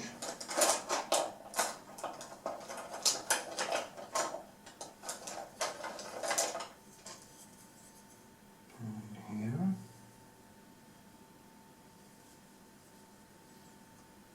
A little bit of green.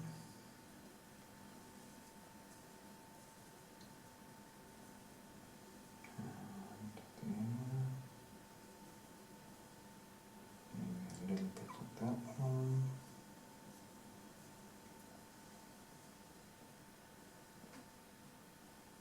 Mm-hmm. A little bit of red.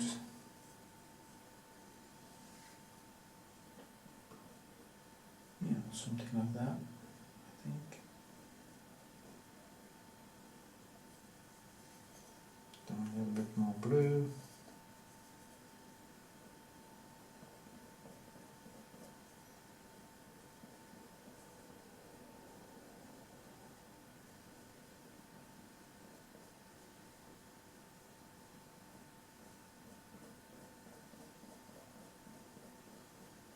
Can have to make it a little bit sharper.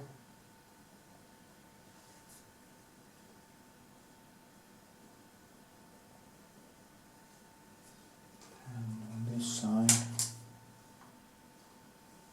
I need to make it. Okay, I want to do some detail of this there. And,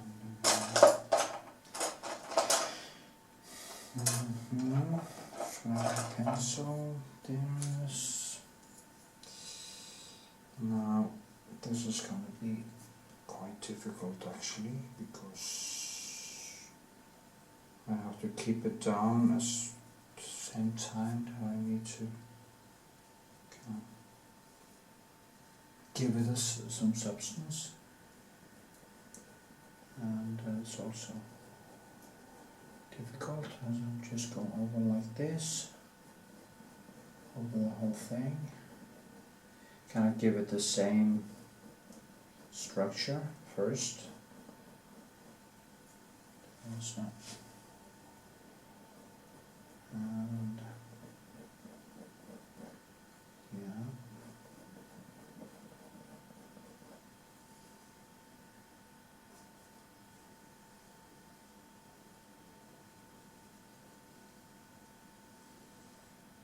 Mm-hmm.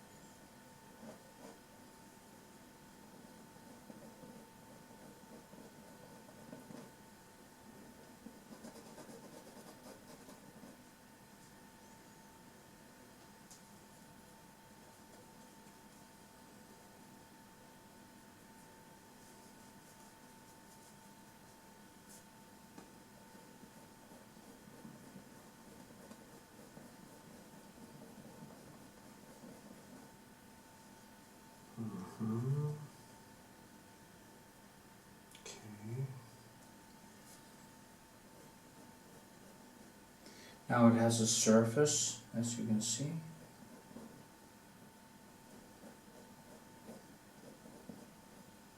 And I go in directions.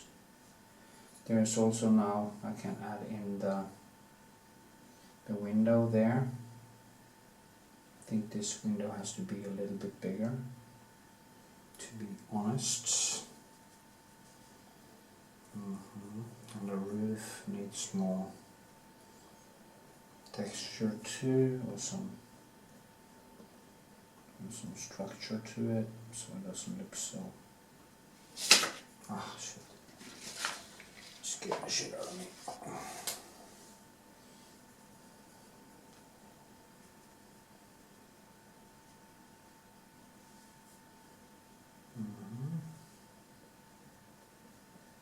So it looks like the sunlight also hits that roof. Kind of lights it up, but it's still kind of in the dark. It's not that. It's light but dark at the same time, you know. It's like when you see green leaves in the evening, or green leaves, you think of them as green, but if you really look, they are reddish or orange or something. There's just, it's just a, almost like the green is just right on under the surface of, yeah. So there's that.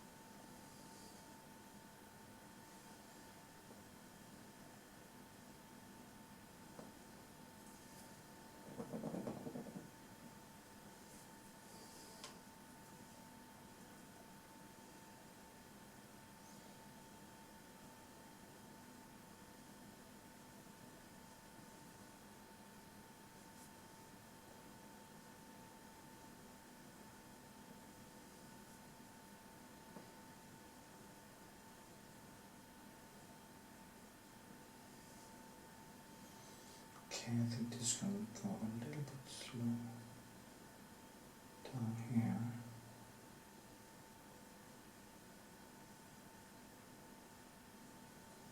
Yeah.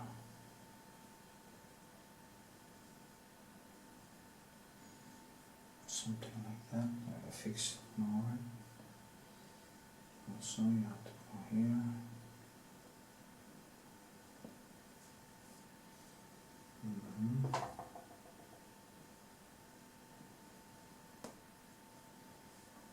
Can't get everything 100% right here. I can try to at least get some of it right. You see what kind of work I'm doing now? It's just very detailed work.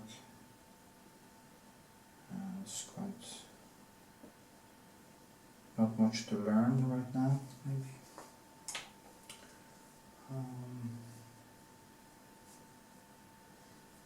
Yeah, I'll do that again. Oh, that's okay.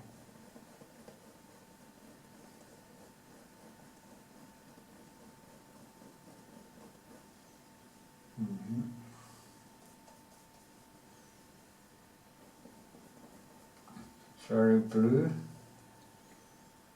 Very, very blue.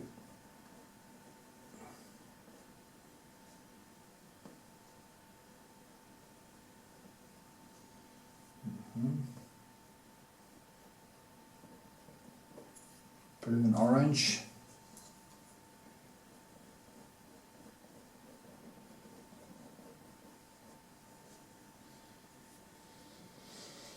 And here, like this, and then I need to get the door in. That famous door they removed. Idiots.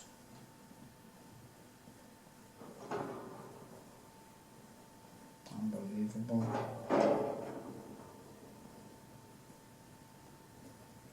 Removed a piece of history. How the hell did I do that?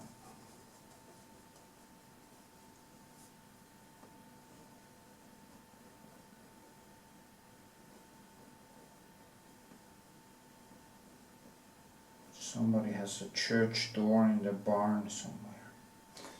Pretty sure of that.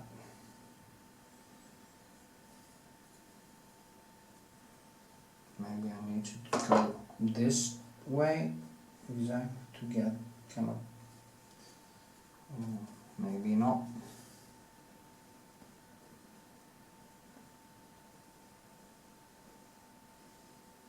And then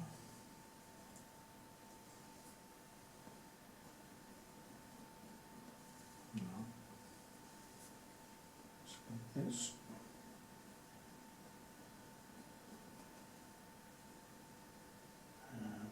This.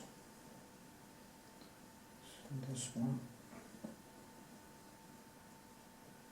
I actually can feel that I've been training a lot, so my arm is quite heavy now.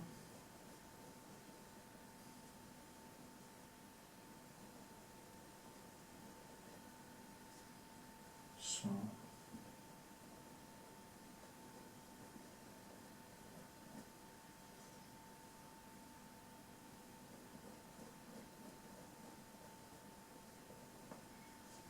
like this.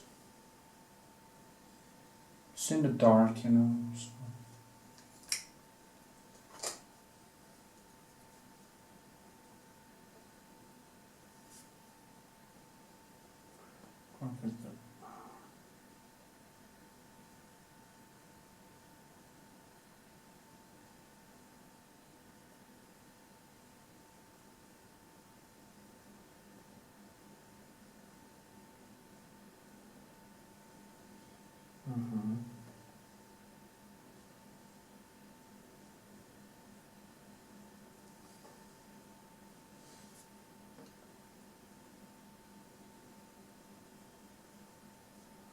Okay.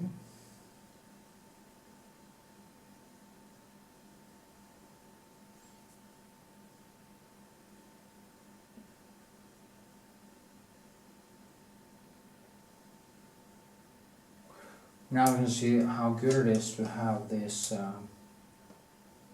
glaze in it, because the colors are kind of just gliding into one another. Very nice way. So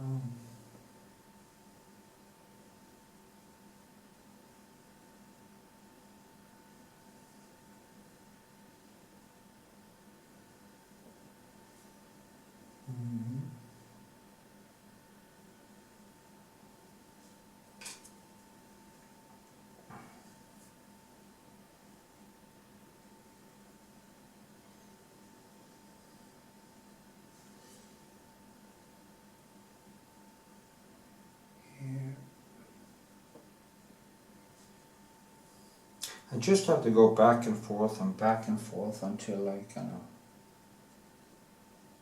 hit the jackpot. And here too, small down here actually. And it goes like this. And something like this, and down to the door.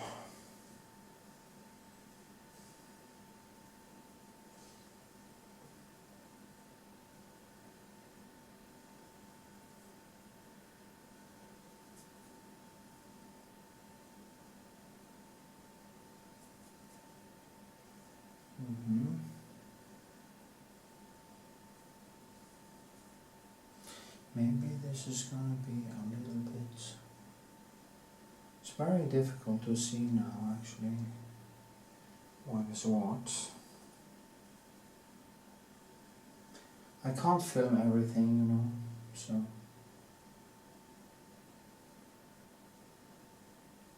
guess I just stop now and focus on getting it right.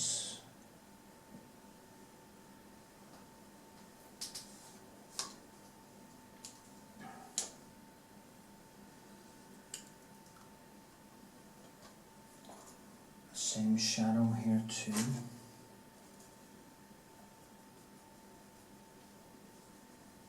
That kind of hits the church like this.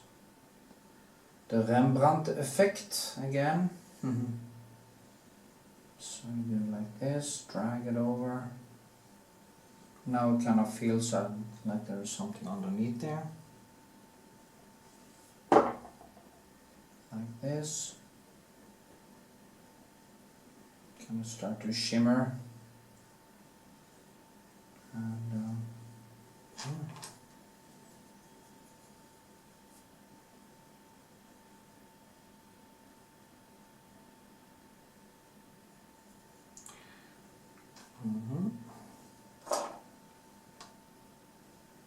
This now. And there it is. It's actually reddish.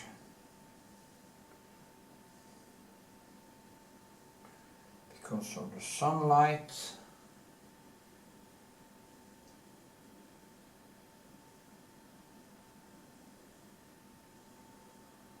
Like this. Even more red. Sunlight.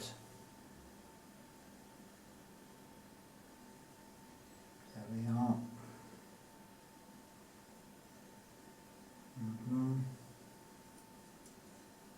And then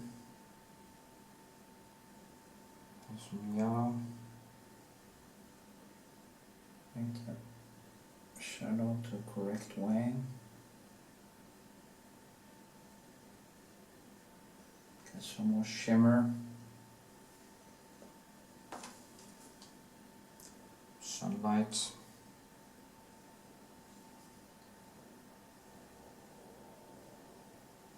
I can paint a little bit upon.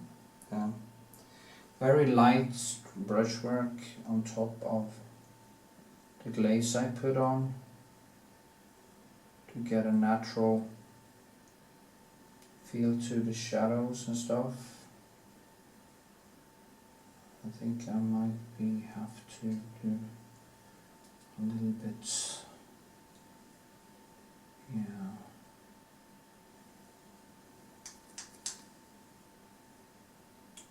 So many things over here and like this. More like this. And then the shadow is a little bit higher up. Up here. No, shit.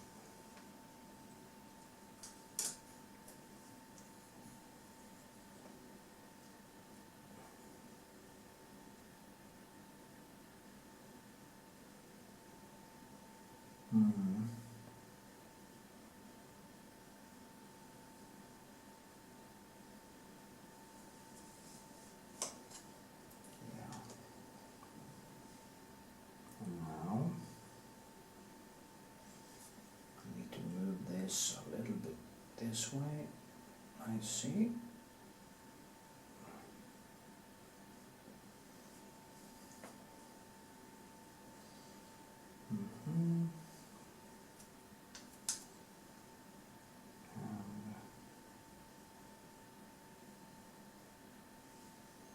And this a little bit higher up.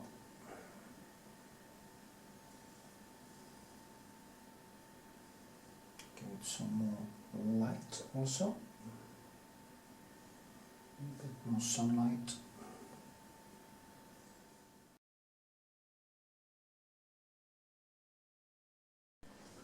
So I am now more and more reaching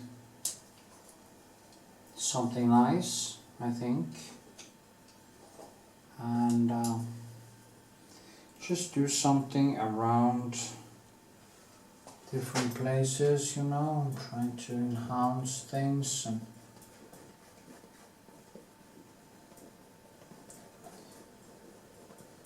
get this nice yellow. There's red here. There's so many colors, it's just amazing, you know. When you first start looking and you just keep finding new color, it's fascinating. That was too dark actually. Lift it up like this. Maybe go. Oh, okay. Maybe do a little bit more yellow here. Just all the way down there. Very light. Very light touch. And then also some red in it. So I'll get this kind of a micro impressionism, as I choose to call it. Some nice brushwork, some light coming in from the side there.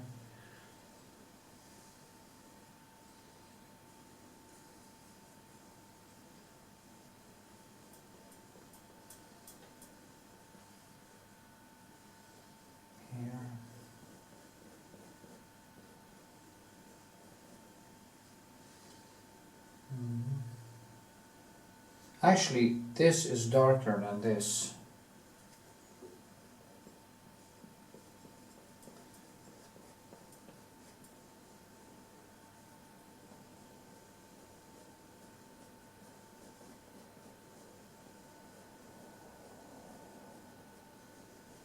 Just enhance things just a tiny bit.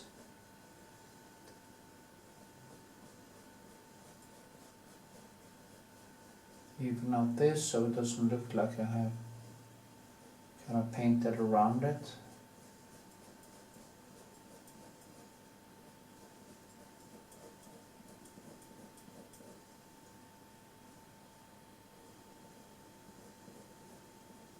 Like this. And I saw a small thing here, so I need a very small brush.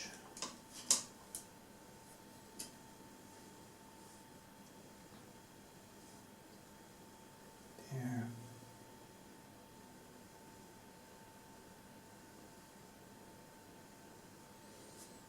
Just need to get that. So this one.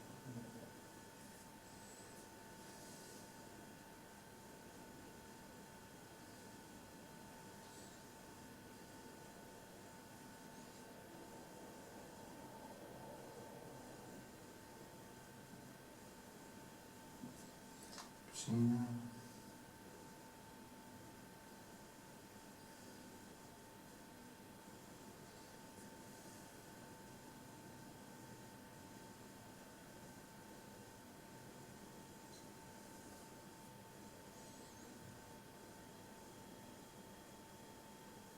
So, straighten up that line a little bit.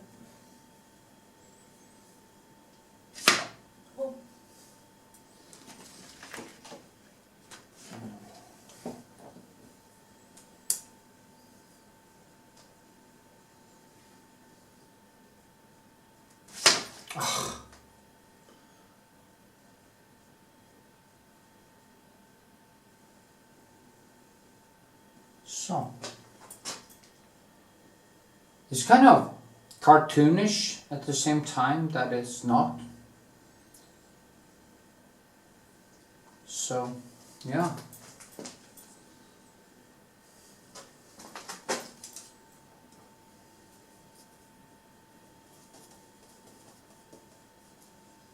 It's a little bit weird, actually, I think.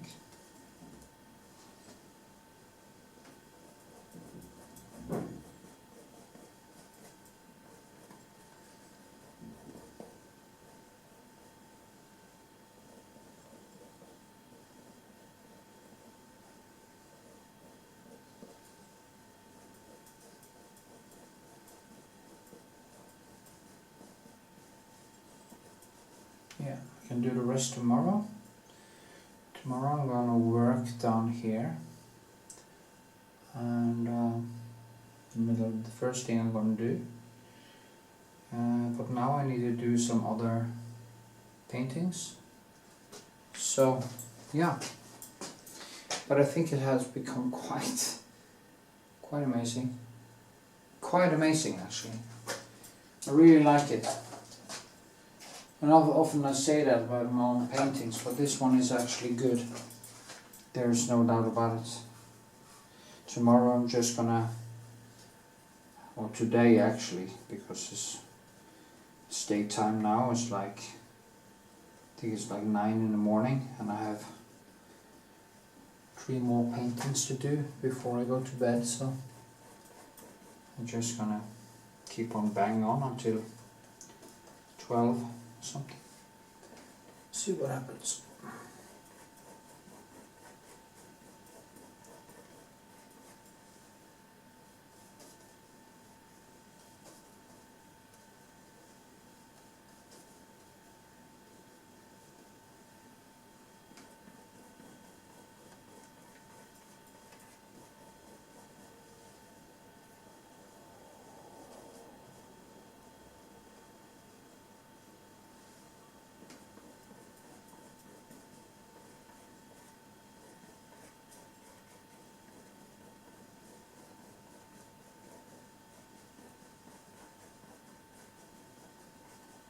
So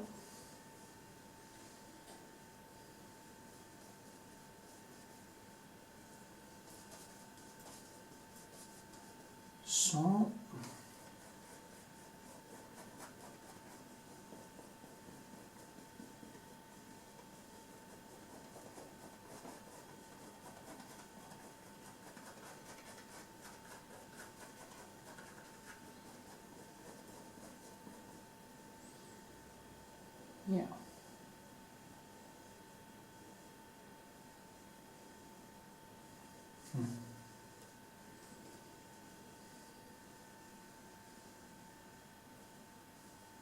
It could actually be finished now, in many ways.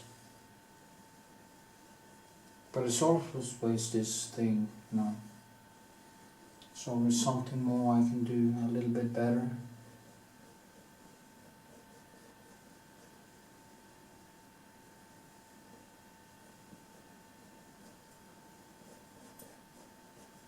But, you know.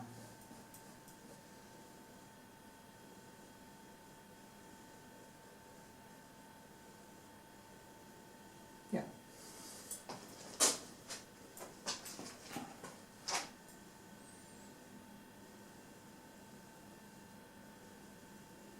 It's kind of come alive in my eyes. It's more alive than a photo. That's a very good sign that it's more alive than a photo. There's some small things I want to do with the trees here tomorrow. And some, I need to get more substance into this, I think. And some kind of small holes in it, like for instance I need a couple more branches, some holes like this, so see through, because it's a tree, you know, so holes, you know, yeah, stuff like that, things like that, yes.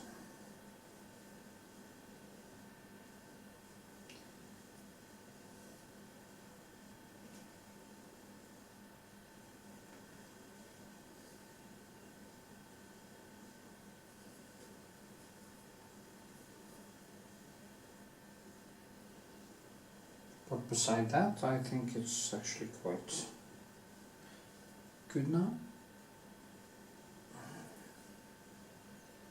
So, yes, it has to be kind of a little bit more organic, you know.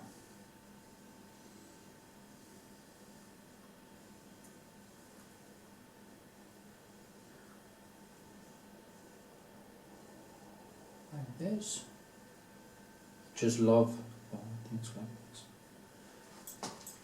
So, perfect. That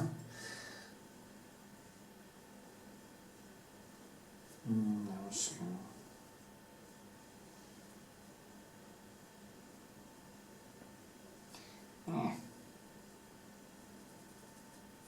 Need some red there. Put some warm color.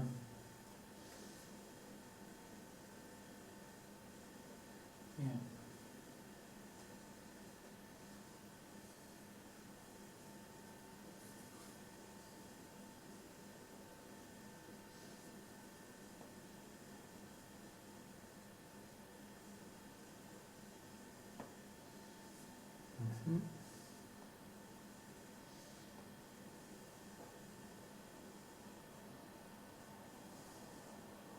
Trees grows in chaos. That's very important to understand. So if you want to make a tree that actually feels a little bit alive, you have to know a little bit about the laws of nature, how that actually works. So, okay, I'm just going to stop now. Leave it at that for now.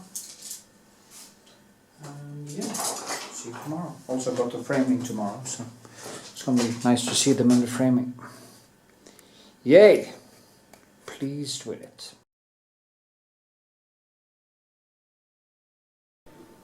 And voila, here is the finished painting. And I hope you enjoy the tutorial. And yeah, you can see all the textures and everything. And I'm going to show you some pictures now of the whole thing. So stay tuned. Remember to give thumbs up, leave a comment, tell me what you think. And if you want to support me, go to my Patreon or buy me a coffee. If you go to Patreon and sign up there, I will do my best to teach you how to paint. So, hope to see you there in my next video. Okay, here you can see some of the brushwork. You can see the tree, how it's painted. And it's kind of just brushwork and very impressionist. This is how I like to approach it. I think that the structures, textures and the brushwork in this became really strange, almost cartoonish, but also more photographic in a strange way. It's hard for me to get the photographing of my paintings right because of the colors I use, but it, you know, get an impression. Hope to see you on Patreon, and if you want to support me, you can also buy me a coffee. There's a link in description, and I hope to see you in my next video.